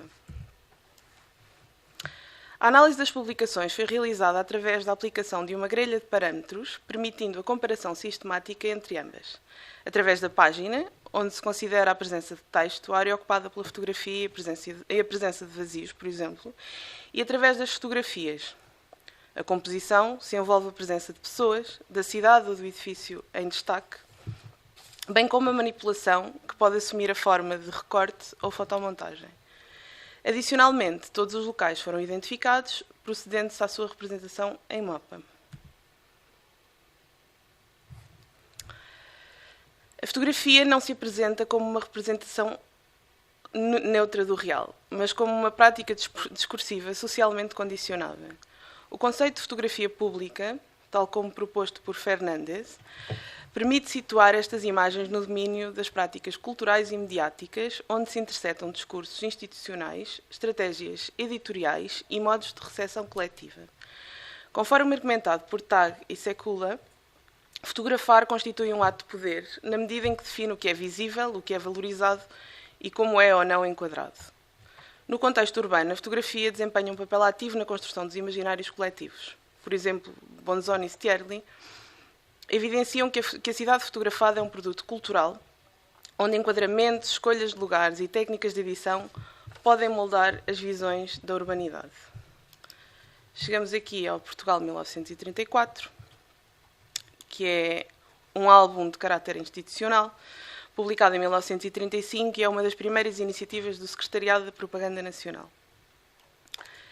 Sob a direção de Leitão de Barros e Martins Barata, o álbum inclui fotografias de Alvão, Mário Novaes, Joshua Benoliel e outros. A publicação saiu com capas em várias cores e tem edição em português e em francês.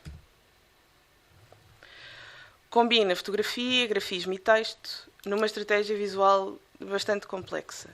Recorrendo a técnicas contemporâneas de impressão e a princípios de montagem cinematográfica, organiza as imagens em sequências e justaposições, com posições e perspectivas angulares influenciadas pela vanguarda e que constroem uma narrativa de progresso e autoridade simbólica. A representação monumental e dinâmica de Lisboa e de outras obras públicas do Estado Novo é privilegiada... Peço desculpa.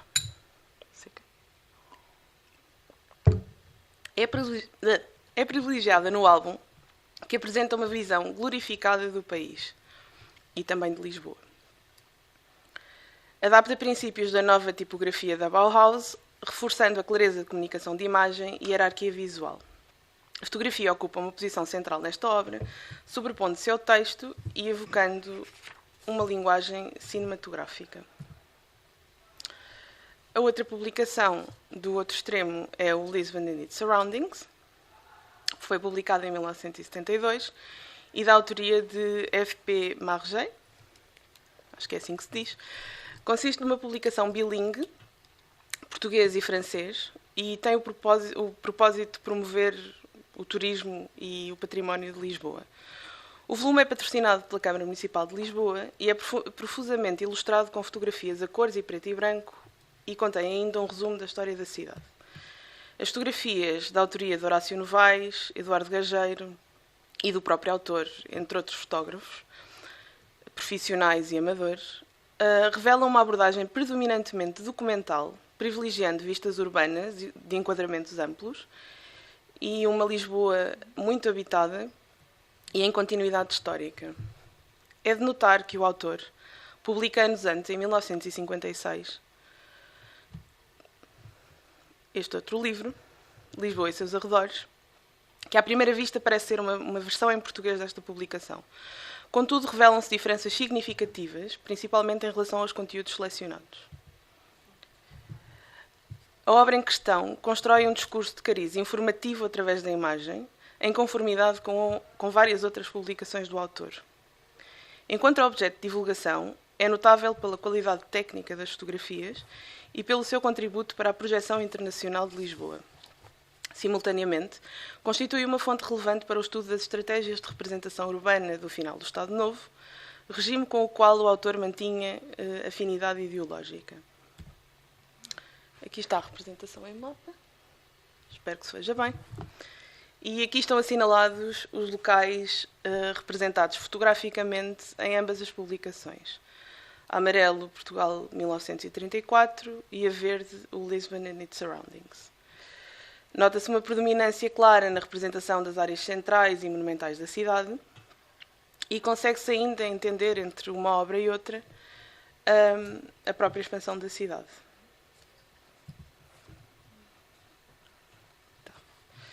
A comparação entre Portugal 1934 e Lisbon and its surroundings revela mudanças significativas nas estratégias visuais e editoriais da representação de Lisboa, refletindo transformações nos modos de construção simbólica da cidade. Em Portugal 1934, a montagem é usada intensamente com recurso a recortes e fotomontagens, criando uma cidade monumental, encenada e ideologicamente controlada. A presença humana é enquadrada apenas em contextos institucionais ou laborais. Em contraste, o Lisbon and its surroundings adota uma abordagem mais documental e direta. A cidade é mostrada como um espaço histórico e habitado, e a figura humana integra o cotidiano urbano. Enquanto que a primeira publicação serve uma lógica de propaganda interna, a segunda responde a uma estratégia de valorização patrimonial voltada para o exterior. A análise das estratégias visuais nas duas publicações evidencia uma mudança significativa na construção discursiva de Lisboa ao longo do Estado Novo. Se nos anos 30 a cidade foi apresentada como centro de um projeto de regeneração nacional, seguindo uma estética de controle, monumentalização e uniformidade, na década de 70 essa imagem transforma-se. Lisboa passa a ser valorizada como cidade histórica, orientada para o turismo e para a projeção internacional. Nos anos 30, Portugal estava no auge do Estado Novo. Encontrava-se num período de afirmação e consolidação do poder, caracterizado pela necessidade de projetar uma imagem de modernidade, ordem social e progresso. A publicação organiza visualmente a cidade como palco monumental do regime, utilizando a fotografia de forma intensiva como instrumento de propaganda. Lisboa emerge como uma cidade cenográfica. Em contraste, Lisbon and its surroundings, publicado quase no final do regime, revela uma alteração substancial nas estratégias de representação urbana. É apresentada como uma entidade histórica, num espaço moderno, mas também tradicional, orientado para a observação externa. Esta transição discursiva pode refletir tanto a estagnação interna do regime, como a necessidade de reposicionamento externo, alinhando-se com novos modelos internacionais de representação urbana. O contraste entre as duas publicações evidencia uma mutação nos modos de uso da fotografia pública, de tecnologia de encenação da autoridade política para instrumento de promoção cultural e patrimonial.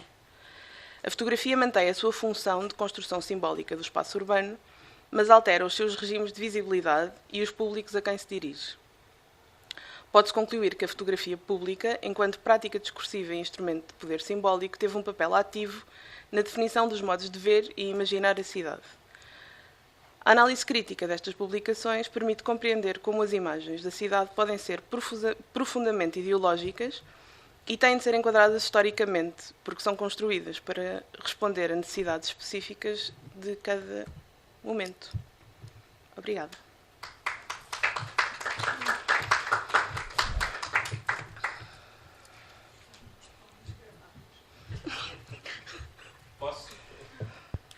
Bem, eu, primeiro de tudo, quero agradecer o convite, mais uma vez, o ano passado não pude estar, porque tinha um outro compromisso já previamente marcado, mas, de qualquer maneira, este ano foi possível, vindo agora de Évora, há mesmo outro compromisso, mas, entretanto, consegui alterar, e quero agradecer o convite da professora Paula André e do ISCTE e do curso todo o Programa de Doutoramento em Arquitetura para vir comentar, é sempre um prazer vir comentar os projetos de doutoramento e a forma como se estão a desenvolver, e poder contribuir, se possível,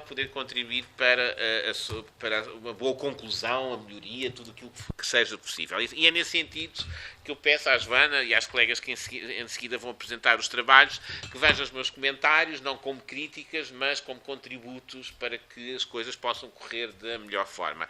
Devo dizer que gostei muito, quer do texto que recebi, quer da sua apresentação, muito bem organizada, muito clara, teoricamente muito bem sustentada e mesmo, muitas vezes, utilizando conceitos com alguma complexidade, mas expostos de forma muito clara e muito bem organizada, perfeitamente compreensíveis. Depois só tenho aqui uma pequena nota na sua própria estrutura discursiva ou narrativa, quer no texto, quer na apresentação, uma sugestão apenas, não é uma crítica, mas uma sugestão que poderá, no sentido que poderá melhorar, mas deixarei isso para o fim.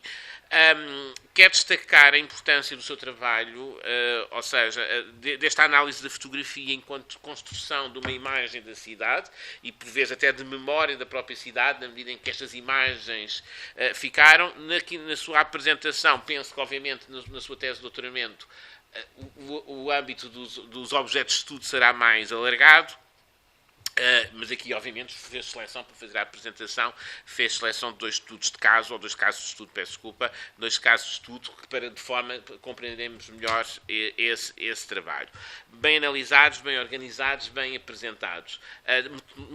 Metodologicamente, não tenho nada especificamente a criticar, pelo contrário, apresenta os seus objetos de estudo, os seus casos de estudo, contextualiza-os nas suas diferenças, nos seus contextos distintos, caracteriza-os dentro desses contextos distintos e depois, quando os analisa, como faz aqui, obviamente que os analisa em função também das especificidades, para chegar à conclusão que, embora procure, como mostrou depois no seu plano, no seu slide inicial, está a procurar em que medida há a construção de uma imagem, de um imaginário ou de um regime de visualidade sobre a cidade, que pelo menos entre 34, 35 e 72, acho eu, que é o Lisbon and its Surroundings, há efetivamente uma mudança, e depois, obviamente, tentando explicar essa mudança, não só em função, e passa a redundância, da função dos 2 alvos, obviamente distintas e daí, mas também em função de uma mudança no próprio regime e o que é que essa mudança do próprio regime se reflete na mudança da cidade. E aí os autores, como explica, os autores não são pormenores, ou seja, a forma como eles estão perante o regime e se identificam por o regime, isso tem alguma importância nessas opções e ajuda-nos a compreender, efetivamente, que essa mudança passa dentro do próprio regime. Obviamente passa dentro do próprio regime, embora, deva dizer, é interessante a escolha dos fotógrafos, sobretudo no segundo álbum, do Lisbon, com o Eduardo Gageiro, que não era propriamente uma figura ligada ao regime, mas essa escolha, obviamente, não deixa de ser interessante, mas isso tem a ver, obviamente, com as circunstâncias das produções.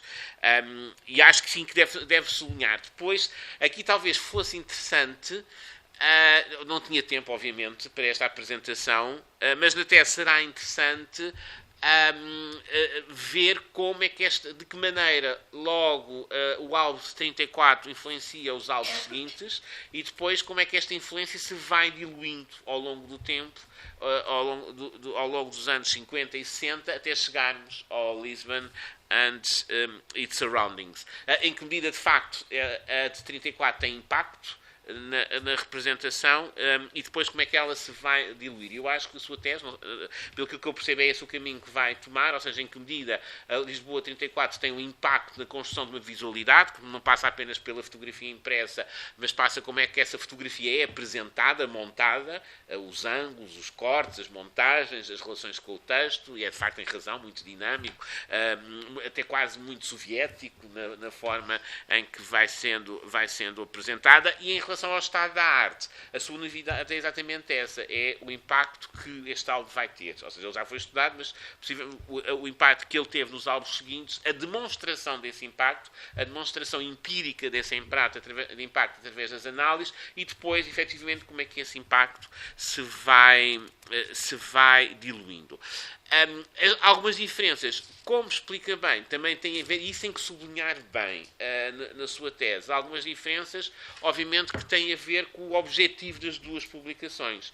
Uma, claramente, de caráter propagandístico, dirigido, como diz, à população, sobretudo à portuguesa, para evidenciar as obras novas do regime, e daí a escolha e bem elucidativo o seu mapa com o pontuamento dos locais que são representados, embora há alguns sítios que se repitam, e isso é interessante, mas pronto, com um foco muito grande nas obras modernistas, as obras que tinham acabado de ser construídas e ligadas aos melhoramentos do regime, a outra com, obviamente, uma função mais de turística, não deixando de ter, obviamente, ainda por cima falamos de turismo, não deixando de ter um caráter mais propagandístico, não deixando de ter um caráter propagandístico na base, mas obviamente não escolherá os mesmos sítios e, como me diz, vai buscar determinados monumentos e determinados monumentos representativos da história da cidade e, como refere muito bem, da sua continuidade histórica. Abrindo a cidade nova, com as avenidas, como mostrou ainda agora,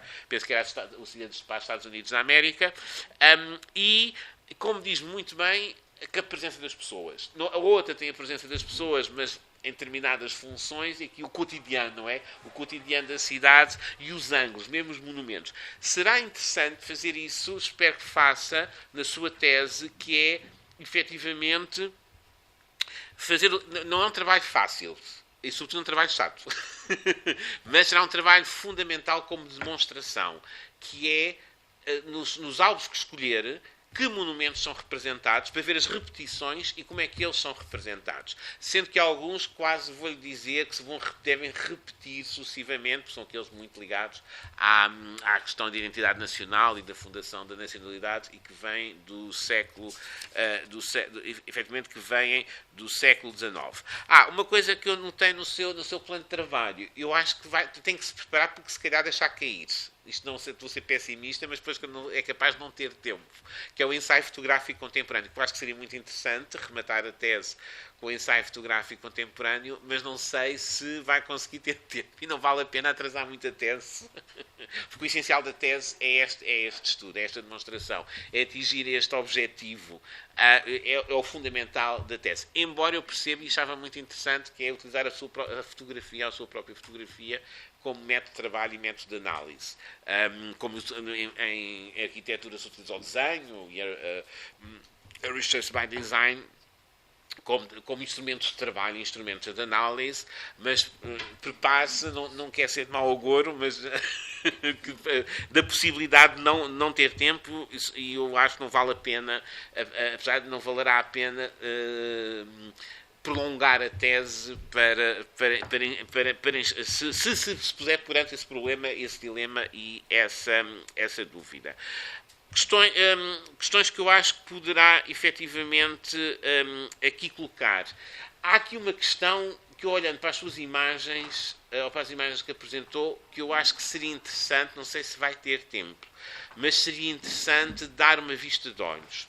Ou seja, olhando para o álbum, para o Lisbon and its Surroundings, e eu conheço alguma coisa dos guias de viagem e dos álbuns de viagem de finais do século XIX e início do século XX, mais ou menos a conjuntura que antecede a Lisboa 1934, de alguma forma, eles vão retomar, ou seja, Lisbon and its Surroundings retoma um bocadinho a narrativa visual desses álbuns, com uma diferença. E eu aqui não sei se não valia a pena explorar, nesta sua análise, na tese, obviamente aqui não teria tempo, mas na tese, de que maneira, embora haja diferença, e essa diferença e tem razão, mas de que maneira a presença humana não deixa de ser, apesar dessas diferenças todas, estão todas corretas, certas, a presença, embora a presença humana aqui muito mais descritiva, como dizem, muito mais documental, não deixa de ser ainda um resto ou um resultado da influência de 34.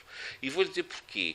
Porque, conhecendo aquilo que são os álbuns do final do século XIX e início do século XX, já com fotografia, os primeiros álbuns com fotografia da década de 80 do século XIX,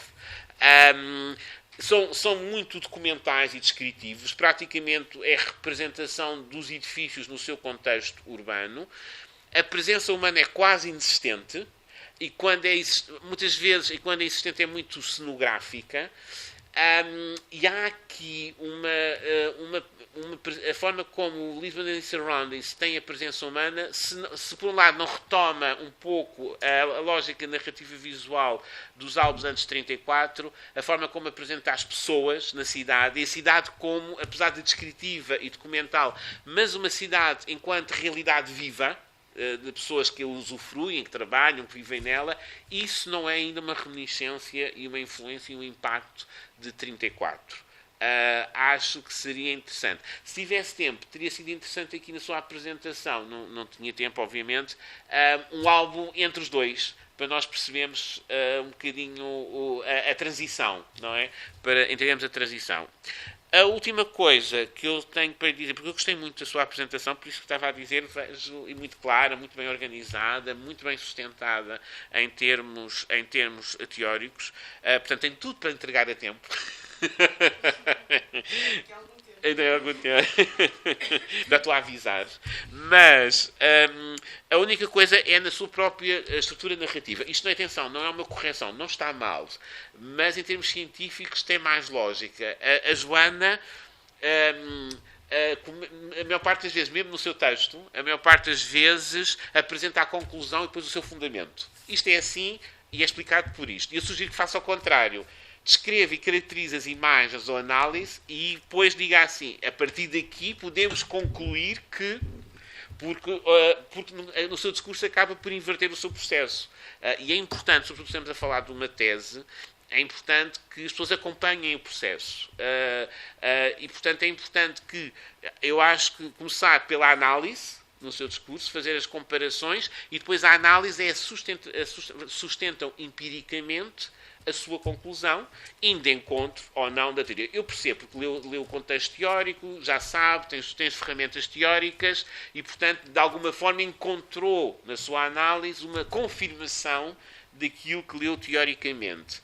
Mas, mesmo assim, é importante, até para quem está a ler, acompanhar o seu processo, é importante que o faça ao contrário, ou seja, que comece por analisar e depois chegue à conclusão. Está bem? Não está mal, atenção, não está mal, mas em termos de uma tese, para que ele é muito melhor. É muito melhor e acompanha melhor a sua metodologia de trabalho. Mas pronto, era isto essencialmente o que eu estava aqui a ver se tinha visto. E aquilo que sublinha que eu acho importante, a escolha dos sítios, os monumentos e dos sítios que são fotografados, sublinhou isso é importante, porque o regime está a olhar de maneira diferente, efetivamente, porque o regime, apesar de tudo, mudou, e como o regime mudou, está a olhar, os tempos mudaram, não é? Os regimes não permanecem imunes, nem os regimes ditatoriais permanecem imunes à passagem do tempo. É uma cidade muito mais humanizada, muito mais cotidiana, e isso é interessante que sublinha, que eu acho que é muito importante, que é algo que é para apresentar ao outro, mesmo que seja ao outro cá dentro, mas totalmente construído, e embora eu diga, possivelmente, lá está porque o tempo, o Lisboa and its Surroundings, bem mais subtil do que, obviamente, o Lisboa de 34, porque também estamos, efetivamente, completamente num regime completamente diferente. Já agora, pensando no Lisboa 1934, pode pôr talvez aquele slide que se vê... o primeiro que se vê aqueles ângulos com os desportistas. Estes mapas são muito importantes, porque isto é importante, porque estes lugares têm importância. E eu repito uma série de vezes a palavra importância, porque mesmo os monumentos, era exatamente estes monumentos e estas perspectivas, esta escolha não é indiferente. Por exemplo, não é indiferente que os dois, o Terreiro de Paço esteja presente. Não é efetivamente diferente, embora de maneiras distintas. Esta imagem é particularmente explícita.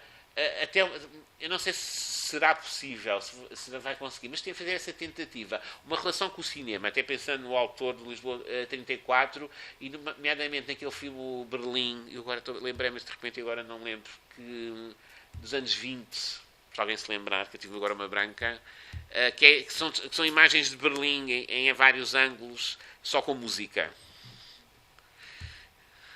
Eu vou lembrar e depois já digo. Mas fazer uma comparação também com o cinema, além da fotografia, com a dinâmica e o ritmo do cinema. Eu acho que aqui também está muito presente a tentativa de trazer a dinâmica e o ritmo do cinema e aquela lição do futurismo, que é a ideia de que o espectador, a imagem não é... Não se pensa no espectador como alguém passivo perante uma imagem, mas alguém que deve ser envolvido dentro da imagem. E podia explorar um bocadinho estas ideias. O Lisbon and its Surroundings é mais virado, de facto, para um espectador ou um leitor mais passivo. Mas pronto, eram assim as minhas observações, e gostei muito do seu trabalho e da sua apresentação, muito clara, muito bem organizada, muito bem pensada para o tempo que tem, e parabéns. Bem, vou só aproveitar os comentários para fazer aqui uma observação. Esta questão de ter uma obra num intervalo de tempo parece-me importante e, eventualmente, seria natural que fosse a versão portuguesa, porque é de 56 e é do mesmo autor, e até podia ser interessante perceber, sendo do mesmo autor, o que é que depois muda, com que intenção. Por outro lado, relativamente aos eventuais ecos de 34, eu acho que se poderiam pôr as duas hipóteses. Esta que o professor Paulo referiu, em que medida as publicações seguintes recebem essa herança, ou exatamente o contrário, em que medida é que esta publicação foi efetivamente um objeto único, com estas características, que depois não se repete mais, até porque é preciso não esquecer que o álbum de 1940, que é o equivalente, digamos assim, é um regresso à ordem. Sim. E não mais esta dinâmica que no início aparece associada ao Leitão de Barros, depois é quase a expressão do tal efêmero modernismo, neste caso efêmero projeto editorial, não é? E eu acho que colocar as duas hipóteses é importante. E a chamada de atenção para o recuo, não é? De perceber que eventualmente isto pode ter sido um período de ruptura e que as publicações seguintes retomam as deixadas de finais do século XIX. Eu, para isso, havia uma metodologia que seria importante, não sei se vai ter tempo. É horrível, estamos a acrescentar camadas. Mas quero ver nas publicações, nomeadamente periódicas, se vão buscar exatamente as mesmas fotografias.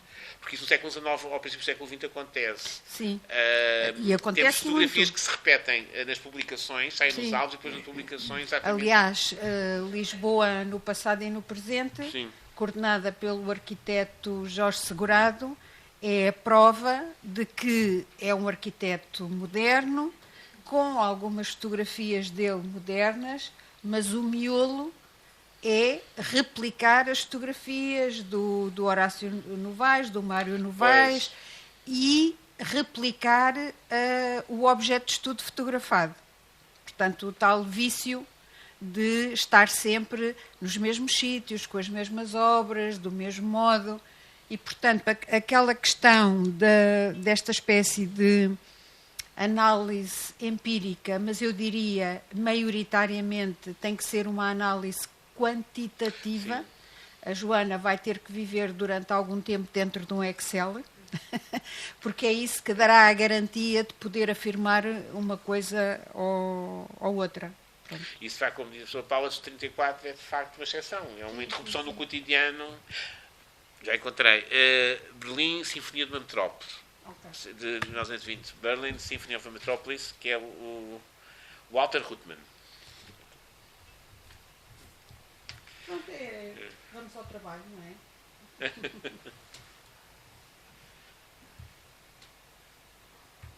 Não sei se alguém quer colocar alguma questão. Não.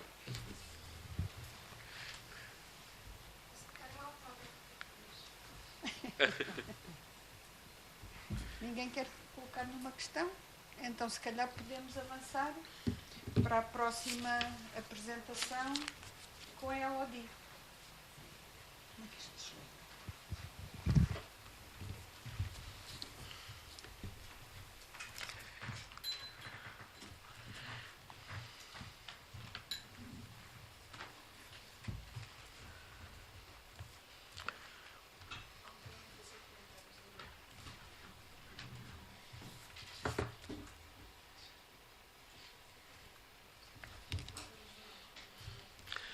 Alguém deixou aqui uma garrafa, ou é daqui?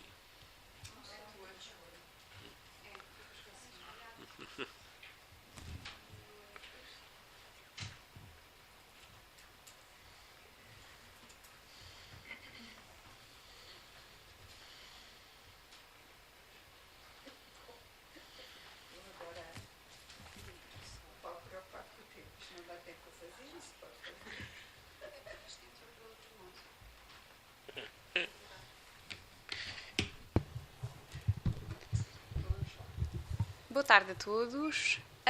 No âmbito da investigação sobre o legado teórico do arquiteto paisagista Gonçalo Ribeiro Teles e explorando o eixo da pedagogia, hoje irei apresentar o ensino de arquitetura paisagista fundado por Gonçalo Ribeiro Teles em Évora.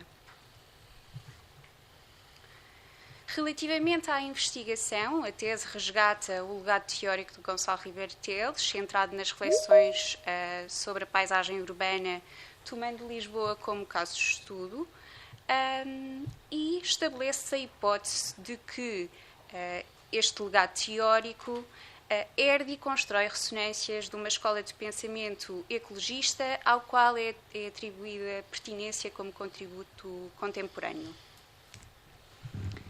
Esta apresentação é realizada a partir do índice da investigação, nomeadamente através do capítulo 2 sobre a formação e o ensino de arquitetura paisagista em Portugal,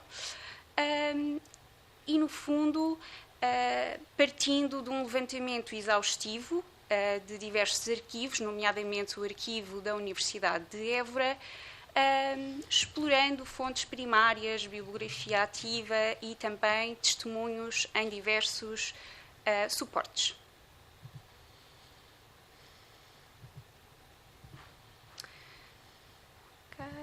Duas vezes. Relativamente ao tema da apresentação, é importante destacar que o ensino da arquitetura paisagista em Portugal surge no início do século XX, que é profundamente marcado pelo Estado Novo, e durante este período, em jeito de propaganda, realizaram-se projetos de jardins, parques infantis e também, no âmbito da Exposição do Mundo Português, de 1940, a primeira Exposição Nacional de Floricultura. E esta primeira Exposição Nacional de Floricultura é muito importante no contexto de formação do primeiro curso de Arquitetura Paisagista em Portugal, dado que Francisco Caldeira Cabral, recém-formado em Arquitetura Paisagista em Berlim, tem a oportunidade de participar nesta primeira Exposição Nacional de Floricultura enquanto conferencista. Na sua conferência intitulada Jardins, destaca que, ao entrarmos no século XX, encontramos o jardim em franca decadência, mas logo se cria uma nova profissão, a arquitetura paisagista, e com ela os jardins entram numa nova fase. E é neste contexto que Francisco Caldeira Cabral tem a oportunidade de iniciar um curso livre de arquitetura paisagista no ISA, que se iniciava no segundo ano do curso de agronomia, e onde forma a primeira geração de arquitetos paisagistas portugueses, onde se destaca Gonçalo Ribeiro Teles. Gonçalo Ribeiro Teles torna-se assistente do curso livre entre 1957 e 1963 e, a quando das Cheias de Lisboa de 1967, tem oportunidade e imediatismo de criticar e evidenciar as causas das cheias de uma forma bastante pedagógica, quando na televisão nacional explica, através do desenho, as causas e também algumas soluções para as evitar. Ora, quando se deu o 25 de abril de 1974, Gonçalo Ribeiro Teles torna-se subsecretário de Estado do Ambiente e, mais tarde, deputado da Assembleia da República. Já no ISA, Francisco Caldeira Cabral é repudiado e afastado da docência. Ora, sabemos através de uma entrevista à arquiteta paisagista Aurora Carapim, a aluna do curso de Évora, que o curso livre do ISA estava muito ligado à agronomia. No entanto, Francisco Caldeira Cabral e Gonçalo Ribeiro Teles sempre acharam que ser arquiteto paisagista não era uma disciplina, uma disciplina de especialização de agronomia, silvicultura nem de arquitetura, e queriam que a arquitetura paisagista fosse uma disciplina autónoma. Quando então Ário Lobo de Azevedo se torna reitor do Instituto Universitário de Évora, em 1975, surge a oportunidade de criar um curso em Évora, que, na mente de Gonçalo Ribeiro Teles, era um curso de arquitetura paisagista. E, curiosamente, Ário Lobo de Azevedo tem uma história engraçada, dado que foi um dos primeiros alunos do curso livre no ISA, mas desse ano, dessa turma, ninguém terminou o curso, só no ano seguinte, na turma de Gonçalo Ribeiro Teles. Tendo esta experiência, Ário Lobo de Azevedo, o reitor, percebia bem a importância deste curso e foi estratégico começar por nomeá-lo curso de planeamento biofísico, que ninguém percebia muito bem o que é que significava. E, no fundo, depois, em 1981, torna-se efetivamente numa licenciatura em arquitetura paisagista. Do material que podemos analisar, nós percebemos que o plano curricular é bastante alargado e tem imensas disciplinas bastante diversas, mas, além disso, é de destacar 3 aspectos, nomeadamente a questão das visitas de estudo, a importância de aprender a visitar na rua. No ideal de Teles, no fundo, havia esta intenção e no fundo, foram realizadas inúmeras visitas por Portugal continental, no fundo, numa vontade de descoberta da paisagem através de todos os sentidos. E também exercícios como a realização de concursos que não tinham nota, mas eram, no fundo, exercícios que exploravam temas utópicos, muito pragmáticos e muito realistas, e onde se percebia se os alunos tinham capacidade de síntese e de dar uma resposta a problemas concretos. Além disso, é também caracterizador a extensão universitária. No fundo, as estruturas do Estado pediam apoio a docentes e alunos para a realização de diversos projetos, nomeadamente o Plano de Ordenamento do Alentejo, na Mitra, em creches, espaços abertos diversos, que muitas vezes eram trabalhos que os professores desenvolviam e que chamavam alguns alunos para colaborar. E depois, geralmente coordenados pelo arquiteto paisagista Alexandre Cancela de Abreu, que mais tarde desenvolve trabalhos de ordenamento na Direção-Geral do Território. No fundo, apesar da licenciatura ter fechado, através do ensino, ora por via de alunos, ora por via de colegas que partilhavam as mesmas ideias de Gonçalo Ribeiro Teles, conseguimos perceber que este legado pedagógico deixa ressonâncias e destacam-se, por exemplo, os trabalhos biográficos de Fernando Santos Pessoa e também as exposições coordenadas por Aurora Carapinha e Manuela Raposo Magalhães.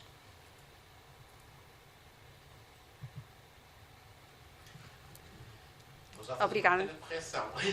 Então. Não tem problema. Não é aquela fotografia não é da Manuela Raposo Magalhães.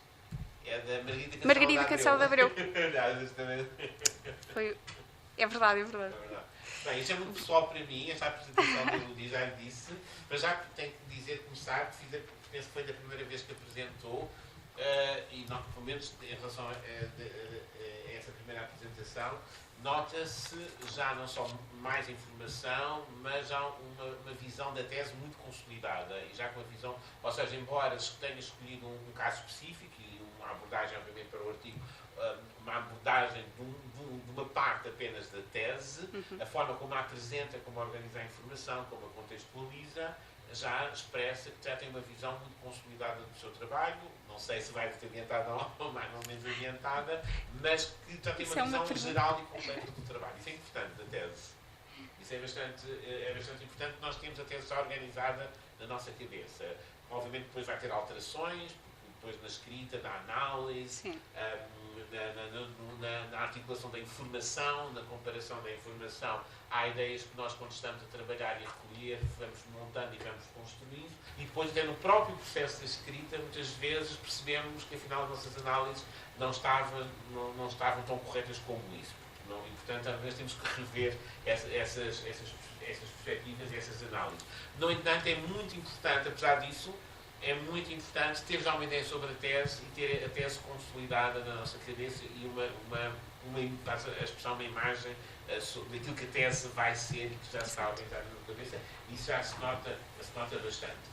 Depois, como eu ia dizer, para mim, o seu trabalho é sempre muito pessoal, porque eu dei aulas na licenciatura, quando entrei a dar aulas em 97, já não apanhei o professor arquiteto Ribetelos a dar aulas, efetivamente, mas ele ia lá várias vezes, fazer conferências, dar aulas aos alunos. Por exemplo, uma pessoa que continua, como sabem, a colaborar na universidade, até fisicamente já não podia fazer, mesmo depois de aposentado, mas eu dei aulas na arquitetura paisagista de muitos anos, que era a história da arte, até ao final, até o último ano em que o curso fechou, e de facto tenho muita pena e lamento, é uma luta que temos tido, apesar de tudo, em glória, e entretanto a própria Aurora, que era a grande protagonista dessa luta, também já se aposentou, mas que de facto não. Mas nem temos esperança que ela ainda vá retomar. Por isso, por aquilo que diz, porque de facto na altura foi uma visão, eles foram visionários naquilo que trouxeram, no olhar para esta ideia da paisagem enquanto objeto de estudo,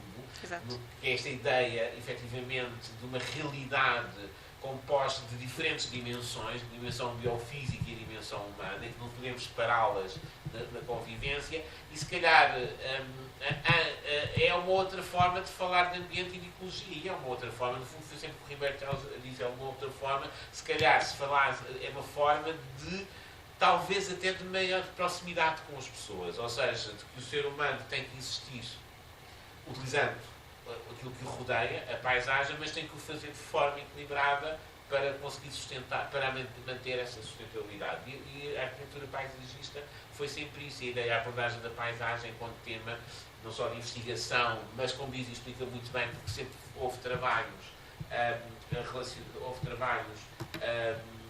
feitos para a comunidade, em relação com a extensão da comunidade sempre houve. Algumas das pessoas que apresentam aqui, a Paula Simões é hoje também docente do curso, a Ana Fonseca é investigadora, com vários projetos de investigação, porque apesar de licenciatura ter terminado, quer o mestrado, quer o doutoramento mantém-se, o doutoramento em Artes e Técnicas da Paisagem e o mestrado em Arquitetura Paisagista, com alunos estrangeiros, muitos alunos estrangeiros. Em Espanha não havia formação em Arquitetura Paisagista e eles muitas vezes iam lá fazer, a Eva, que estava próximo à arquitetura, fazer essa formação.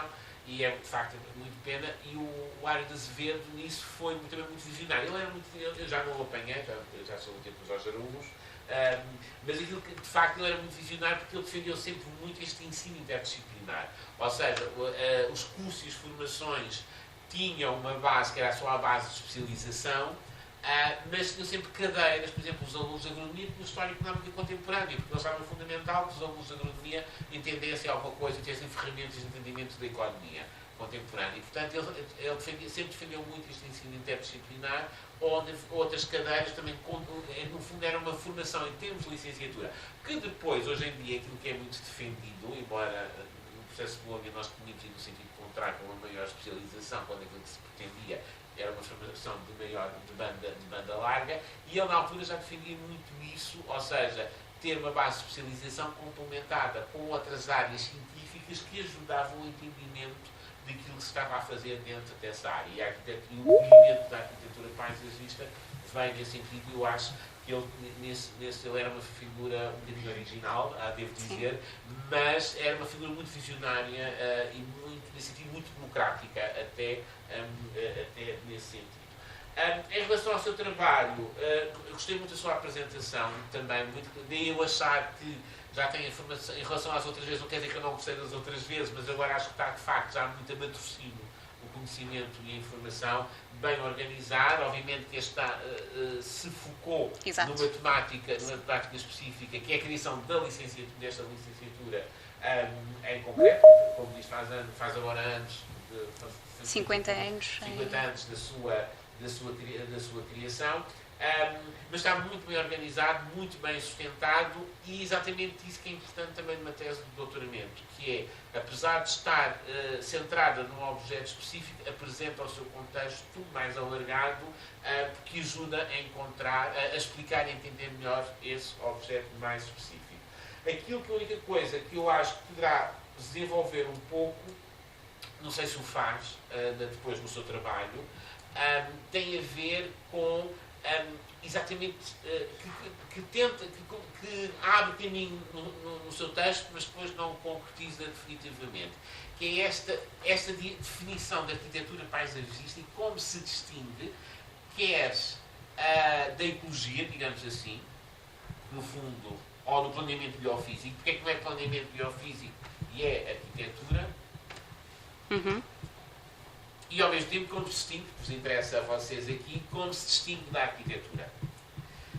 Porque eu acho que isso que é fundamental e que está no centro do pensamento do Ribeitelos. Tem a ver, obviamente, com o planeamento, mas porque é que eles vão buscar o termo arquitetura? Obviamente que é uma influência alemã, e já de outras vezes é importante ver o Francisco Caldeira Cabral e o ensino da paisagem na Alemanha. Eu acho que eles são muito influenciados pelo modelo alemão. São, claramente. Claramente influenciados pelo modelo, e que medida é que esse modelo alemão está muito presente. Às vezes tem um bocadinho de preconceito, porque é durante o nazismo que a paisagem se desenvolve, mas há uma razão para isso, até ideológica, e aquilo, como dizem muito bem, que depois o Estado Novo vai pegar exatamente pelas questões mais de identidade, até da identidade, do propriamente por preocupações ecológicas, exato, mais por questões de identidade, de ideia do jardim e a presença do jardim, e depois eu acho que isso também é muito importante, como é que eles partem do jardim e alargam para uma perspectiva mais da paisagem. Ampla da paisagem. Como é que se vai do jardim para a paisagem?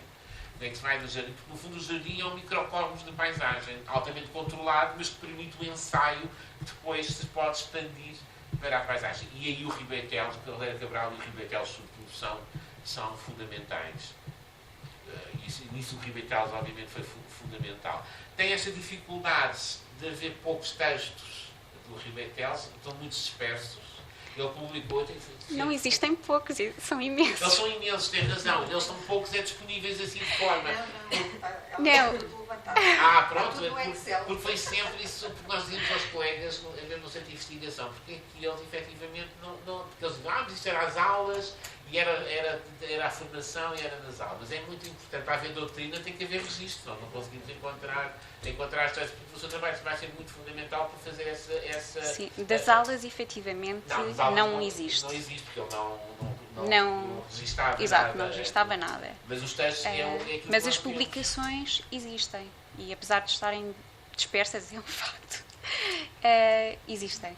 Porque existem, mesmo os alunos, às vezes, mesmo em termos de formação à procura dos textos, até eles muitas vezes não conseguem porque não estão disponíveis, não há há uma edição, porque o Vasco fez uma edição. O Vasco Rosa, mas não só identifica alguns. Ou seja, o que acontece no geral é que existe efetivamente até uma grande produção de monografias, ou, livros que procuram, no fundo, indicar já algumas, ou sistematizar algumas publicações, mas não estão todas sistematizadas.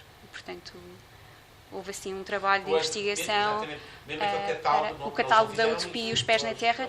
Houve um trabalho da Fátima Leitão bastante importante no final do livro, uma cronologia da obra, que é interessante, tem alguns, mas não tem todos. Não, nós temos lá no centro alguns projetos que ele ofereceu, porque nós pagámos parte do catálogo, depois ofereceu uns projetos que nós temos pendurados na parede, que temos a tentar que eles são coletivo. Embora está tudo digitalizado na Fundação Gulbenkian, eles digitalizaram tudo naquele centro que eles fizeram na Fundação Gulbenkian. E outra coisa que eu acho que se tivesse... Eu estou sempre preocupado com o tempo, que gosto que vocês entreguem este Não, mas há uma coisa que era interessante, não só marcar, obviamente, a influência alemã, internacional, mas depois como é que ele se vai diferenciando das outras abordagens, pelo menos das outras abordagens internacionais. Ou se há paralelismos ou vai diferenciando. Porque ainda hoje é uma referência em termos internacionais. A arquitetura paisagista em Portugal ainda hoje é uma referência, ainda hoje temos muitos colegas.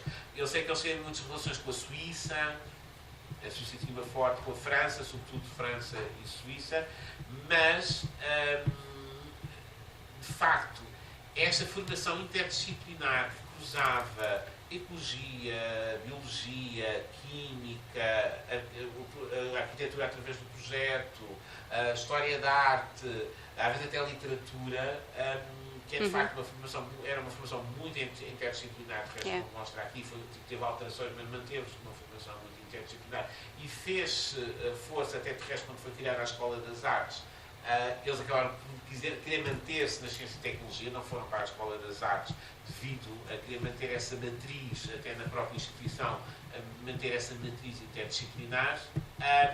Distingue muito em relação ao resto da Europa e eu creio que acabou por ser modelo para outros países que continuavam a ter contactos muito estreitos para alguns países. Eu acho que vale a pena. E é esse trabalho que, de facto, vai ser muito importante na sua tese, que é trazer essa construção dessa teoria da arquitetura paisagista e como é que a disciplina as bases da definição da própria disciplina. É muito engraçado as viagens, eles mantiveram as viagens até quase ao fim, mesmo quase sem dinheiro na universidade, mas os alunos pagavam, e eu para fora, normalmente iam 15 dias para fora de Portugal, tinham os diários, faziam, como vocês também têm, creio eu, mas em arquitetura faziam os seus diários. O Nuno Mendonça, nós ainda publicámos, ainda tem eles temos lá guardados os diários, que eram os diários de campo que eles faziam e registavam, e tinham uma relação muito próxima dos alunos. Eles também não eram muitos, mas tinham uma relação, isso acabava por ter uma relação muito próxima com os alunos e com o ensino, de facto, embora fosse fortemente sustentado numa teoria, tinha essa dimensão muito prática de experimentação do lugar. Sair da universidade de observar. De observar, e eles continuam a ter muita preocupação exatamente com essa ideia. É engraçado que houve a possibilidade de juntar-se ser uma espécie de ramo da arquitetura quando se fechou, mas nunca se conseguiu concretizar essa ideia, porque nunca se conseguiram entrar em acordo entre a arquitetura e a arquitetura paisagista. Há aqui uma questão que põe no seu texto que eu também acho importante. Apesar de toda esta novidade, apesar de ser uma formação necessária hoje, mais do que nunca, estamos a falar em utilizar o planeamento para uma utilização dos espaços e da dimensão biofísica o mais sustentável e equilibrada possível, ou seja, não é uma abordagem que nega a presença humana porque não é possível no espaço, no território, mas que tenta encontrar formas equilibradas da presença humana utilizar esse território, ou seja, hoje em dia seria mais necessária, porque é que razão não há, sobretudo a nível da formação do primeiro ciclo, da licenciatura, de facto, agora já retomou novamente, mas passou na fase de não haver alunos que realmente não estavam interessados no curso. Eu acho que isso também é interessante em termos de reflexão e que vivia muito da arquitetura, ou seja, quando a arquitetura era como segunda possibilidade em relação à formação em arquitetura. E isso é interessante quando possivelmente havia na paisagem, que é hoje em dia, haverá mais necessidade no mercado de trabalho do que propriamente em arquitetura. Mas pronto, é exatamente isso, e sobretudo acho que o seu trabalho está mais consolidado, acho que já tem uma visão muito ampla e organizada da tese, pelo menos a partir da abordagem como faz da situação da formação, e tomarem atenção a estas questões, como as que eu já tinha dito, exatamente esta na formação, na criação da formação em influência alemã, do Francisco Alveira Cabral, e como é que ela se diferencia, pegando no Ribeiro Teles, porque eu acho que é ele que faz essa maior, que constrói essa identidade da área disciplinar, ou da área científica, como quisermos, isto é uma discussão que é científica ou área disciplinar, mas quanto à área disciplinar é mais específico, como é que ela diferencia quer do planeamento biofísico, exato, ou da arquitetura, quer da arquitetura, construindo-se com um caminho a meio entre os dois. Acho que é importante porque isso talvez ajude a compreender até o lado vanguardista exato, do próprio curso. Muito obrigada pelos comentários. Ok, vou só aqui.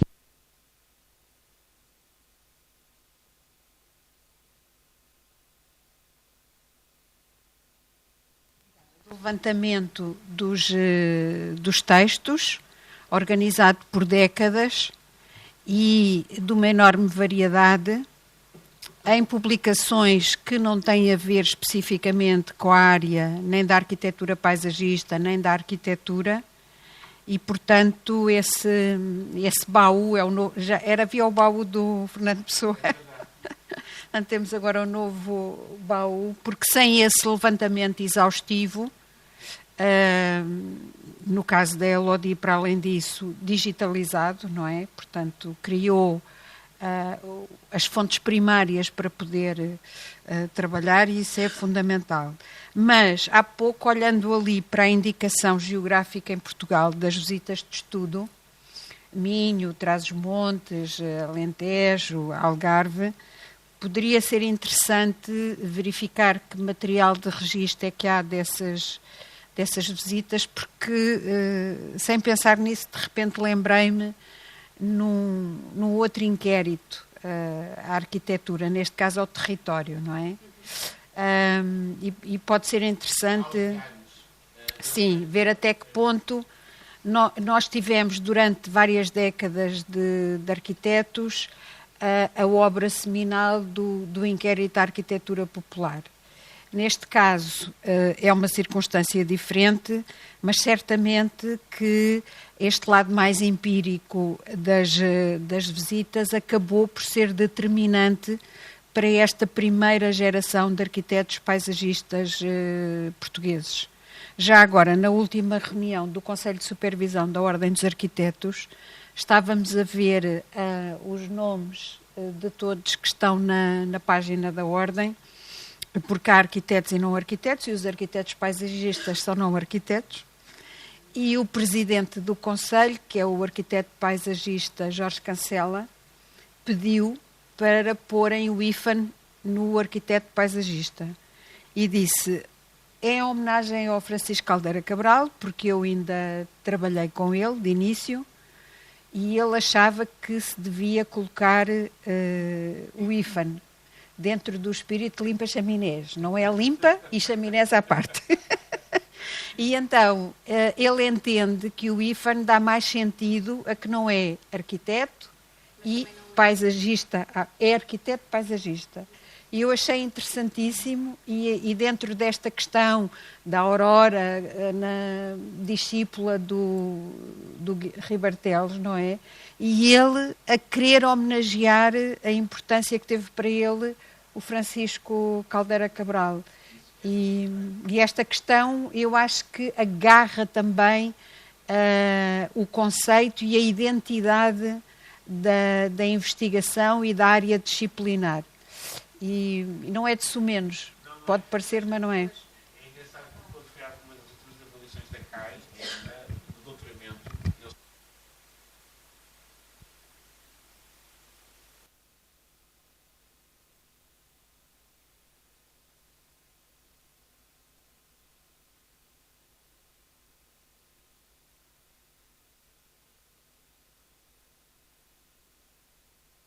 Profissional, é a categoria profissional. Eles acharam que o doutoramento ia ser mais alargado e, portanto, partir da paisagem, mas ser mais alargado, e preferiram a arte e técnicas de paisagem. Mesmo o centro de investigação, o grupo de investigação não é de arquitetura paisagista, mas de paisagem, mas exatamente para ser mais alargado em termos dos... nosso doutoramento aqui, não é? Exatamente, para ser mais alargado. O Nuno Mendonça, eu vou perguntar à Conceição Freire, porque quando ela foi os 43 anos, não me pergunta porque é que se comemoraram 43 anos, que não entendi, mas houve uma comemoração dos 43 anos da arquitetura paisagista. Estive lá, Elodie, já não me lembro, teve, não teve? Não estive, com muita pena, mas já assisti ao vídeo. Não perguntem porque é que não sei que data redonda era aquela, mas pronto. Mas elas fizeram uma pequena exposição onde estavam os cadernos dos diários de viagem, do Nuno Mendonça e do Alexandre Cancela da Abreu. Eu vou-te perguntar se é a universidade que os tem, são eles. Então deve ser eles que ofereceram. Eles os dois não estão muito bem, mas a família, bem, no caso do Centro Cancela da Abreu, a Margarida também foi professora e, portanto, tem sempre as portas abertas para todos os alunos que quiserem trabalhar. No caso do Mendonça, a família é muito aberta, ele não está já muito bem, mas a família é muito aberta e queria muito que as coisas também se conhecessem e se divulgassem, e depois dou-lhe o contacto da Conceição Freios. E já agora, só um pormenor muito engraçado. A Aurora foi a aluna número 7 da Universidade de Évora. Sei. Já estava enganado.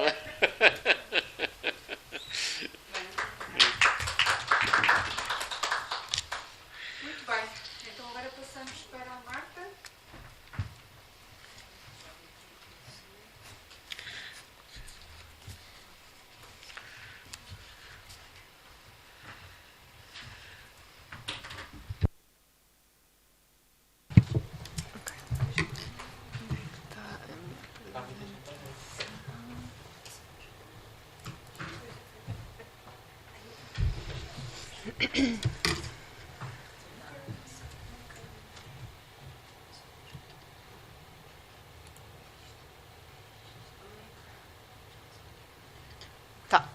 Então, boa tarde a todos. Em primeiro lugar, agradecer ao professor Paulo a presença aqui no painel e os comentários, aos colegas que resistem ao fim deste dia de apresentações.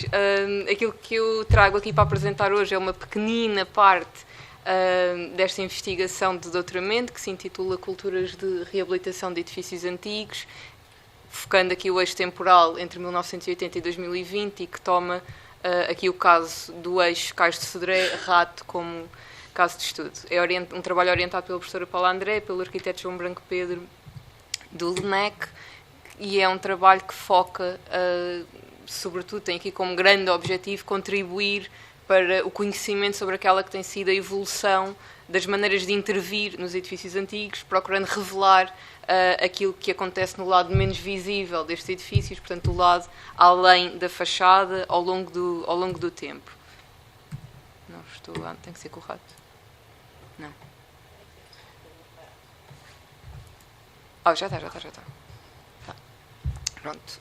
Focamos, sobretudo, focamos edifícios habitacionais ali com a época de construção entre o final do século XVIII e o início do século XX, portanto, pré-betão armado, são esses os casos que nos importam.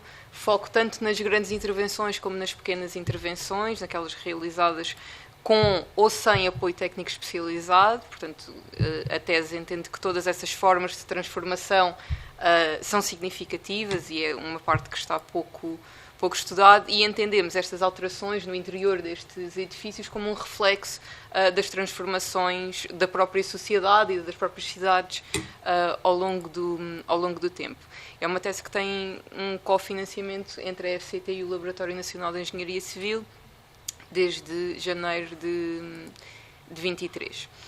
Feito este enquadramento, aquilo que eu trago hoje é uma pequena reflexão sobre a evolução do conceito de reabilitação de edifícios antigos, portanto, falar aqui um pouco sobre aquela que tem sido a forma como este conceito tem vindo a passar ao longo do tempo, muito com a linha orientadora de que a reabilitação e o conceito de reabilitação surge como uma resposta ao reconhecimento destes edifícios, sobretudo de uso habitacional, edifícios correntes, modestos, como parte do património a salvaguardar. Portanto, é essa a linha que orienta aqui esta análise.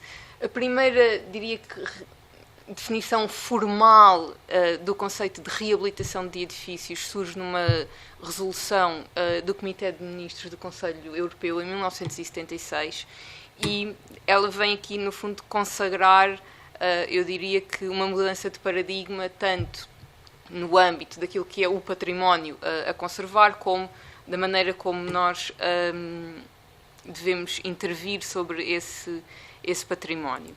E, desde logo, nós vemos nesta primeira definição a referência a alguns aspectos que, no fundo, vêm, eu acho, afirmar que estamos efetivamente perante uma mudança de paradigma. Desde logo, a referência à dimensão habitacional, portanto, nós estamos a falar do edifício monumental, excepcional, estamos a falar de habitação, a renovação, uma referência à renovação, à possibilidade de renovação interna destes espaços, a necessidade de adaptação daqueles espaços àquelas que vão sendo as alterações de uso e, claro, na mesma, uma referência à necessidade de preservar aqueles que são os aspectos culturais de interesse e mais relevantes. Esta nova visão, este alargamento da noção de património vem aqui um pouco confrontar este entendimento de reabilitação com o entendimento, por exemplo, do restauro monumental e vem, no nosso entendimento, inscrever definitivamente o edificado de uso habitacional, portanto, os edifícios perfeitamente correntes, antigos, naquele que é o discurso normativo europeu. E assim passamos a estar não a olhar para o monumento, para o edifício de exceção, e sim focando aqui este outro património, este património arquitetónico, urbano, perfeitamente comum das nossas cidades, que são os edifícios antigos de uso habitacional.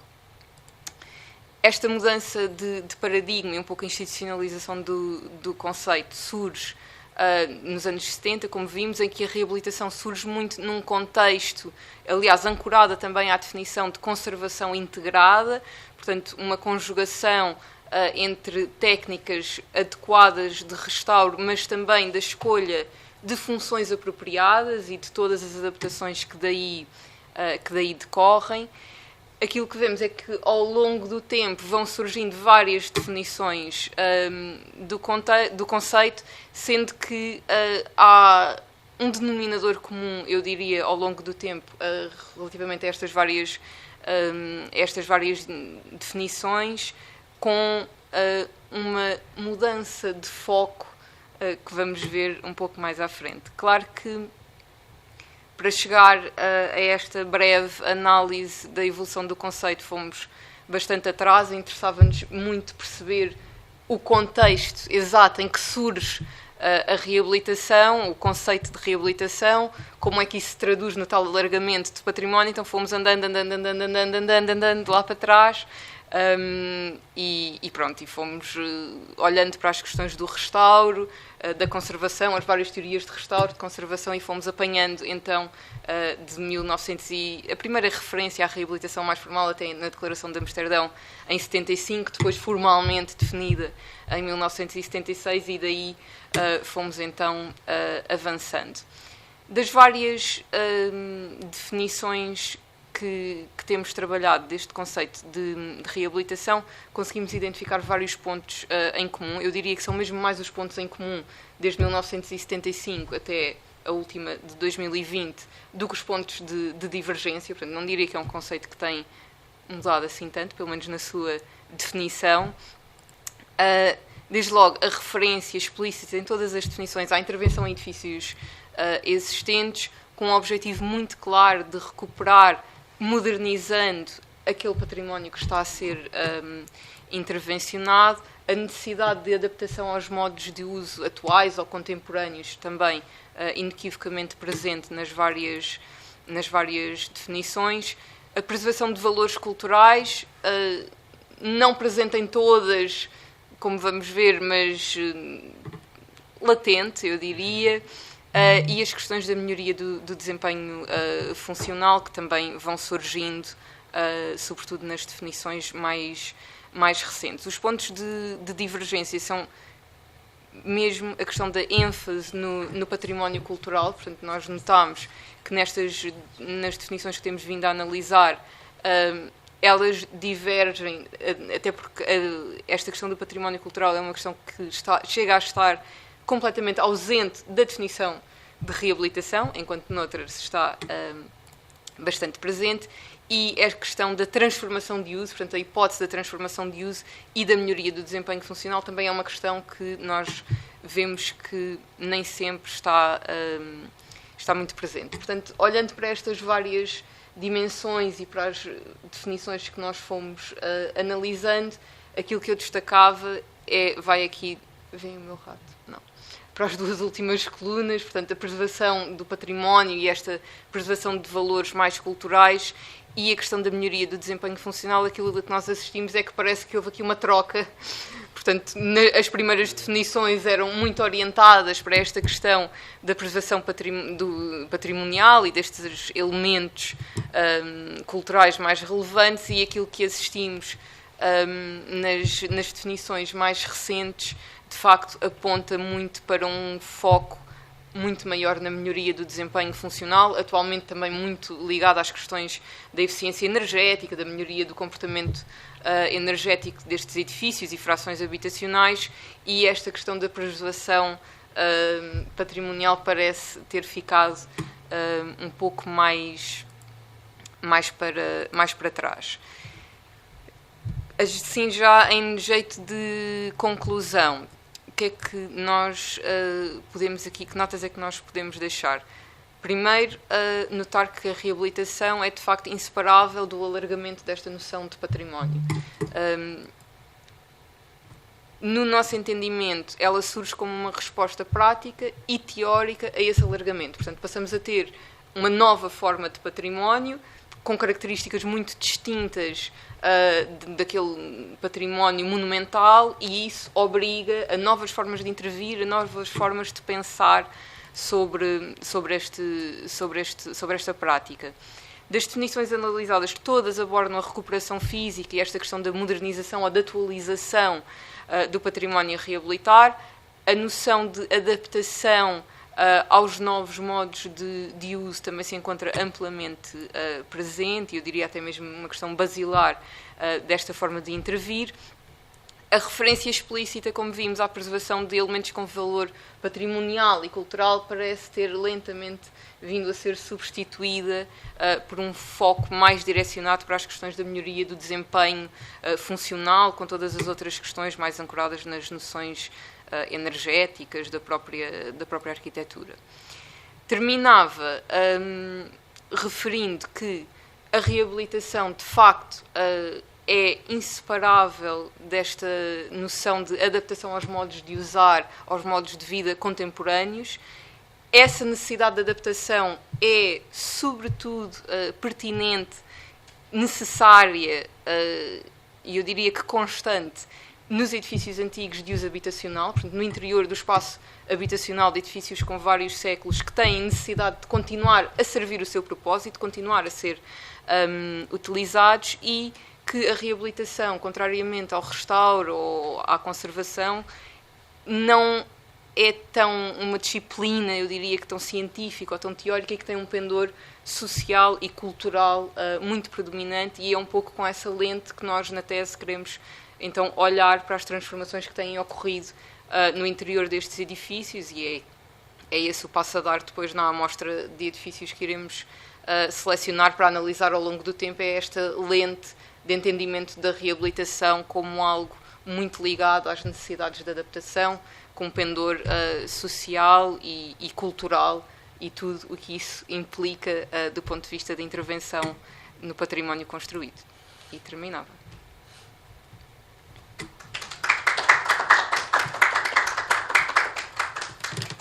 Olha, Marta, já outra vez tinha dito que achava o seu trabalho pertinente e muito importante, a reflexão.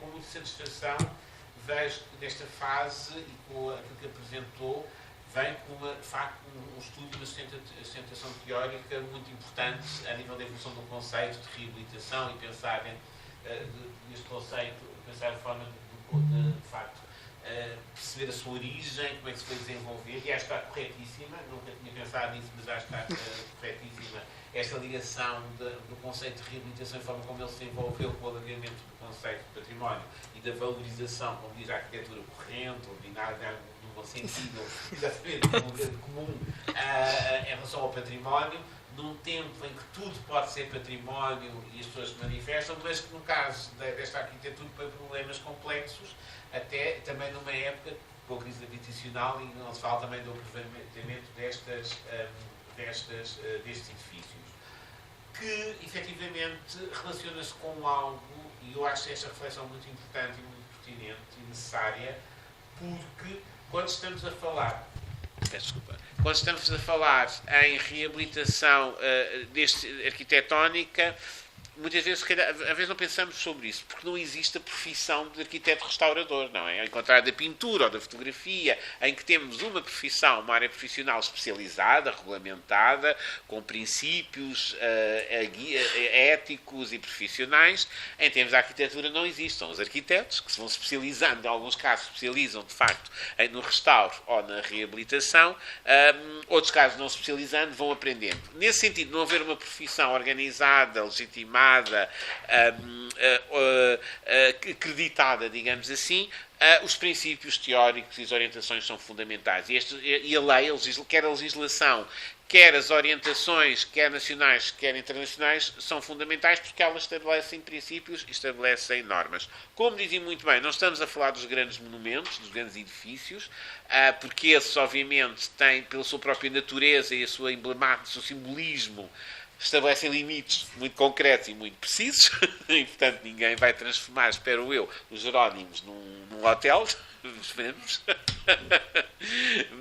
E mesmo quando se transforma, adapta, como se viu em Alcobaça agora, houve imenso cuidado em preservar todos os sinais e todas as intervenções, e mesmo assim houve alguma polémica, como veremos. Obviamente, quando falamos desta arquitetura mais comum, essa preocupação nem sempre existe, ou nem sempre pode existir, porque assim, também é fácil cair no discurso puramente patrimonialista. E temos de ter cuidado porque isto põe, de facto, questões muito complexas e muito sérias e necessárias. Por um lado, há, efetivamente, e hoje é muito comum das próprias pessoas, uma preocupação em manter a ambiência e coerência, digamos assim, histórica dos ambientes urbanos, ou seja, preservar os edifícios e que não haja alterações disruptivas nos ambientes urbanos, ou pelo menos que as camadas que sobreviveram do tempo aí permaneçam visíveis. Por outro lado, obviamente, a maior parte das pessoas, quando quer habitar um edifício que seja antigo, quer ter o conforto da modernidade e, portanto,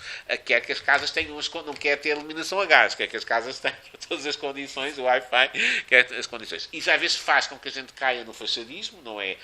Mantém-se as fachadas, todos os interiores são todos alterados, em alguns casos excepcionais, o caso de Lisboa Pombalina, que está obviamente muito alterada, mas apesar de tudo, hoje em dia há uma preocupação, até pela sua raridade, em manter algumas estruturas construtivas como exemplo daquilo que foram, mas na maior parte dos casos não, o que há de facto é o fachadismo, aquilo que nós dizemos.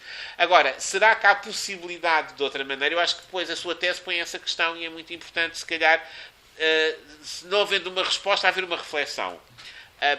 Será que há a possibilidade de ser de outra maneira, em alguns casos? De alguma forma, pelo menos alguma coisa sobrevive, não é? Ou pelo menos há uma estrutura urbana, histórica, que sobrevive, há alguma memória que sobrevive. Por outro lado, e aí se calhar o meu contributo agora para a sua reflexão, para o seu trabalho, até dando continuidade a esta belíssima linha cronológica com as várias evoluções dos vários conceitos. E é engraçado, olha, já há várias teses, e que há dias estive numa arguição de uma tese na Universidade Católica que estou a recuperar o Hegel. E eu acho que o Hegel, de facto, é uma figura importantíssima, exatamente, que em Portugal, na altura, no início do século, quando ele publicou o seu texto, não teve qualquer impacto, nem em Viena da Áustria, não teve assim grande impacto, não teve qualquer impacto, e de facto, mas ele é uma figura importantíssima, por tudo aquilo que nós pensamos, ele teorizou em 1906, teorizou tal e qual, à sua maneira, em 1907. Outra figura muito importante que traz aqui, que também muitas vezes não é muito conhecida, é o Gustavo Giovannoni, por causa da questão das cidades a sul e do entendimento exatamente da cidade, mas lá está, devido à sua ligação pois, ao fascismo italiano, etc., acabou um bocadinho porque no esquecimento. A François só é das poucas que o vai buscar e o destaca, mas ele é de facto muito importante no entendimento do que era a cidade, mesmo os edifícios nobres, como é que eles apareciam na malha urbana, e de facto é uma figura muito importante. Também gostei de o ver e da Marta o ter citado, mas como estava a dizer, talvez seja e talvez seja um contributo para continuar um bocadinho aqui um espaço privilegiado para pensar a abordagem crítica do património. O que é que eu quero dizer da abordagem crítica do património? Por vezes, devido às circunstâncias e às nossas necessidades, porque nós não podemos também conservar tudo, é impossível conservar tudo. Isso a gente não pode ter muito este discurso, pode ser de pretexto para destruir, mas a questão é que nós não vamos poder conservar tudo. Nós não podemos sobreviver conservar. Nós somos seres dinâmicos, vivemos dinâmicos no tempo e não podemos conservar tudo. Mas talvez seja aqui um espaço privilegiado para pensar criticamente o património. Ou seja, não podendo nós sempre conservar nas formas mais tradicionais ou formais da conservação, que outras formas alternativas podemos encontrar para, de alguma maneira, a memória da cidade ficar lá. Ou seja, nós queremos que as pessoas voltem às cidades, mas se as cidades se tornarem museus, as pessoas não voltam às cidades. Porque as pessoas querem Wi-Fi, porque vivem no Wi-Fi, as pessoas querem água canalizada, as pessoas querem luz elétrica e querem estacionar o carro, não é? Embora o Giulio Caio Argan, um grande historiador de arte italiano que foi presidente da Câmara de Florença, dizia que em certos casos excepcionais, às vezes temos mesmo de transformar as cidades em museus para as conseguir manter e preservar. Era o caso de Florença, obviamente.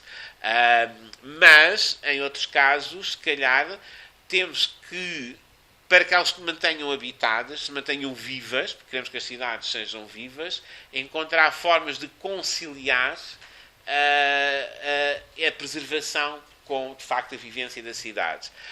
Muitas vezes dando funções dignas, e a SOE diz, a melhor forma de conservar a arquitetura é mantê-la viva e habitada e utilizada, embora com funções dignas dessa arquitetura, e nestes casos, possivelmente, vamos ter que, de facto, ser imaginativos e encontrar formas alternativas da memória permanecer, mas ao mesmo tempo criar as condições para que as pessoas possam regressar e possam viver naquelas ruas. Era só isto exatamente que eu tinha para dizer, porque acho de facto que está a fazer um belíssimo trabalho e um trabalho muito necessário e importante, e uma reflexão que faz falta, que não é feita fora dos lugares comuns, e da luta quer ideológica, quer das extremadas das posições. Porque normalmente quando estamos a falar em património, costumamos brincar, nós tivemos, a professora Paulo, tivemos essa experiência em Olhão. Quando estamos a falar em património, transforma-se na reunião de condóminos. Tudo já de um lado a discutir e a gritar. E sobretudo quando estamos a falar de arquitetura. Por outro lado, a questão de não haver um arquiteto, uma profissão do arquiteto restaurador, se pode ser uma vantagem neste campo, às vezes é uma desvantagem. E daí aquilo que está a fazer é muito importante. E diz o que é importante. Na verdade, a prática do restauro, mais do que nas outras áreas, assenta nos princípios e na forma como os profissionais e o poder político aceita esses princípios e os põe em prática. Porque, de facto, e na lei, e nos princípios éticos e nos princípios de intervenção. E como digo, só se calhar pensar isso, acrescentar de que forma é que a abordagem crítica, que esta forma de encontrar outras formas de preservar a memória, que não sejam as mais convencionais e tradicionais, pode ser a solução de compromisso, porque no fundo é uma solução de compromisso. Já agora, este detalhe e esta rede do quadro conceptual nasce das primeiras apresentações da tese.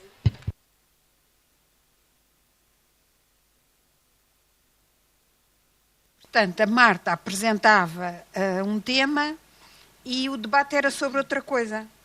E, portanto, percebeu-se que a única maneira, até por uma questão de defesa da investigação, era avançar para esta questão do conceito, sistematizá-la, resolvê-la logo à cabeça da apresentação dos próximos capítulos, caso contrário, porque toda a gente considera que tem opinião sobre o património, não é?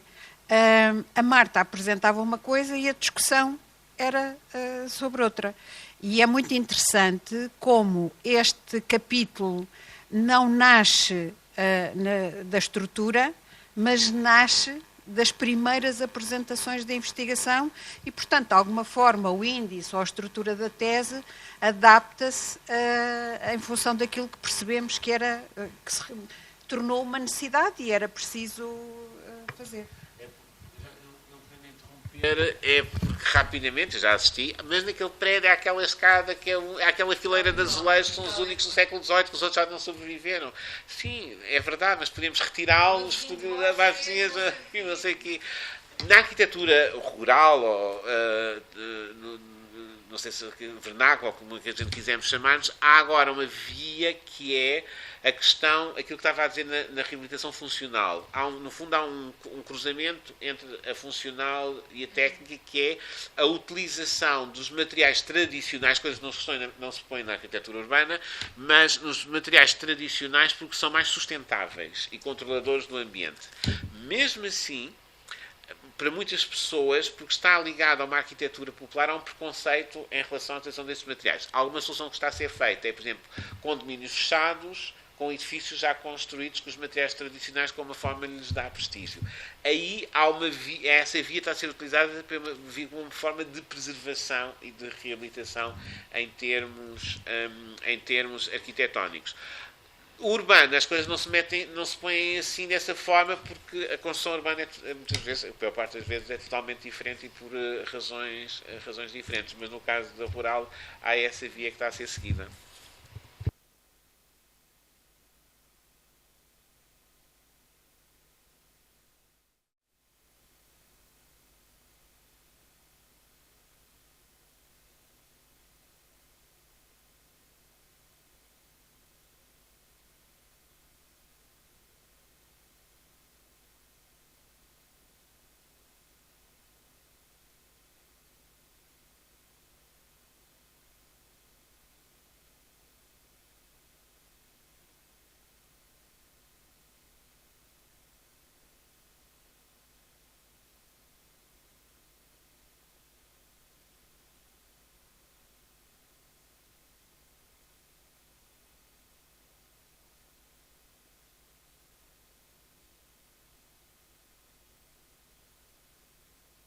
Porque um jardineiro, quando organiza um jardim, tem, na realidade, que organizar um jardim para várias estações. E, portanto, ele tem flores para a primavera, flores para o verão e flores para o inverno, não é? E, portanto, ele atua em várias frentes. E é uma forma engraçada para quem está também a fazer a investigação organizar um bocado também o seu trabalho, como um jardineiro organiza também um jardim, não é? Há várias frentes e há várias... É engraçado, não é? Estamos a plantar aqui para florescer ali, depois chove muito e não dá. Por semestre. No primeiro semestre há isto, no segundo semestre há aquilo, é a mesma coisa. E agora? E então hoje lembrei-me dessa situação engraçada. Não, eu sei, estava a ver se se põe assim. Já estás a som. Como é que tem isso? Às vezes até dá, mas não reconheces. E agora já está? Quando se usa em Windows e em... Ainda não. Não se faz assim. Ai, Jesus. Espera aí. Este não. Este. Pois. Conflito de ratos. Pois é. Exato. Esse rato está todo armadilhado, Tiago. Esse rato, Tiago. É antigo, é antigo. Olha, mas não está a dar. Também não dá. É porque ele não está... E outra entrada, depois outra entrada. A questão é que esta pena é muito larga. Já está. Agora já está. É porque ela tem aqui os cabos todos. Okay. É isso, casas nobres. Ela tem os cabos todos ligados e a pena é muito larga. Para andar para a frente ou para trás, ou de baixo ou de lado? Olha, eu acho que são estes aqui. Aqui. Deixa lá ver. Às vezes para por causa do Teams. Da partilha. Às vezes há ali umas coisinhas que têm a ver com o Teams. Depois tem que se partilhar, despartilhar. Deixa só ver se ele funciona. 18 horas. Repara, assistentes pessoais aqui várias. Obrigado. A Marta foi a principal. Obrigado, Marta. A pena é que foi a principal. Foi a principal. Vê lá como é que é. Espera aí, deixa-me só tirar isto aqui que não te interessa minimamente. Já está? Não tenho notas nenhumas. Ok, muito bem. Então, a minha tese neste momento está com este título, a proporção e tradição construtiva portuguesa no século XVII, e aquilo que eu estou a estudar na proporção da tradição construtiva portuguesa do século XVII é a composição do espaço interior das casas nobres em Lisboa, particularmente o espaço interior, que se define por espaço matemático. Está definido por um senhor italiano, que eu agora não tenho aqui o nome dele, que define este espaço matemático no século XX, à volta dos anos 60, e ele depois é repetidamente, por poucas pessoas, aceito e continuado. Aqui, não é isto. Esta, espera. Pronto, aquela... Não. Posso? Podes tentar. Esta planta é a planta do João Nunes Tinoco, de 1650, e para um ponto de localização, este ponto que está aqui identificado é, portanto, onde se situa a Igreja do Loreto, mais conhecida pela zona do Chiado, e eu faço agora este ponto de situação para o mapa onde vou trabalhar o edifício que vos trago. E tenho esse mesmo ponto aqui, portanto, nesta zona, aqui assim, onde está a Igreja de Loreto. Este mapa é um mapa que é coordenado pelo Filipe Folk, é um levantamento de Lisboa de 1856, ele foi feito entre o Atlas entre 56 e 58, e eu vou-vos falar sobre as Casas Nobres dos Carvalhos, que estão aqui neste canto, e eles inserem-se neste conjunto que aqui se situa. E, portanto, principalmente o que é importante para mim neste artigo tem a ver com o esclarecer a evolução deste conjunto edificado através do estudo da aquisição das propriedades, que percebi pela investigação que foi feita, que foram feitas pelo trisavô do Marquês de Pombal, que é o Dr. Sebastião de Carvalho. E perceber e tentar-vos mostrar, esclarecer também que a reedificação do palácio, o grande palácio que temos hoje, é feito no século XVII. Eu julgo que entre 1640 e 1660 ou 1650, talvez, pelo Dr. Paulo de Carvalho, que é, portanto, filho do Dr. Sebastião de Carvalho, é tio-avô do atual Marquês de Pombal, que é quem irá fazer obras no palácio no século XVIII e vai fazer uma grande ampliação, que é essa que nos chega depois ao século XX. Já mudou, já. Que é essa que nos chega ao século XX e que nós podemos ver nesta fotografia de 1945, em que o edifício encontra-se mais ou menos praticamente igual ao que estava em 1856, aqui na mesma zona, portanto, aqui com esta Rua Formosa, que agora é a Rua do Século, e aqui, portanto, neste eixo, que era um eixo importante no século XVII, que é um eixo de entrada na cidade de Lisboa, que é a Calçada do Combro. O que é importante também, como objetivo, para mim, nesta apresentação, neste trabalho, que é sustentar explicar e poder defender que este edifício é mesmo construído entre estas datas, porque eu preciso de saber de que datas é que são a construção do espaço interior. Porque, inicialmente, quando eu comecei a trabalhar o palácio, havia-se uma ideia que o palácio era a grande transformação do Marquês tinha sido no século XVIII, e, portanto, que o palácio era do século XVIII por causa das artes decorativas. E, portanto, para mim, o que é importante, e que eu vos vou aqui demonstrar, é esta situação de sustentar o período de edificação e esclarecer também a origem arquitetónica, se ele nasce de um local ou cresce por outro, porque há um trabalho também que foi feito e por outros historiadores, que apontava, por exemplo, uma data de construção do palácio em 1603, e onde a origem de construção do palácio começava de sul para norte. Não pode ser, porque essa data de 1603, que está num códice que o autor demonstrava, na realidade pertence a outra parte da rua. Bom, isto trata-se de um estudo que toma por metodologia a abordagem qualitativa, onde faço análise das fontes. A documentação que uso é uma documentação do Arquivo Municipal de Lisboa, com fotografia, o Arquivo Nacional da Torre do Tombo, onde fiz algum levantamento de testamentos, portanto, do Dr. Paulo de Carvalho, tio-bisavô, e do trisavô também. O Arquivo Histórico para o Patriarcado, fiz levantamento de rol de confessados, que é importante para perceber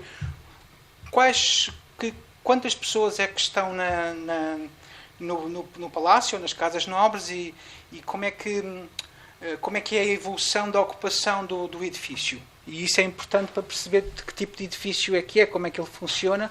Depois, na Biblioteca Nacional, o Arquivo Pombal, que é esta grande novidade que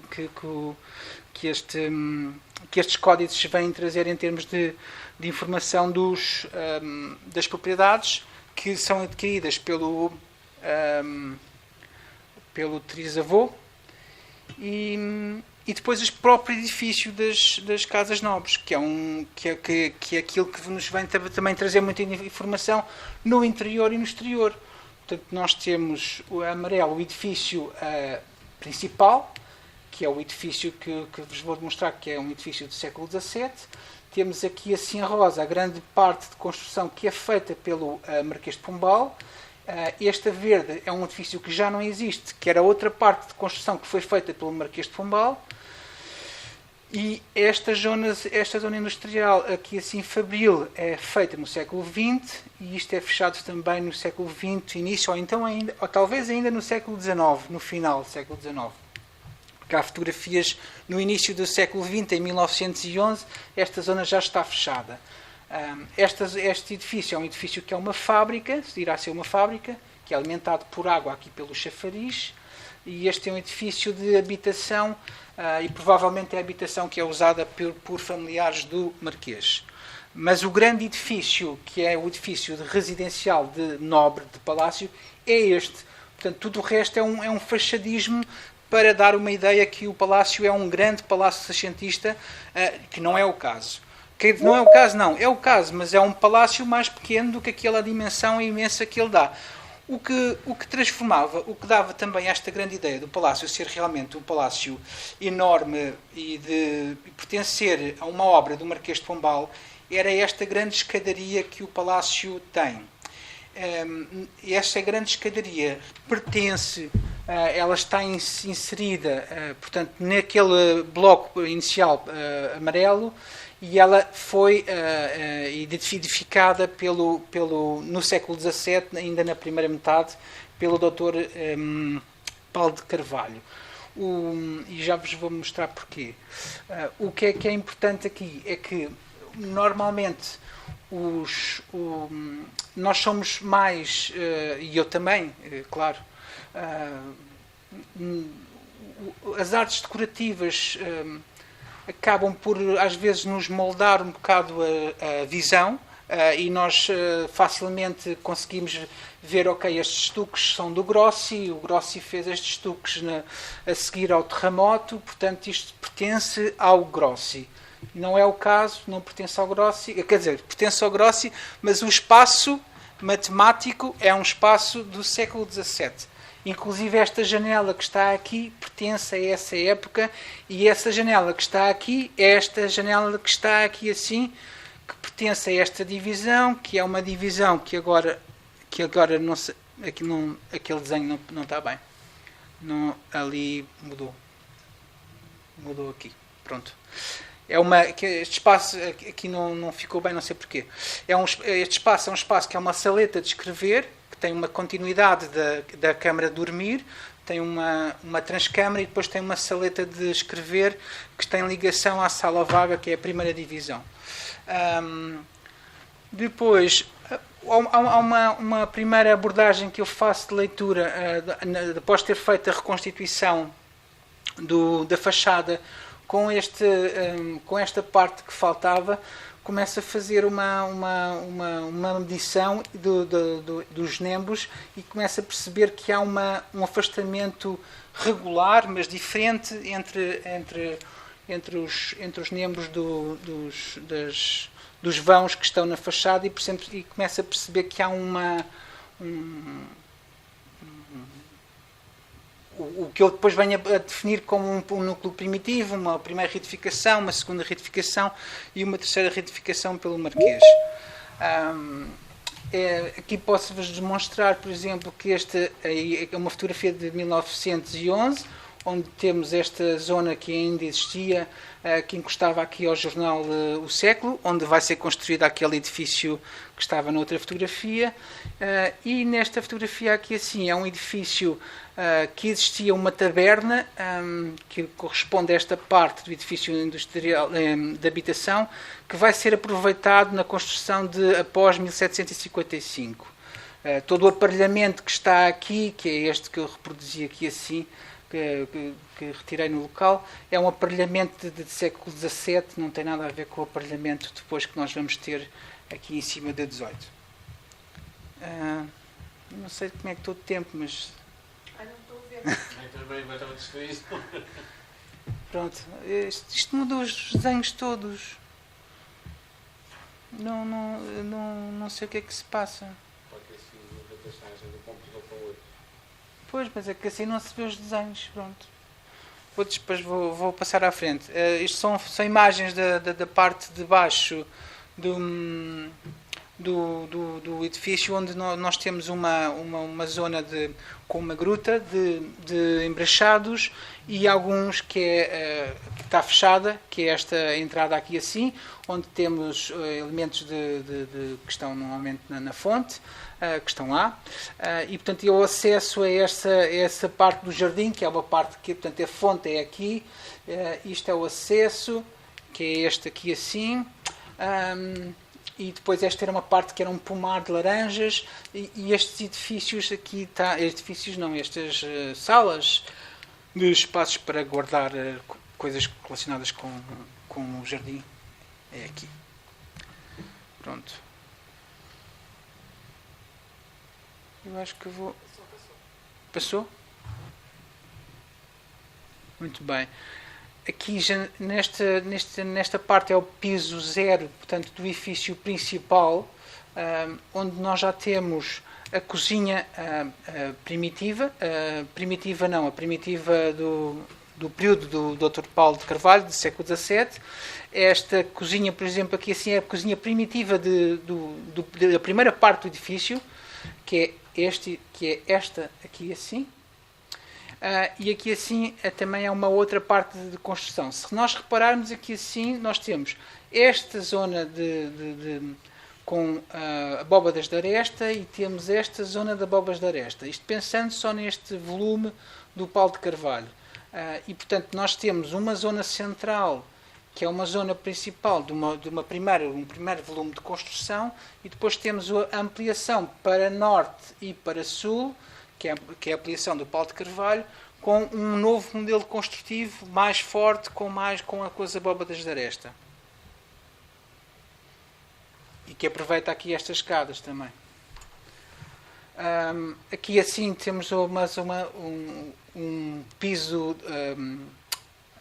chamado quarto do meio, que neste caso é mais do que quarto do meio, porque ele considera aqui assim uma e duas, e talvez esta também fosse, mas principalmente estas duas são duas câmaras nobres da dona da casa, porque são câmaras muito grandes, mas tem a ver com a qualidade da senhora da casa, neste caso, que era a Dona Maria de Sande, que era uma senhora de sociedade muito importante, e que o Paulo de Carvalho, quando morre, deixa escrito em testamento que ele só deixa a fortuna ao morgado se ela ficar na casa, com toda a serventia da casa. Caso contrário, terão que lhe pagar todo o dinheiro que ele gastou na casa, que gastou 16 mil reis, sendo que a casa que ele herdou do pai lhe tinha sido avaliada em 4 mil.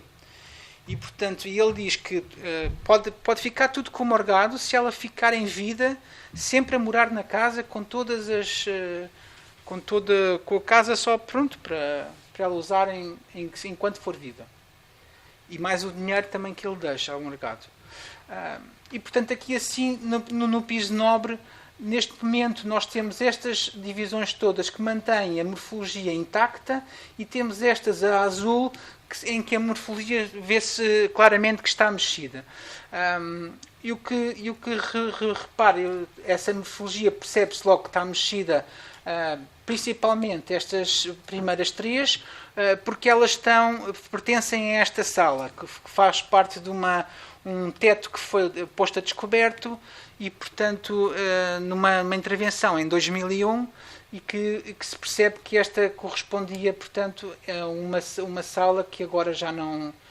que agora está descoberto, vou-vos mostrar.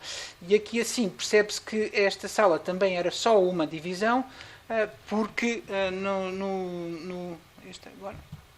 na parte de cima, neste caso aqui assim desta divisão, nós conseguimos perceber que este teto ele continuava. Todas as outras divisões mantém-se o teto original. O que se percebe é que foram mexidos os tetos, em vez de ser foram mexidos mudados para estuque, mas o que se percebe é que como é que se chama? A grelha ou a teia que sustenta o teto, ele é o mesmo. Aparentemente é o mesmo, por exemplo, porque este sabemos que é o mesmo, até pela forma dele. Este terá sido mexido porque tem esta forma mais diferente, mas qualquer uma destas formas, elas mais ou menos elas vêm no Tratado de Cérlio, elas têm estas formas mais ou menos lá encaixadas. Depois há algumas transformações aqui de gosto que estão mais transformadas. Bom, não vale a pena aqui, isto está tudo mudado, é uma pena, mas eu consigo explicar também muito facilmente. Este foi um levantamento, foi muito importante, feito da família do levantamento genealógico da família. Quer dizer, existe um livro Bíblia feito pelo Henriques Gurjão, fabuloso, enorme, e que tem tudo sobre a família do Marquês de Pombal. E, portanto, este levantamento é feito com esse livro, mais mais os estudos do Azevedo, Pedro de Azevedo, e mais o outro senhor que escreve também sobre ele, que está ali ao princípio. E, portanto, com a documentação que também está no rol dos confessados, que não vai dar para aparecer aqui, o que é que acontece? Deu para perceber perfeitamente que a única pessoa que não vive no palácio é o tio bisavô. Que é este, que é o tio bisavô, não, é o avô. É o tio bisavô. Ai, que chatice. Que coisa. Não se consegue ver. Mas também não consegues ver? Não, no meu aqui também está. Também não. Bom, não faz mal. Exatamente. Tio bisavô. Não, tio bisavô é o Paulo. É o irmão do Paulo. O irmão do Paulo. Porque quando o Paulo morre... Isto é muito complicado. Não, mas é porque todos eles chamam Paulo e Sebastiões. Vou explicar. Não dá jeito nenhum. Vou explicar. O Sebastião, primeiro, eles todos chamam Sebastiões e Paulos. Todos. O primeiro é sempre Sebastião, o segundo é sempre Paulo. Então, o tio trisavô é Sebastião. Os filhos são Sebastião e Paulo. Aliás, Paulo e Sebastião. O Paulo é quem faz a grande fortuna, mas morre em 63. Não, eles têm uma desavença. Ele nunca chega a morar na casa. Ele mora na calçada do Combro. E inicialmente mora também um filho dele, que é o João de Carvalho. mas, a determinada altura, esse filho casa-se com uma senhora e vai morar para o palácio, onde está a Maria Pereira de Sande. Olha, aparece, boa. Estes são os dois que são realmente os grandes importantes da casa. Eu só agora é que vi, porque tinha escrito, mas não tinha reparado, os cargos que ele recebe em 1640. Eu tinha os cargos, mas não tinha reparado ainda no ano.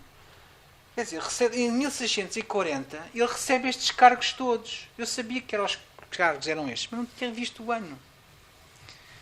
Quer dizer, ele casa-se com a Maria Pereira de Sande, não temos a data. Sabemos que ele foi professor no colégio onde o pai também tinha sido aluno. E foi provavelmente um aluno brilhante, mas a grande fortuna do pai foi porque ele fez um trabalho espetacular quando foi para o Brasil. Porque ele foi fazer uma cobrança ao Brasil de dinheiros que estavam a ser extraviados e ele fez uma coleta de 24 contos de reis para a coroa. E foi muito premiado por isso. E depois, realmente, o filho dele também é premiado por isso. Mas estas são as duas pessoas mais importantes. E isto é muito relevante porque este é o testamento, exatamente, onde ele diz o que deixa o que gastou nas casas. Eu estive a ver quanto é que gostaria, o que é que seria hoje esse valor, porque é engraçado. Bom, vou passar à frente. Aqui nós podemos ver, por exemplo, em 1671, Dona Maria Pereira, que está com o neto Dom João de Melo. O que é engraçado aqui? Nós vemos três familiares. Dona Maria Pereira, temos uma Dona Violante, que há de ser uma prima talvez, embora o Dom João de Melo tenha uma filha, Dona Violante, mas a esta data ela só tem 1 ano, portanto ela não aparecia aqui. Ela só aparece nos rolos confessados a partir dos 7, 8 anos. Portanto não pode ser a filha do Dom João de Melo. Mas portanto, temos o Dom João de Melo, Dona Maria aqui, e depois temos o irmão Francisco de Melo, do João de Melo, temos a Luísa de Melo, que é a irmã também do João de Melo. Portanto, ela está aqui a viver e está a viver com os irmãos, com os sobrinhos, com os sobrinhos netos. Mas o Sebastião, que estava zangado com o marido dela, não vive aqui. Vive na calçada do Congo. E este, por exemplo, eu acho que é interessante porque é a folha onde tem o rolo de confessados do ano de 1755, onde está Sebastião de Carvalho e Melo com a Dona Leonor Ernestina Condessa de Dó e, portanto, com todos os seus... todo o seu prol de... Portanto, são 4 pessoas, tem 8 criadas para a senhora, mais 30 criados e um escravo. E aqui também vemos que a casa, portanto, em 1671, também a senhora tem 11 criadas para si, mais 4 criados. As 11 criadas também são damas de companhia, não são necessariamente só criadas. Criadas normalmente são as escravas. As criadas depois podem ser criadas, mas também são damas de companhia. Ok? Pronto. Não se vai perceber nada aqui, mas eu explico. Tem a ver com uma análise do edifício que explica como é que o edifício, olhando para o edifício, como é que nós temos aqui assim um conjunto de paredes que tem uma morfologia mais ou menos torta e depois tem um acrescento mais ou menos ortogonal ao direito, portanto para os lados, que tem a ver com esse crescimento que eu defendo. Nesta sala onde temos este teto, eu encontrei uma correspondência para aquele desenho neste desenhador gravurista Agostinho Veneziano, que é um motivo que é usado, por exemplo, para a igreja de Bucelas, que é para um painel de azulejos de 1640, que aqui foi usado também painel central do teto em maceira, portanto, que poderá ser, que eu acho que pode ser também da primeira metade. Claro que pronto, acho. Este azulejo, por exemplo, é um azulejo que está na cozinha. Eu acho que pode ser um aproveitamento. Ele está datado, este tipo de azulejo, 1630. É um tipo de azulejo, ele é espanhol. Aliás, sevilhano. Ele poderia ter sido um tipo de azulejo que seria usado numa sala nobre, numa grande antecâmara também. E, portanto, isto é uma divisão do século XVII de primeira metade.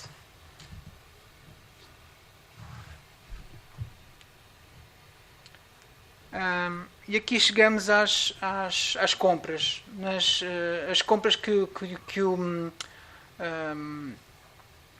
trisavô faz, que são as compras que ele faz, portanto, da propriedade. Portanto, ele faz a primeira propriedade, compra em 1611. A segunda propriedade... e esta propriedade que ele faz em 1611 é uma propriedade que se situa em duas corelas, onde estão as casas grandes da Rua Formosa. Ele já diz que são duas casas, que não são duas, são casas grandes. Portanto, quer dizer que já existe um imóvel com alguma dimensão. E depois nós sabemos que essas casas grandes, na realidade, elas foram construídas entre 1584 ou melhor, foram construídos depois, porque essa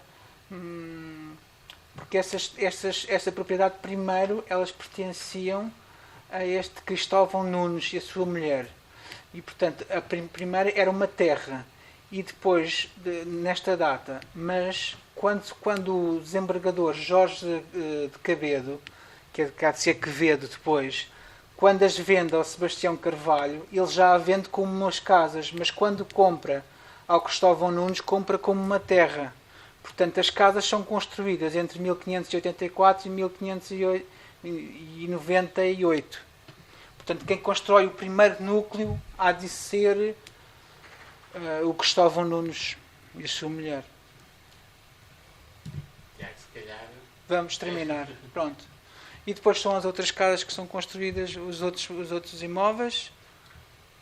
E hoje não se percebe aqui nada, mas tem uma parte aqui interessante que e vai-se perceber a mesma, que é este lote aqui assim, que é o lote que nós temos hoje, ou que temos em 1856, fora esta parte que foi destruída pela venda para o Jornal do Século, o que acontece é que se nós usarmos este primeiro núcleo, que é aquele que eu identifiquei, se usarmos esta parte e começarmos a dividir esta parte por corelas, o que nós vamos ter é uma corela para aqui, que são 22 metros, outra corela para ali, outra corela para ali, outra corela para ali. E o que é que vamos ter?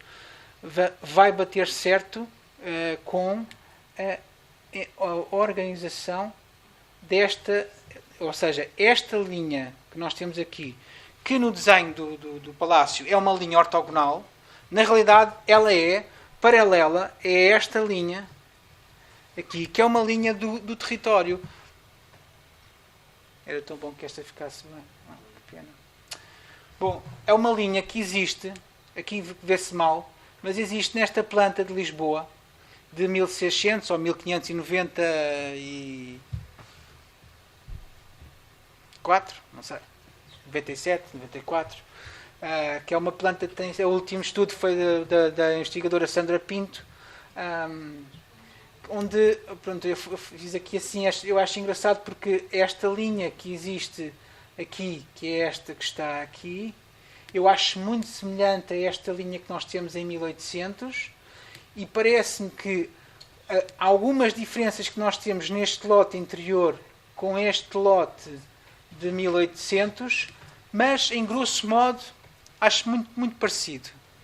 E portanto é interessante ver que aquele núcleo principal que é um pouco oblíquo em relação ao edifício, ao crescimento do edifício, na realidade tem uma razão, porque ele é oblíquo porque ele é paralelo à aquarela a que ele pertence. E pronto. Muito obrigado. Obrigado. É imenso tempo, não é? Não, mas pronto, foi um bocadinho. Acho o seu trabalho, como já sempre achei, muito importante e muito interessante para a história da arquitetura. E este estudo de caso é bastante representativo. O Tiago tem uma coisa que a maior parte das pessoas não tem uma quantidade de informação impressionante, e sobretudo para uma época tão recuada de levantamento, não só a informação histórica que o próprio Tiago recolheu, quer cartográfica, quer documental, quer depois a informação que o próprio Tiago constrói a partir dessa informação histórica, que são estas representações gráficas que ajudam a perceber melhor, em ponto de vista da localização urbana, da organização dos corpos, de muita qualidade, de extrema qualidade, e que tornam efetivamente as coisas um pouco mais claras e fazem a síntese entre a própria experiência do lugar, hoje, a observação do próprio lugar, e a síntese da própria informação que vai recolhendo, quer seja a informação documental, quer seja a informação cartográfica. A informação documental é muito rica, às vezes não acontece isso para estas épocas que estão recuadas. Não sei se é igual para todas as casas, nem todas as casas devem ter. Não. Aqui, de facto, a importância, que não era muito importante e que depois assumiram essa importância. Ele veio da pequena nobreza e que depois, na verdade, é uma pequena, pelo menos a parte do pai, sim. Não é assim tão pequena. É um mito que foi construído também à volta do Marquês de Pombal, exatamente, porque ele depois tem uma carreira diplomática, não era qualquer pessoa que ia para essa... É um tio-avô. Exatamente, para essa carreira... Quem assina ele ir para é um tio-avô. Embaixador. E é essa carreira diplomática. A única coisa que eu acho é que talvez haja aqui a necessidade, e os desenhos, todo esse trabalho gráfico que o Tiago faz, um trabalho enorme, pormenorizado, assente na informação e que ajuda muito a compreender e de grande qualidade, ajudar a hierarquizar a informação e organizar mais a informação para depois, até no seu próprio discurso, destacar aquilo que é efetivamente mais importante do menos importante. Eu acho que precisa aqui, talvez, às vezes é uma vantagem e uma desvantagem. Por um lado, ter muita informação com a parte das pessoas, por outro lado, há sempre o risco de nós nos perdermos na informação e necessitarmos de hierarquizar essa informação. E os desenhos que faz, acho que podem ajudar, esse trabalho gráfico que faz, acho que podem ajudar. Porque eu estava, já quando li o seu texto, eu estava um bocadinho à espera, depois no final, porque no fundo tem vários tipos de informação. Tem informação documental, que nos dá datas, dão-nos datas e vão de encontro, ou seja, onde baseia a sua possibilidade. Tem a informação da observação do que existe hoje e das várias camadas temporais. E aqui, lá está, o seu trabalho também tem este lado muito interessante, que é mostrar com dinâmica a arquitetura no tempo, quando nós chegamos ao século XXI, temos várias camadas temporais. As que dificultavam um pouco a vida, mas de facto tem essa que é uma realidade dinâmica no tempo. E eu depois, no fim, esperava encontrar uma espécie de uma síntese em que, inclusivamente, enumerasse quais as características arquitetónicas que ainda são visíveis e que estão presentes e que, ou seja, morfológicas, que demonstram que, de facto, a origem é, além da informação arquivo, que demonstram que a origem é uma arquitetura do século XVII e que está na base e que ainda está lá, de alguma forma latente, ainda está, é essa arquitetura do século XVII. Dois pormenores muito interessantes e curiosos, não é? Que se fogem um bocadinho, mas que nos dão, lá está o estatuto desta família. A quantidade de escravos, de facto, os historiadores hoje apontam para isso que existiam na casa, que essa informação está presente, e as pinturas de teto de grande qualidade. Encontram os cartões, mas são de facto de boa qualidade para falar, normalmente as pinturas políticas muitas vezes não têm esta qualidade, como aquelas que apresentam muito próxima até da gravura, da qualidade efetivamente da gravura. Agora, acho de facto um trabalho complexo, de facto historiador, de arqueólogo, de conjugação de informação, mas precisa de hierarquizar, ou seja, tem que pensar o que é que eu quero dizer E o que é que as pessoas que me estão a ouvir devem fixar quando eu acabar, devem ter que ficar na mente quando eu acabar. E não estar preocupado, eu sei que é a nossa tentação, e também, obviamente, a tentação que é mostrar todo o trabalho que a pessoa fez e tudo aquela informação que encontrou. Mas às vezes, depois das apresentações orais, pode gerar mais, eu não diria confusão, mas perde um bocadinho o público. E queria ter aproveitado só mais o seu vídeo, que é de grande qualidade, todo o trabalho que fez daquelas apresentações gráficas, são muito poucas, são excelentes. Até para chegar a esta síntese no final, assim, eu acho, como agora, depois estou quase a fazer no fim, são estas características da arquitetura do século XVII que eu acho que estão presentes, que ainda estão presentes, ou que sugere, o que resta, sugere da sua presença, que depois a cronologia que a documentação nos dá vem de encontro e vem reforçar exatamente essa hipótese, porque de facto a cronologia e a informação que nos apresenta, ela aponta para isso, as datas apontam para isso e este tipo de justamente aponta para isso, não diz o que é que gastou, aumentou, etc., aponta para isso. Agora digo-me só uma coisa, quando diz que na verdade a fachada aumenta a percepção do edifício com o edifício, mas quando o edifício chegou a ser daquela dimensão, ou é mesmo foi sempre uma percepção que é criada e que não é exatamente. A horta é bastante grande, parece grande na representação. O edifício foi sempre a mesma dimensão. Ou seja... Mas existe, portanto, um núcleo que se estendia até ao Jornal do Século, que depois foi demolido no início do século XX. Esse núcleo foi edificado pelo Marquês de Pombal. Já pelo Marquês de Pombal, sim. Mas inicialmente eram umas casas que foram compradas em 1626 e 1631, que depois eram alugadas.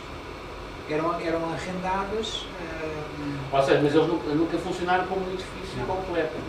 Eram sempre uma parte arrendada. Inclusive esta que o Marquês de Pombal depois faz um edifício de esquina, onde deve ter estado familiares dele, provavelmente, ou não. Ou não, até este pessoal da casa, os escravos, as criadas? Não. Os escravos estavam no sótão. No sótão. Mas os escravos não eram muito, eram mais criados. Sim, eram mais criados. Mas na realidade as criadas tinham uma zona cá em cima para viver. As criadas não eram só criadas. Pois não, podia ser eram também amas, eram bordadeiras. Era a casa que eles iam. Sim, quer dizer, faziam lençóis, bordavam. Tinham trabalhos de casa. Sim, nós vemos isso em Évora, está muito presente ainda, as construções que no século XVI, quando a corte começa a ficar mais e as famílias nobres passam mais tempo em Évora e começam a comprar as casas ao lado para ampliar, muitas vezes pedem exatamente a título de autorização à Câmara para ocupar os saguões e as vielas para aumentar as casas. Depois, quando deixam de ter importância o poder económico, faz exatamente isso. Voltam a dividir para arrendar ou para vender. O que é muito interessante saber se a casa tem só mulheres ou só homens, ou se é porque a casa divide-se em género. E, por exemplo, uma casa que só tem mulheres é esquisito, não é? Pode ser que haja, mas o que nós sabemos é que quando a cozinha é em baixo, a cozinha é uma cozinha masculina, são os homens que cozinham. Se a cozinha é em cima, é uma cozinha de mulheres. Isso está definido. E os telhados, eles peçam aqueles telhados, depois aparecem nas representações gráficas. Sim, os telhados são aquilo. Agora, não quer dizer que não houvesse depois segmentavam as secções, acompanhavam a segmentação. Sim, mas existem, por exemplo, no caso, quando há conjuntos de telhados mais pequenos, aí há um telhado maior, até porque para criar acesso a essas zonas mais pequenas. Neste caso, há uma zona cá em cima, e eu acho que desde o século XVII que existe essa zona, porque havia a intenção do Paulo de Carvalho de ter filhos. Ele não teve filhos, não é? Não chegou a ter filhos. Mas eu tenho quase certeza que ele, quando faz as obras para ter cá em cima também. Sim, para aumentar em altura. Não, eu já estava em altura. Aquela altura já existia. O que acontece é que temos um conjunto de telhados, mas há depois o que une uma série deles, e isso temos vários exemplos em Lisboa, mas mais no século XVII. O que eu acho muito interessante neste palácio é a fachada Territórios, que é a fachada que dá para o rio, tem já paramento de um ritmo muito apertado de janelas, que nós só vamos ter noção deste ritmo com o João Antunes, com o Palácio Tanques, e que aqui já existe. E existe no século XVII, acho eu. Mas pronto, eu não tenho a certeza. É o que eu acho. Mas propõe, sugere. Pois, não sei se posso propor, não sei. Põe nota de rodapé. Eu tenho algumas dúvidas, não tenho a certeza, é isso. Eu tenho certeza dos tetos, se o arranque dos tetos, eu sei que o espaço, o espaço das salas é de 17, o espaço bidimensional. Agora, a altura, eu consigo saber, pela outra sala que nós temos com o teto em maceira, qual era a altura de todo o palácio do século XVII, porque era aquela, pelo menos do primeiro núcleo. Agora, o outro tem que fazer ainda algumas contas para perceber se esta altura é uma altura que o Marquês de Pombal sobe ou não. Se é uma altura de 18 ou não. Quando eu digo que é uma altura de 18, não é 18. É uma altura serliana ou é uma altura vitruviana, porque no 17 é muito mais comum usar uma altura de Vitrúvio ou serliana do que uma altura de Sérvio. No 18 vamos usar uma altura de Sérvio, com certeza. Ou Scamozzi. Ajuda a questão de hierarquizar, ajuda, permite uma interpretação da análise. Sim. O que é que acontece na análise? Aquilo que estávamos ali a ver dos cargos. Só na medida em que eles estão todos juntos com data é que permite essa leitura. Ou seja, podemos ter todas as análises, mas na medida em que não as hierarquizamos, desperdiçamos a análise porque não chega à interpretação. E eu acho que aquele exemplo dos cargos traduz isso exemplarmente. Pode ter recolhido em vários sítios os cargos, havia os cargos, só na medida em que confronta com as datas, permite essa leitura e essa interpretação. Por isso esta questão de hierarquizar é fundamental, porque se só somarmos análises, nunca conseguimos chegar à interpretação. E, portanto, a questão da hierarquia eu acho que é central.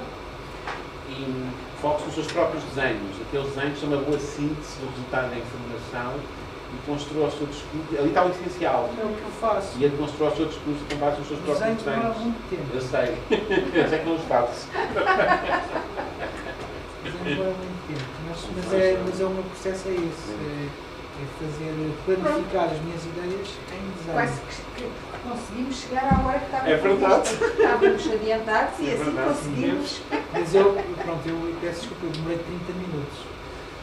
Os colegas depois têm que pagar qualquer coisa aos colegas. Eles fizeram a versão dos 10. Exatamente. Então, se não se importam agora, vamos retirar a partilha para irmos ao repositório do ISCTE para vermos a antologia. Como é que se tira? É fechar a partilha. Em cima, parar de partilhar. Com vermelho. Não estou a perceber. Pois, não, exato. Não diz a partilha. Não faças nada. Estou a dizer está ótimo, está bom. Está bom. É só para eu aceder ao repositório e mostrar que é verdade que está lá. Está mesmo. O papel não é mau,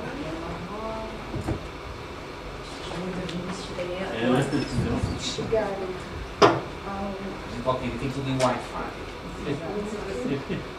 Foi na nuvem da Mas aqui há dias fiz uma coisa extraordinária. Fui no chat GPT, pus o texto e as imagens para fazer o PowerPoint e eu fiz um PowerPoint. Só que a informação, o pago, só que a informação ficou assim um bocadinho genérica. E às vezes nem sempre a imagem é uma outra. Foi criativo. Ele já inventou, já me inventou, eu faço assim experiências, referências bibliográficas. Mas isto existe, foi porque não existia.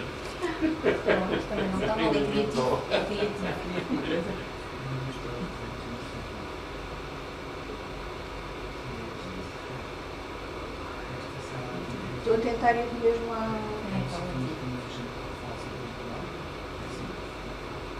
Mas eu tenho aqui o PDF do livro, se a gente não conseguir chegar lá. Pronto. Então, para vos mostrar que temos aqui no repositório a antologia e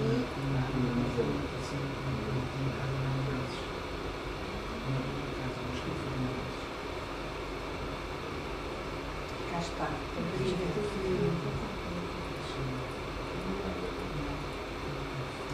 A nossa antologia, aqui a ficha técnica e depois o índice com os textos, quer das mesas redondas, dos resumos e quem entregou os artigos. Portanto, o texto de apresentação da Ana Marçal e o meu texto de apresentação. Entre hoje e amanhã vou enviar para todos o link para vocês acederem ao repositório e baixarem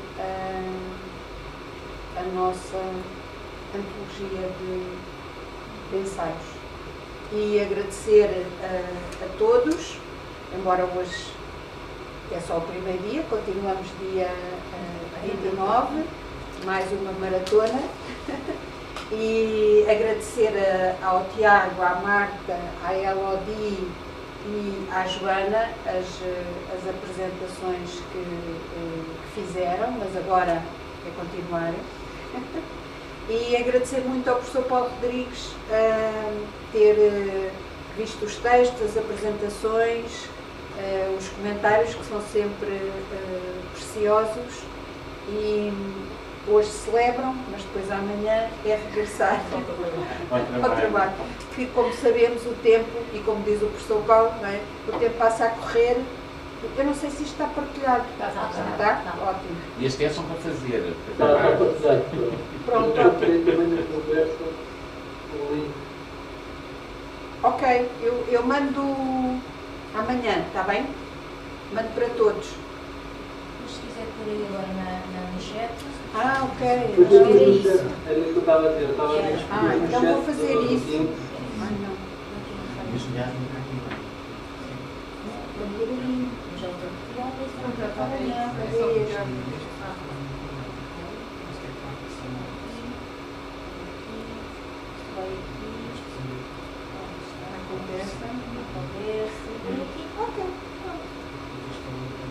E não tenho que enviar. Pronto, Fábio, já conseguem. O que eu estava a dizer é que já tinha posto. Ok. Obrigada, Fábio. Não percebi, pensei que era para pôr. Pronto, e agradecer a todos que estão também online.